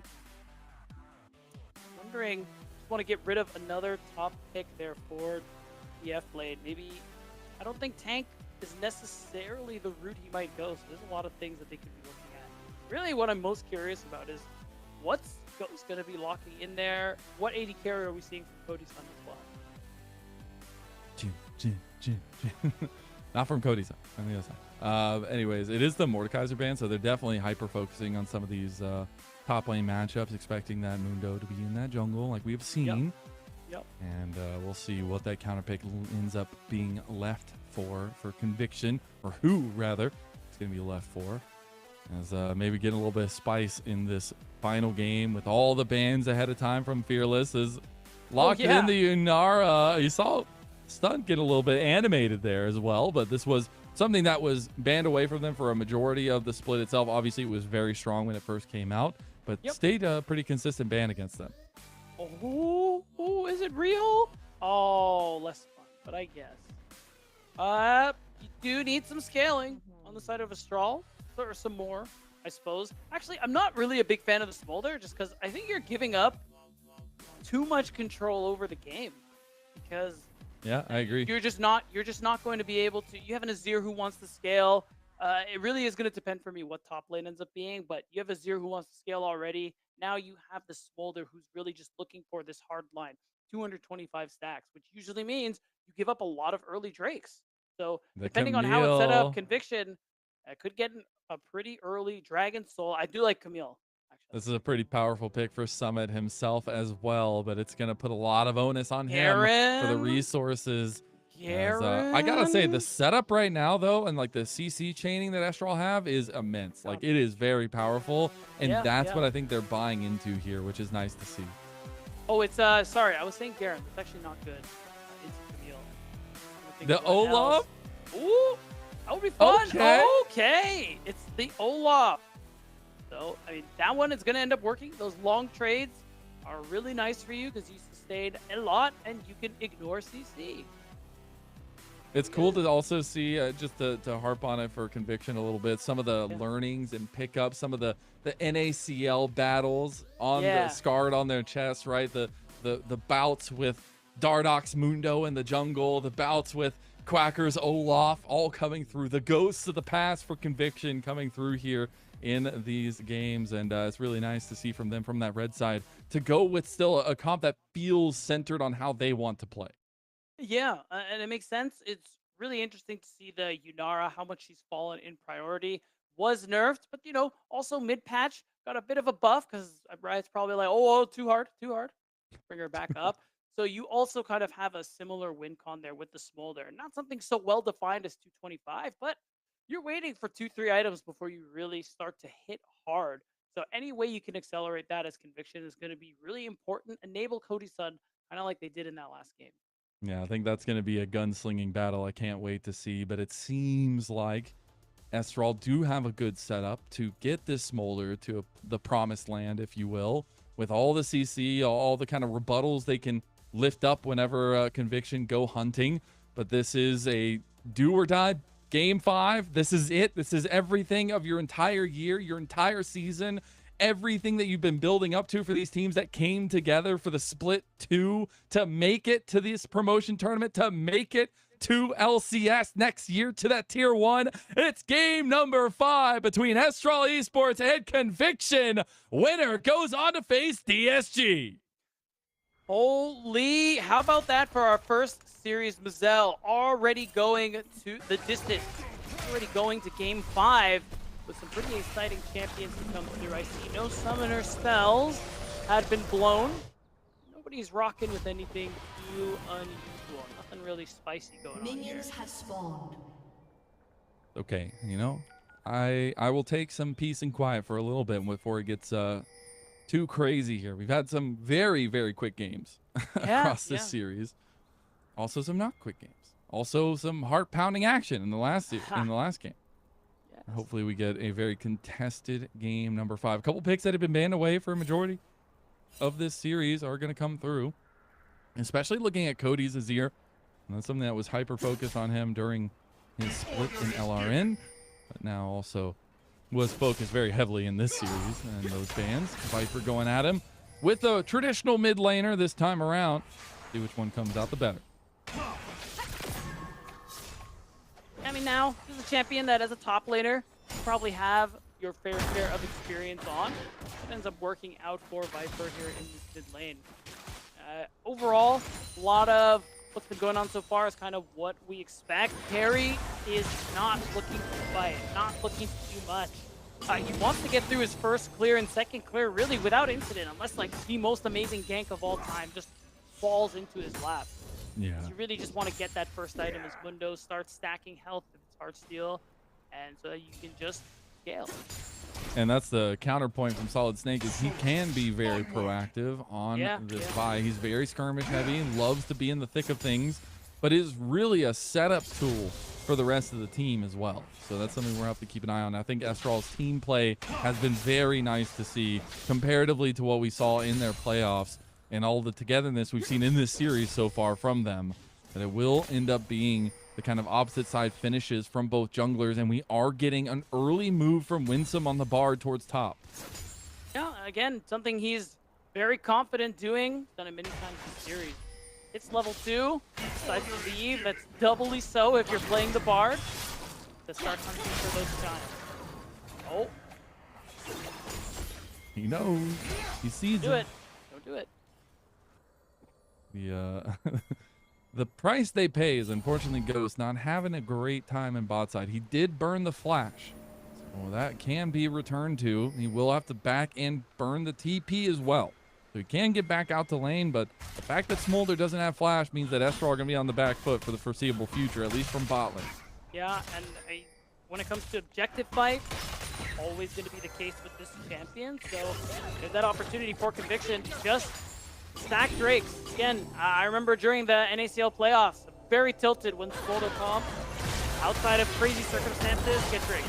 Oh, they maybe find a little combo here. He gets the healing coming through, though, from Winsome, and they rebuff the engage from Conviction yet again, finding something on the bot side. Yeah, really nicely done there to be able to soak that up. It doesn't actually cost too much other than parry splash. Everybody gets to walk away as long as those backs aren't canceled, which, oh, they are canceled. So that actually makes it even more valuable. Does mean Ghost should be able to get that next wave in pretty easily, and I think even Cody's done. Oh my god, they're still gonna go. Okay, he wasn't able to get anybody else. He does keep stunt locked in, but oh, okay. he's fine. No, gonna try to get this wave in though from Astral as stunt going in. Delay that as much as he can. Doesn't lose a little bit of a chunk. And Spellbook though, potentially use his TP to get back to lane. It will be the cold start for Cody Sun. We know where that's headed. And he's trying to get that as much or as quickly as possible. Get that little bit of a gold spike. This giant wave here. I don't know if he's going to make it in time for the cannon. We'll see. That's what matters. It's going to be the biggest drama. Can he get there? He has the proc from stunt, though, and he should be fine. Oh, he got it. End up getting it. There you go. He doesn't miss too much, though. He still will be behind just a tad from Ghost, who is getting another reset on. Yeah, mental saved. Everything will be fine. So, we're on a beach somewhere with a pina colada, you know, chilling. Or at the spa, because that's the because that's the skin, right? Yeah. Also, with the little chicken rocks. I feel like we haven't looked at top lane enough. Oh, because okay, I see what happened. TF Blade forced the TP early, lost a lot of XP. Yeah. Summit has a whole level on it, which is very scary. Which is not good. But he will be here. There's going to be the reset from Summit. He does have the TP to come back, though, so the pressure won't be relieved just yet. The Dragon had gone over pretty much on spawn just a little bit afterwards for Estral, so that'll be really nice for them because then they can readapt their focus up towards the Grubs, where Solid Snake will be finishing his pathing, really wanting to get to that level 6 mark to have that initial engage for Estral.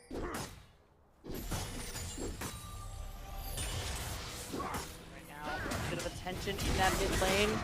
Viper hits level 6 ahead of Cody. I think he's going for a kill.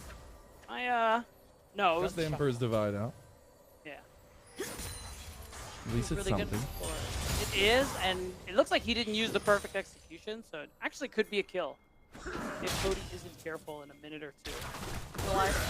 Really? Oh. Oh. TF Blade. Gotta find a way to get out of this one. Gonna pop the Ragnarok and try to go ham, but he ain't got no music singing his way this time. First blood to Summit. Meanwhile, we got the counterplay on bot side from Conviction. They do take down Winsome. So that works out really nicely. Well, it's 1 for 1. So at least you get something for it. Cody Sun getting the kill is nice, but TF Blade is getting already to a point where he isn't going to be very valuable this game. And Summit, on the other hand, getting a lead is just going to be so big for this Camille because he can just get on top of Cody Sun like all the time. Stunt is going to have to play so much defense to make sure that Hextech Ultimatum is not the doom of Conviction's AD carry. Gonna be one of the hardest parts. He does have Transcend oneself now, though, so does have a little bit more power in these engagements. You gotta look at those timings, although Perry gonna be pushed out of his little gank angle he had. You do see Solid Snake, though, out on the map. The reset's gonna try to come through from Conviction. Ghost upping the ante here on the bot side, trying to fight onto Stunt, get some of these stacks going for himself. As he will be stacking up. He's at 40 now.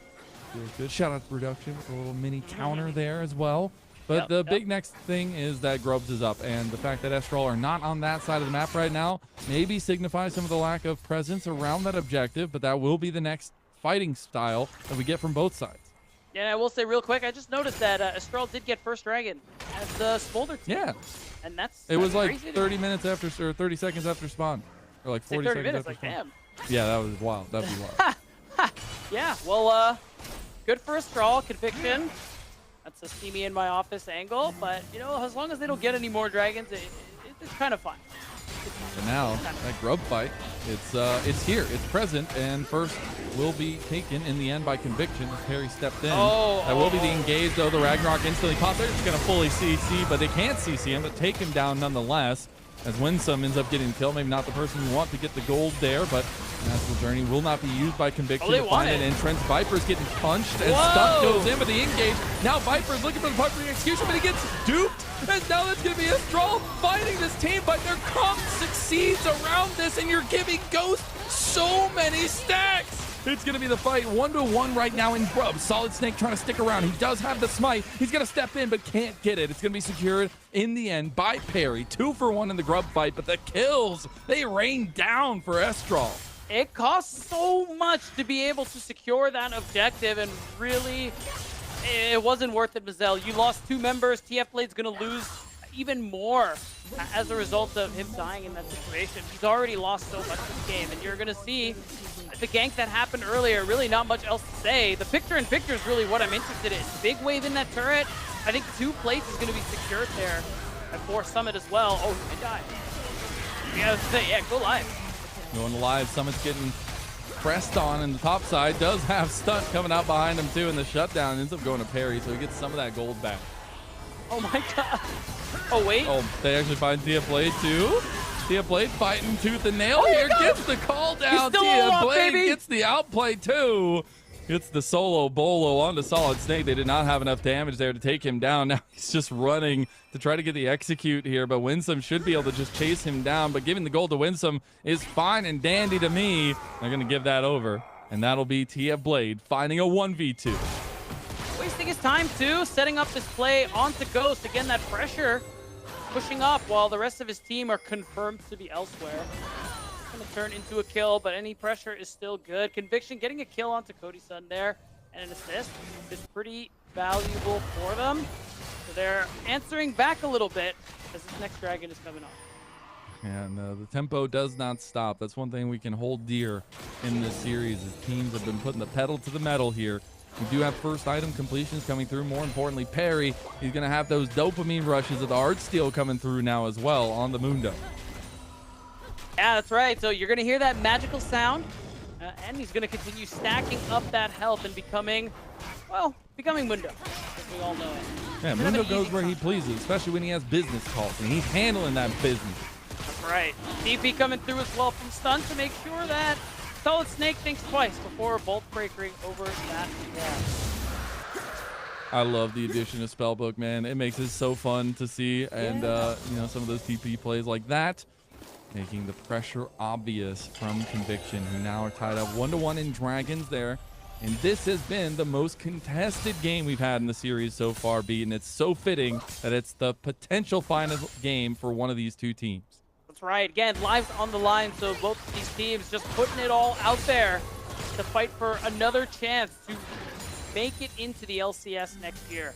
What these teams are fighting for, to make it to that double elimination bracket so they can fight for that opportunity.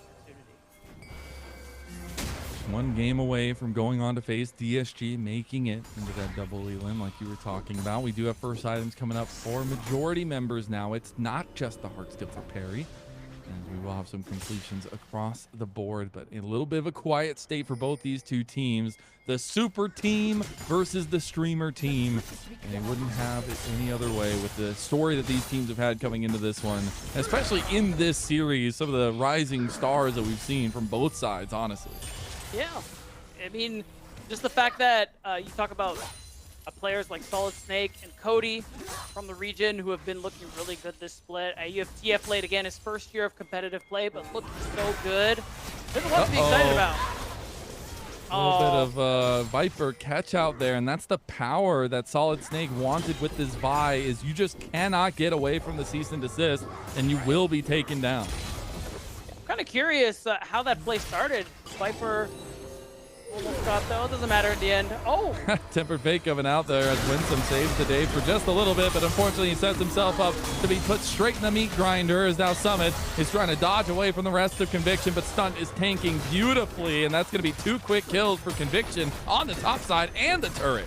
Yeah, they're going to win the race for first brick, and goes. The Eye of Ruin Gets him from the distance, and Cody Sun flashes for the lethal kill onto Ghost. The sub for Conviction coming in big on the Yunara.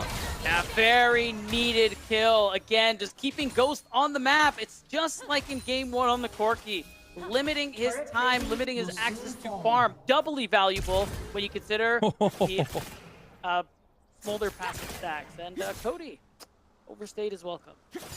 Gets the preemptive flash out there, respecting Viper on the Akali. We take a look back at that top lane play. Took a while, but they did get it. And they did. And, you know, the delay was there, but it really just delayed the inevitable.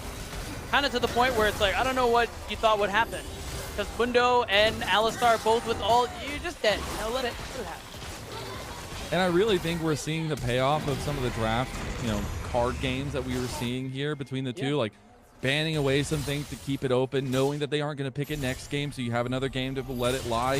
The fact that we have the Vi that made it through all the way for Solid Snake here. Cody on this Azir was a big ticket item in this series as a whole, but then you look over at Convictions comp, you're like, man, they got Yunara. That was like constantly banned against them throughout a lot of their run here, as well as Stunt on this Alistar that had been kind of juggled from both teams being banned through this series. Yeah. So now we're seeing it here. This is the comp that we land on in the final game. It's done. The unbreakable will. His will shall not be broken. Yeah. But they will try to move that play. I think that's important to think of right ahead of the Rift Herald as well. Estral just want control. Yeah. I mean, they have it. Now no unbreakable will means your chances of winning that fight, they go down quite a bit unless you get a really huge pick, which, I mean, not impossible. You can see the pressure that Estral are feeling right now. And it's worth considering too that Perry, he's a level up on Solid Snake, and you can see he's just had such a big focus on farming. He's actually 30 CS up almost. So he has some good stats. Oh, Stunt not having that tankiness, still goes in for the frontline engage. Here comes over the wall, Summit and Co to try to take down this TF Blade Olaf, but it's not going to be enough. Now Viper has extended himself over to the backline, trying to get the perfect execution, but can't do the damage. Can't do it. He goes down. It's going to be the Rift Herald completed for Conviction, but they sacrifice Viper. I mean, not the worst trade, but I think Viper, you are punching the air right now. All he needed was to be allowed to press the R2. And you can see it on his face. He is not happy. At the end of it, though, Herald still worth a lot of value to be gained. Taking down some of those structures and Cody's. Always, you got to be careful about the Yunara can just unleash in the moment, and especially for Ghost, who hasn't reached those stacks, hasn't gotten to the Smolder promised land. It's still going to be difficult to navigate. He is at 146, though, 16 minutes in. He's getting closer and closer.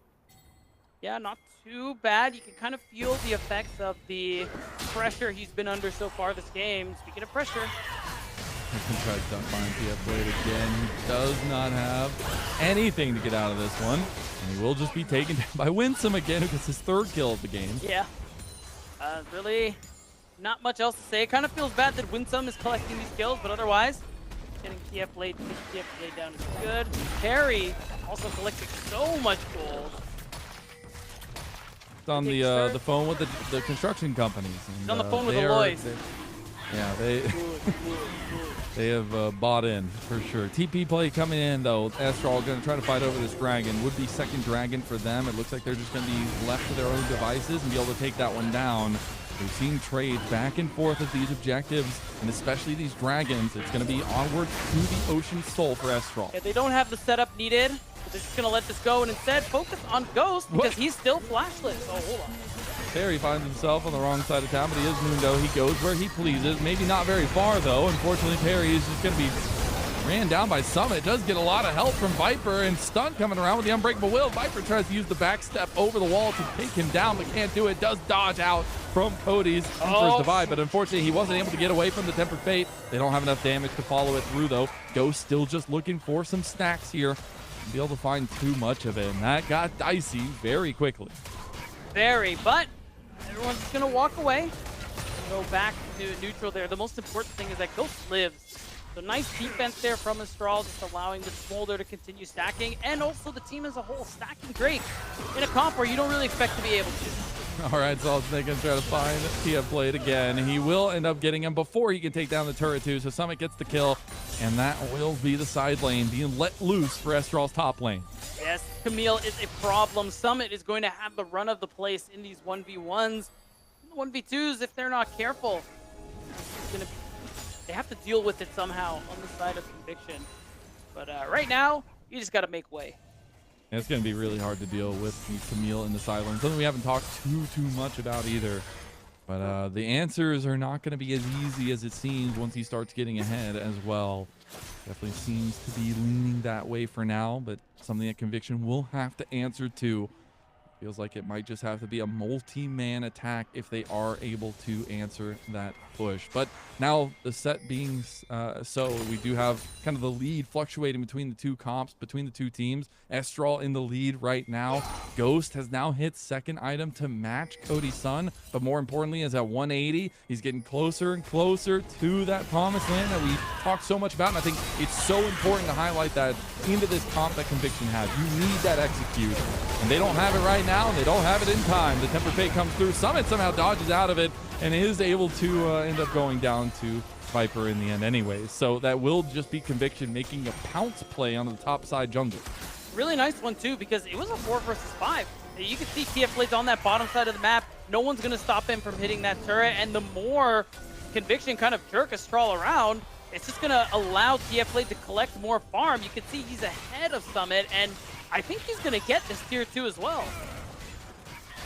Perry is just being a menace, and Stunt takes away the blue buff there. That's pretty funny. That's actually really funny. And Stunt will Jungle div. just be annoying in the Solid Snake's jungle. That is some of the moments that lean out to Conviction that go back to that style of kind of hands checking people. Or trying to, at least, with some of their weird and wacky comps, but now they find themselves 1.5k in the lead, and they are running it straight into an Atacon, but Estral will be there to stop them. And I like this pull. You're not really worried about Estral actually. Oh, it's not good. You're worried about Cody's son? He's just got taken down by Ghost. That is not good. There was a moment where Conviction could pull Estral around, but now losing their 80 carry means this Thornbound Otacon has just collected. No response to be had. The TP is about the fight afterward.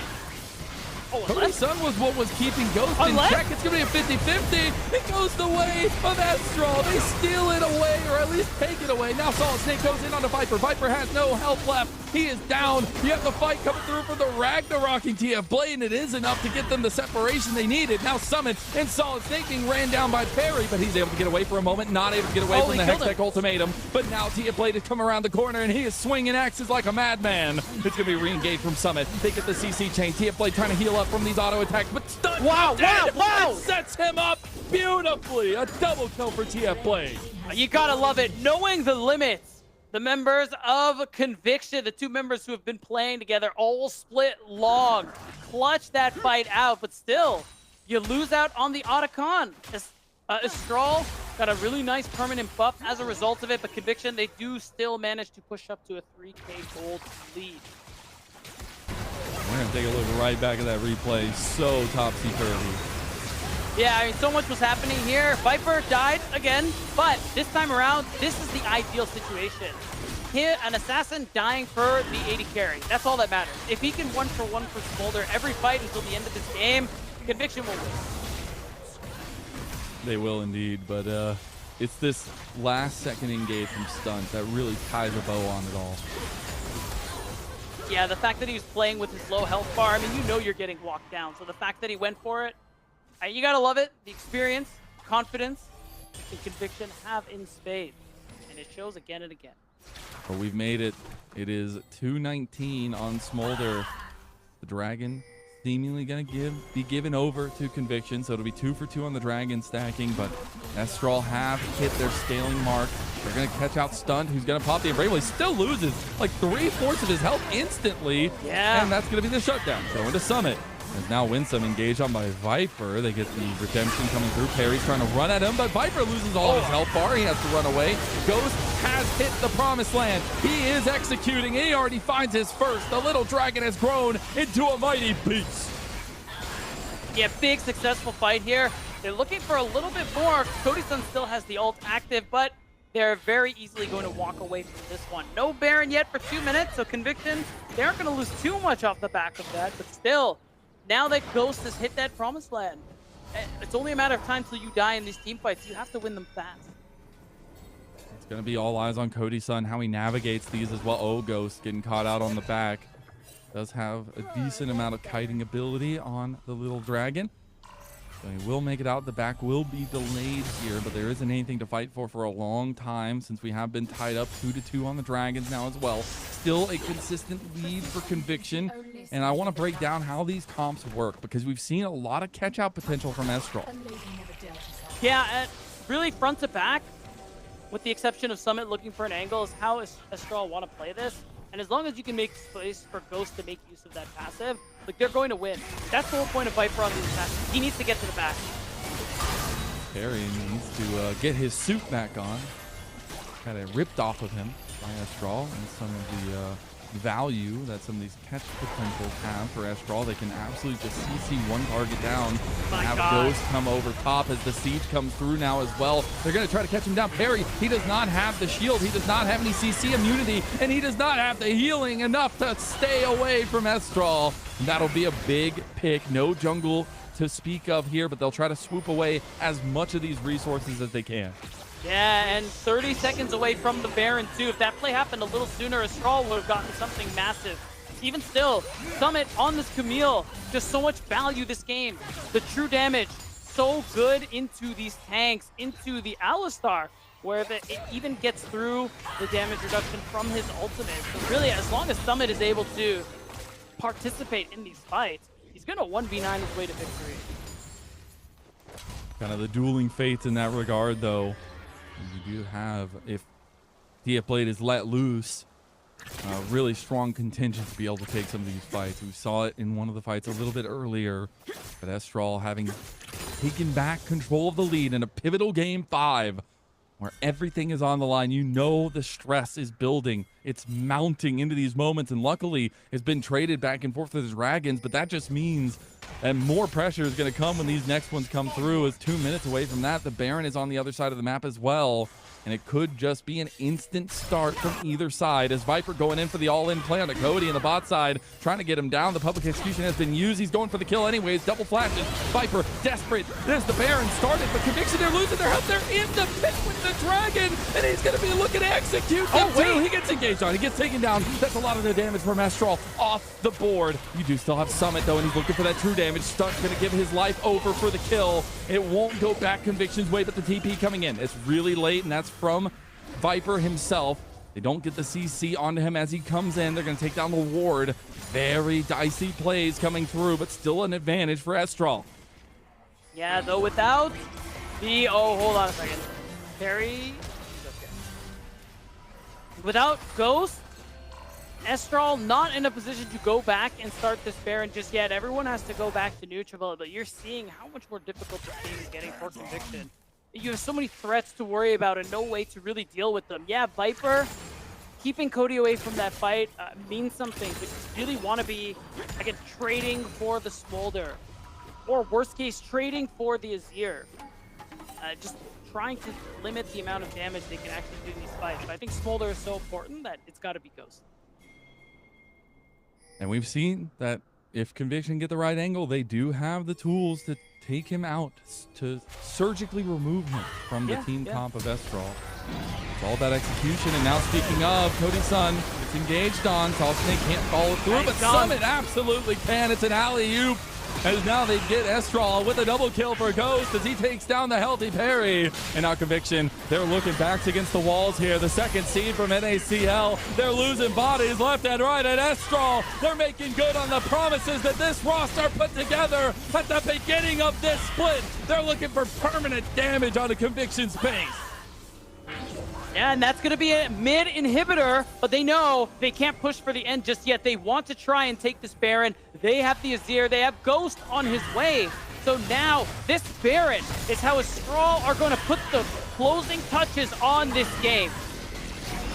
And a team that had so many doubts behind them after losing twice to SDM, wondering what the hell happened. Even the owner of Estral saying, where was the want to to win. Well, it's point and present today, Beatdown.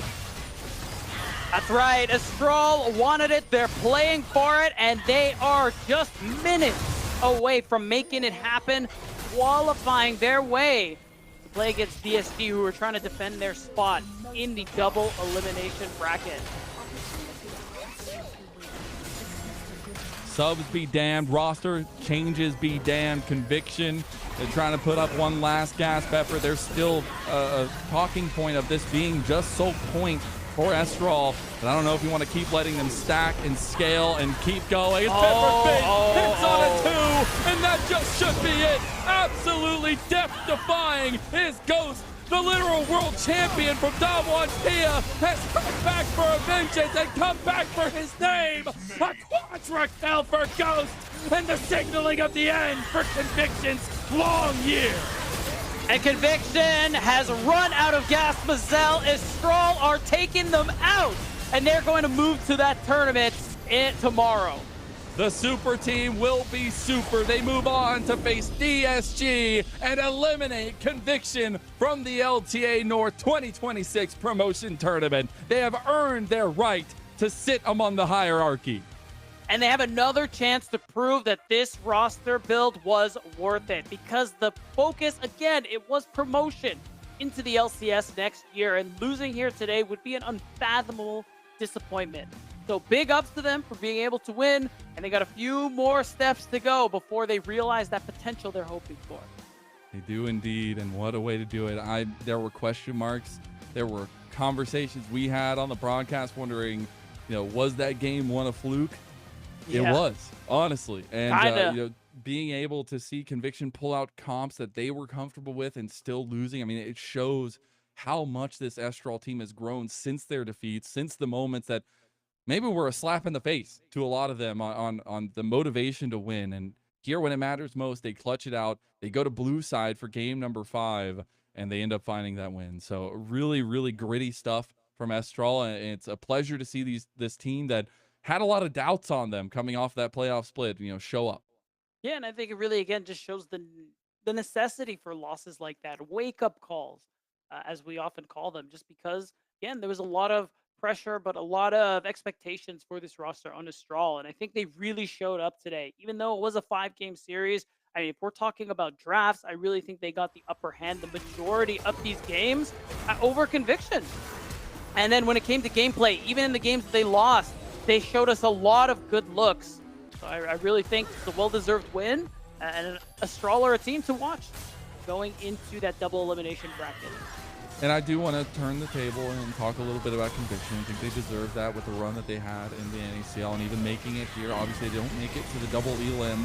This is a team that dealt with a lot of adversity. We'll just say that. And having this roster change at the last moment, having to figure out what they were going to do when they were so confident moving the pieces they did have around the map, right? That was a key ticket to how they won games, to how they won series in their run in the playoffs. And I don't feel like they were as confident to do that today with some of the roster changes. And Cody Sun had an incredible performance. I think across the board, he had some insane games. Yes, there were some big catches, some big oopsies in the key moments, but overall a great series from him. But you wonder what would have been like with this Conviction at full strength at least, and what they would have been able to bring. They still were able to go all 5 games. I think that's big props to a team that has stated all split long that their primary focus is streaming, and they were still able to push the message. Yeah, still, all things considered, a pretty good year for Conviction and what they were able to accomplish both competitively and personally. So now, even though the year's done, they can look back fondly, and we'll see if they are going to be playing with us next split there in the NACL. But as for Astral, I mean, they buy themselves another life here in this tournament. They're going to play against the Skies, the very team who wants to keep their spot in the LCS next year. They are indeed, and that's, out of the frying pan and into the fire, at least. You're going straight into one of the top contenders of this tournament to earn their spot back. But some of these team plays, honestly, like the drafts have consistently been good. Even when you look back into their playoff run, I think a lot of the drafts were still good. That's what the owner highlighted so much. But the togetherness on how these comps worked, how they executed, really relying on, maybe it's not some of the bigger names, right? Like you're looking at Solid Snake and Cody today having some incredible games in the series. Yeah. And kind of pulling themselves up by the bootstraps. Like it's one thing to get the draft and have it work right on the base level, but the fact we saw it a lot of the time so cleanly was the big sticking point for me. The execution, the gameplay, really important factor, of course, in Astral, excuse me, while struggling with that in playoffs, especially in that finals against SDM. They really brought it together today against Conviction Esports.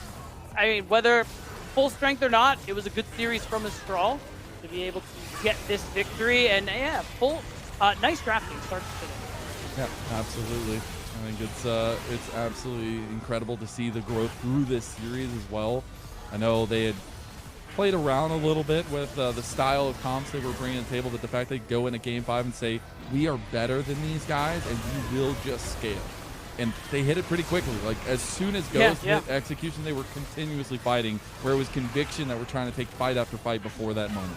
Yeah, and it was also Summit, who I think was a really big player in this series that I don't think we really talked about enough today, where a lot of his picks, where his team set him up for success, he managed to have massive value. Even on champs, when we think about the Jace during the game where they played Nocturne Nico, he had a really good performance there too. Of course, here where they put him on something like the Camille, he's able to clutch up big time. He had a great performance on the Scion in Game 2 as well, where I think just it's been a really good series for me. And it was multiple big series from a lot of the key pieces that make this team a super team. You can talk about Ghost as many times as you want. I think he deserves it. He didn't play Jin, but he still stole our heart with the Smolder. But again, I think some of the performances from Winsome and Summit definitely deserve some talking points here. But it was the most back and forth game of the series, and rightfully so for a fifth game, but still only 29 minutes for a scaling comp like Estral to win the game. Yeah, and I'm pretty sure every game this series has been sub 30 minutes. Which really just is something we don't see very often over in the NACL. So it was a really great series there from both of those teams. Congrats again to Astral, who are moving forward. And goodbye to Conviction Esports. It was a good split. And we'll see you next year, probably. You never know. Keep it open-ended, at least. Yeah, hopefully. It can't be said enough, how much respect needs to go to all these players on the side of Conviction. They absolutely deserve some more looks, some more eyes opening towards them. Even Evolved, who isn't here today, definitely deserves some more looks moving forward here. But Estral deserve all the attention after this incredible start to their tournament. And they can use this momentum super heavily because they were just a better team today. And I think that's a big confidence booster. It must be. Just kind of remind themselves, like, oh yeah, we can win.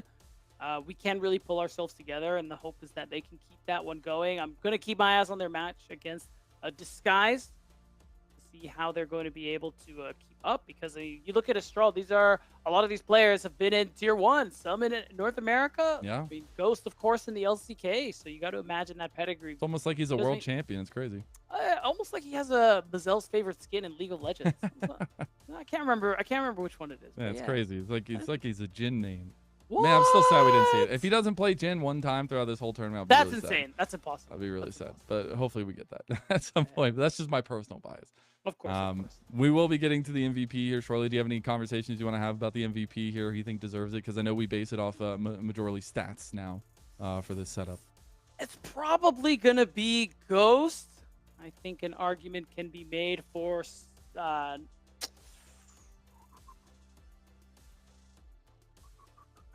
I think I would vote for Cody, personally. I think Cody had just a disgustingly great series. I think he deserves more praise. He earned my MVP after the Galio game. I'm not gonna lie. That was game number 1. And that was game 1. So, yeah. For me, it was the game after that where I was like, oh. For me, the Cassiopeia game where he just kind of walked nuts. Everyone. Like for me, it's just the fact that among these big stars, among a lot of the reason why you can love and hate Astral in terms of what they bring to the roster, it's these developing players. Like Solid Snake was literally coaching for Isurus, right? And I think it's so cool to see some of the budding stars, some of the development really come through alongside some major heavy hitters across. Even Winsome growing a lot himself in his transfer down there, but we'll see who exactly gets it. It would be so sweet to see some of the deserving players get their call outs here. It will end up being Ghost. He had a absolutely insane performance throughout the day. He did. Again, He it's did. almost like he has some of the biggest accolades you can possibly have in League of Legends, but Nah. he is why this team and a lot of the other pieces they brought in, why they have such high expectations for themselves. Yeah. I mean, a player like this being eliminated from this tournament so early would have been nothing short of a tragedy. And, he did his part and then some to make sure that that wasn't going to be the case here for Astral. Of course, he's going to have to do a little bit more. He wants to fight his way towards the LCS, but this is the start. It is the start, and what a start it is. 37, 14, and 36. Not too shabby to start off the tournament here. No, A best sir. of five that win the distance for sure, and Ghost earns the MVP. And off the back of some really good combinations with Winsome. I think this is like one of my new favorite combinations, at least that we're seeing in the tournament, Yeah. and something to definitely keep an eye on moving forward. Yeah, absolutely. I think they were pairing up really nicely. I'm glad you brought up Wilson too, Winsome, excuse me, as well. Just the I think that it was just nice that he's improved so much since we last saw him on Yeah. Cincinnati Fair. Well, I do believe we have our interview ready. I think I heard correctly. It is Summit that's going to be joining us. So we're going to bid adieu to Beatdown. It's just going to be me and him. Summit, my friend, you made it. You're in the double elim tournament. It was a very back and forth best of five. Do you have any initial takeaways from that and your Camille game in game 5 popping off? Hello. I was really nervous because we almost lose, but important thing is that last moment is play good, everyone. So yeah, I like it. everything good. Everything's good. Thumbs Yeah, up is all everything's good. good. Yes. I got to ask you then, what changed between your losses to SDM and now in the promotion tournament? Did you guys have a big talk, a big grouping? Did you figure out your issues? Yes, before final against STM, we play individual, like play more lighting page, but now different thing is more focused team play, and we promise and do this. It was very evident. You guys were on the same page for a lot of it. Got to ask you in your competition with TF Blade, he's somebody that likes to play around with the meta a little bit. Did you feel any pressure in your champion pool at all today, or did everything kind of go the way you expected? Uh, I told my coach, Riven don't need ban, never. But coach said Riven should ban. So yeah, template he has really good mechanics and has really special pick. But Easy today peasy. I win. Yeah. Yeah, there you Yeah. go. That's all that matters in the end. So Yeah. I got to ask you, you're going to be going on to face DSG now in a couple days. Do you guys have any, moments that you're going to cherish this kind of entrance into the tournament, or is it all eyes on DSG? They are really strong team, as I know, as far as I know. So we need to practicing hard, keep, and we will win. Yeah. I like it. Summit, I want to give you one last moment. Give any Sure. shout outs, anybody you want to talk about before we let you go. Shout out to. Sorry, one more say. Anybody you want to talk about, anybody you want to say thank you to, or anybody Mm, you want to shout out. thank you to Star fans. Keep cheering for us. We will win this tournament because we will win this promotion. Yeah. I Let's like win. it. Let's win. All right. Estral coming away with the big words and coming through with a big win here. Congratulations, Summit, and we'll see you in the double elim part of the tournament. Thank you. All righty. I'm going to go ahead and bring back Beatdown with me to cover over the rest of the night and finish us out here. Beatdown, any thoughts on the words shared by Summit? I really like that he said, "Well, I won anyways." With talking That's about right. TF Blade. Yeah, absolutely. You Based. got to have that confidence. Based. Absolutely based. The Camille game 5, chef's kiss, man. Chef's kiss. Yeah. Some good stuff. But and that's our bracket. now. hmm I mean, all So casters it's- are the same, man. We just thought about the same phrase immediately. We're all the same person. That's what it really is. I So we know, have our it's- bracket set. Conviction are done. Estral move forward into the double elim. Next up on the docket will be tomorrow, Luminosity Gaming taking on STM Tigres, which very important matchup for the state Yeah. of things in this tournament. And then the following day, we will see Disguise taking on Estral Esports after their win.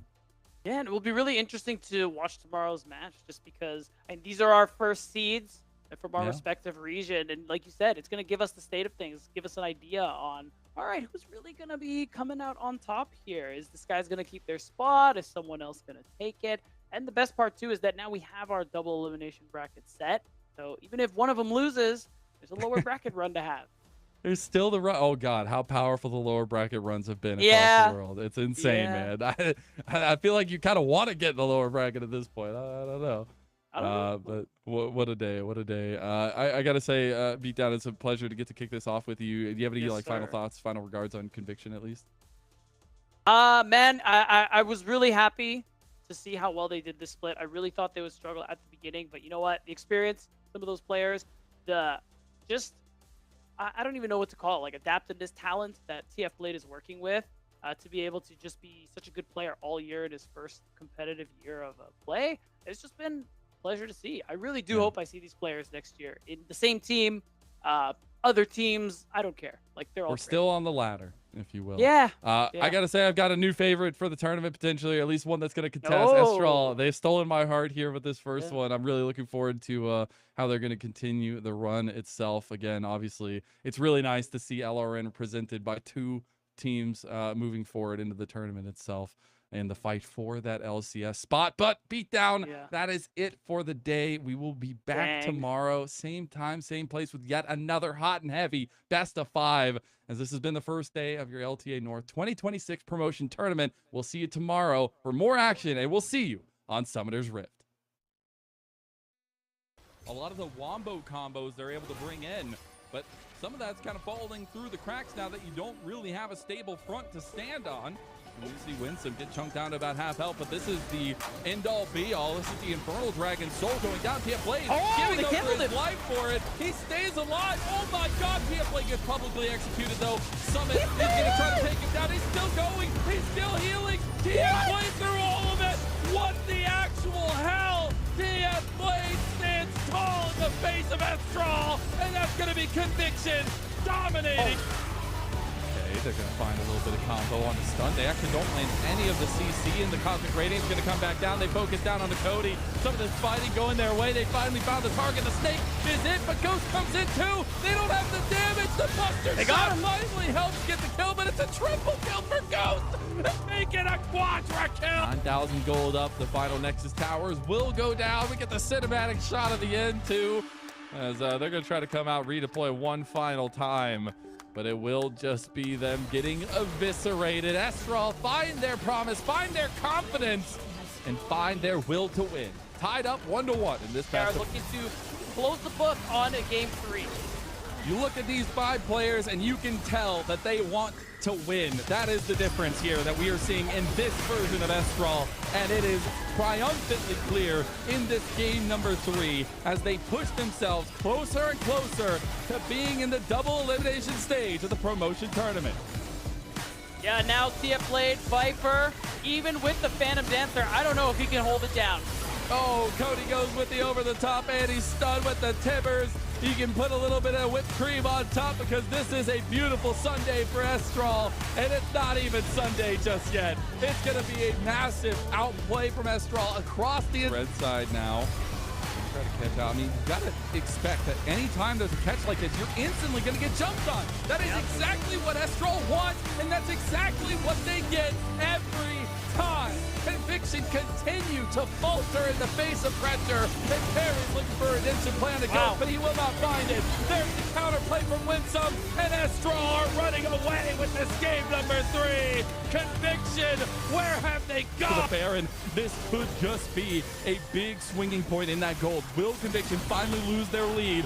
And Estral gonna force the issues here. 3,000 down. Vanguard comes through and taken by Cody's son. He steps up the sub, coming in for Conviction. But is it enough? They just delay the inevitable. They will lose Perry, and Ghost goes godlike And they on walk his it out. Ezreal. Okay. Oh, they're trying to catch down Cody's son. I don't know if they have enough damage here. Nobody was here to follow up. Ghost is just trying to pop shots, but he's not doing much. Crew Copper Run comes across Cody, looking for the Vanguard dead. They kick down Stunt. No, they don't get him in the end. Summit tries to step up, but look at all the shielding coming through. If only Ghost can hit him. He steps forward. He might just die. No, he doesn't go down in the end. Now Viper has found the flank. Viper, maybe the saving grace. He's been changed. He's been moved. He takes one down, gets the reset on the World Ender. It's all about the reset, and it's Viper booking the ticket for conviction, and they take Astral down a peg. It looks like they might be able to go for the end, and after all that drop.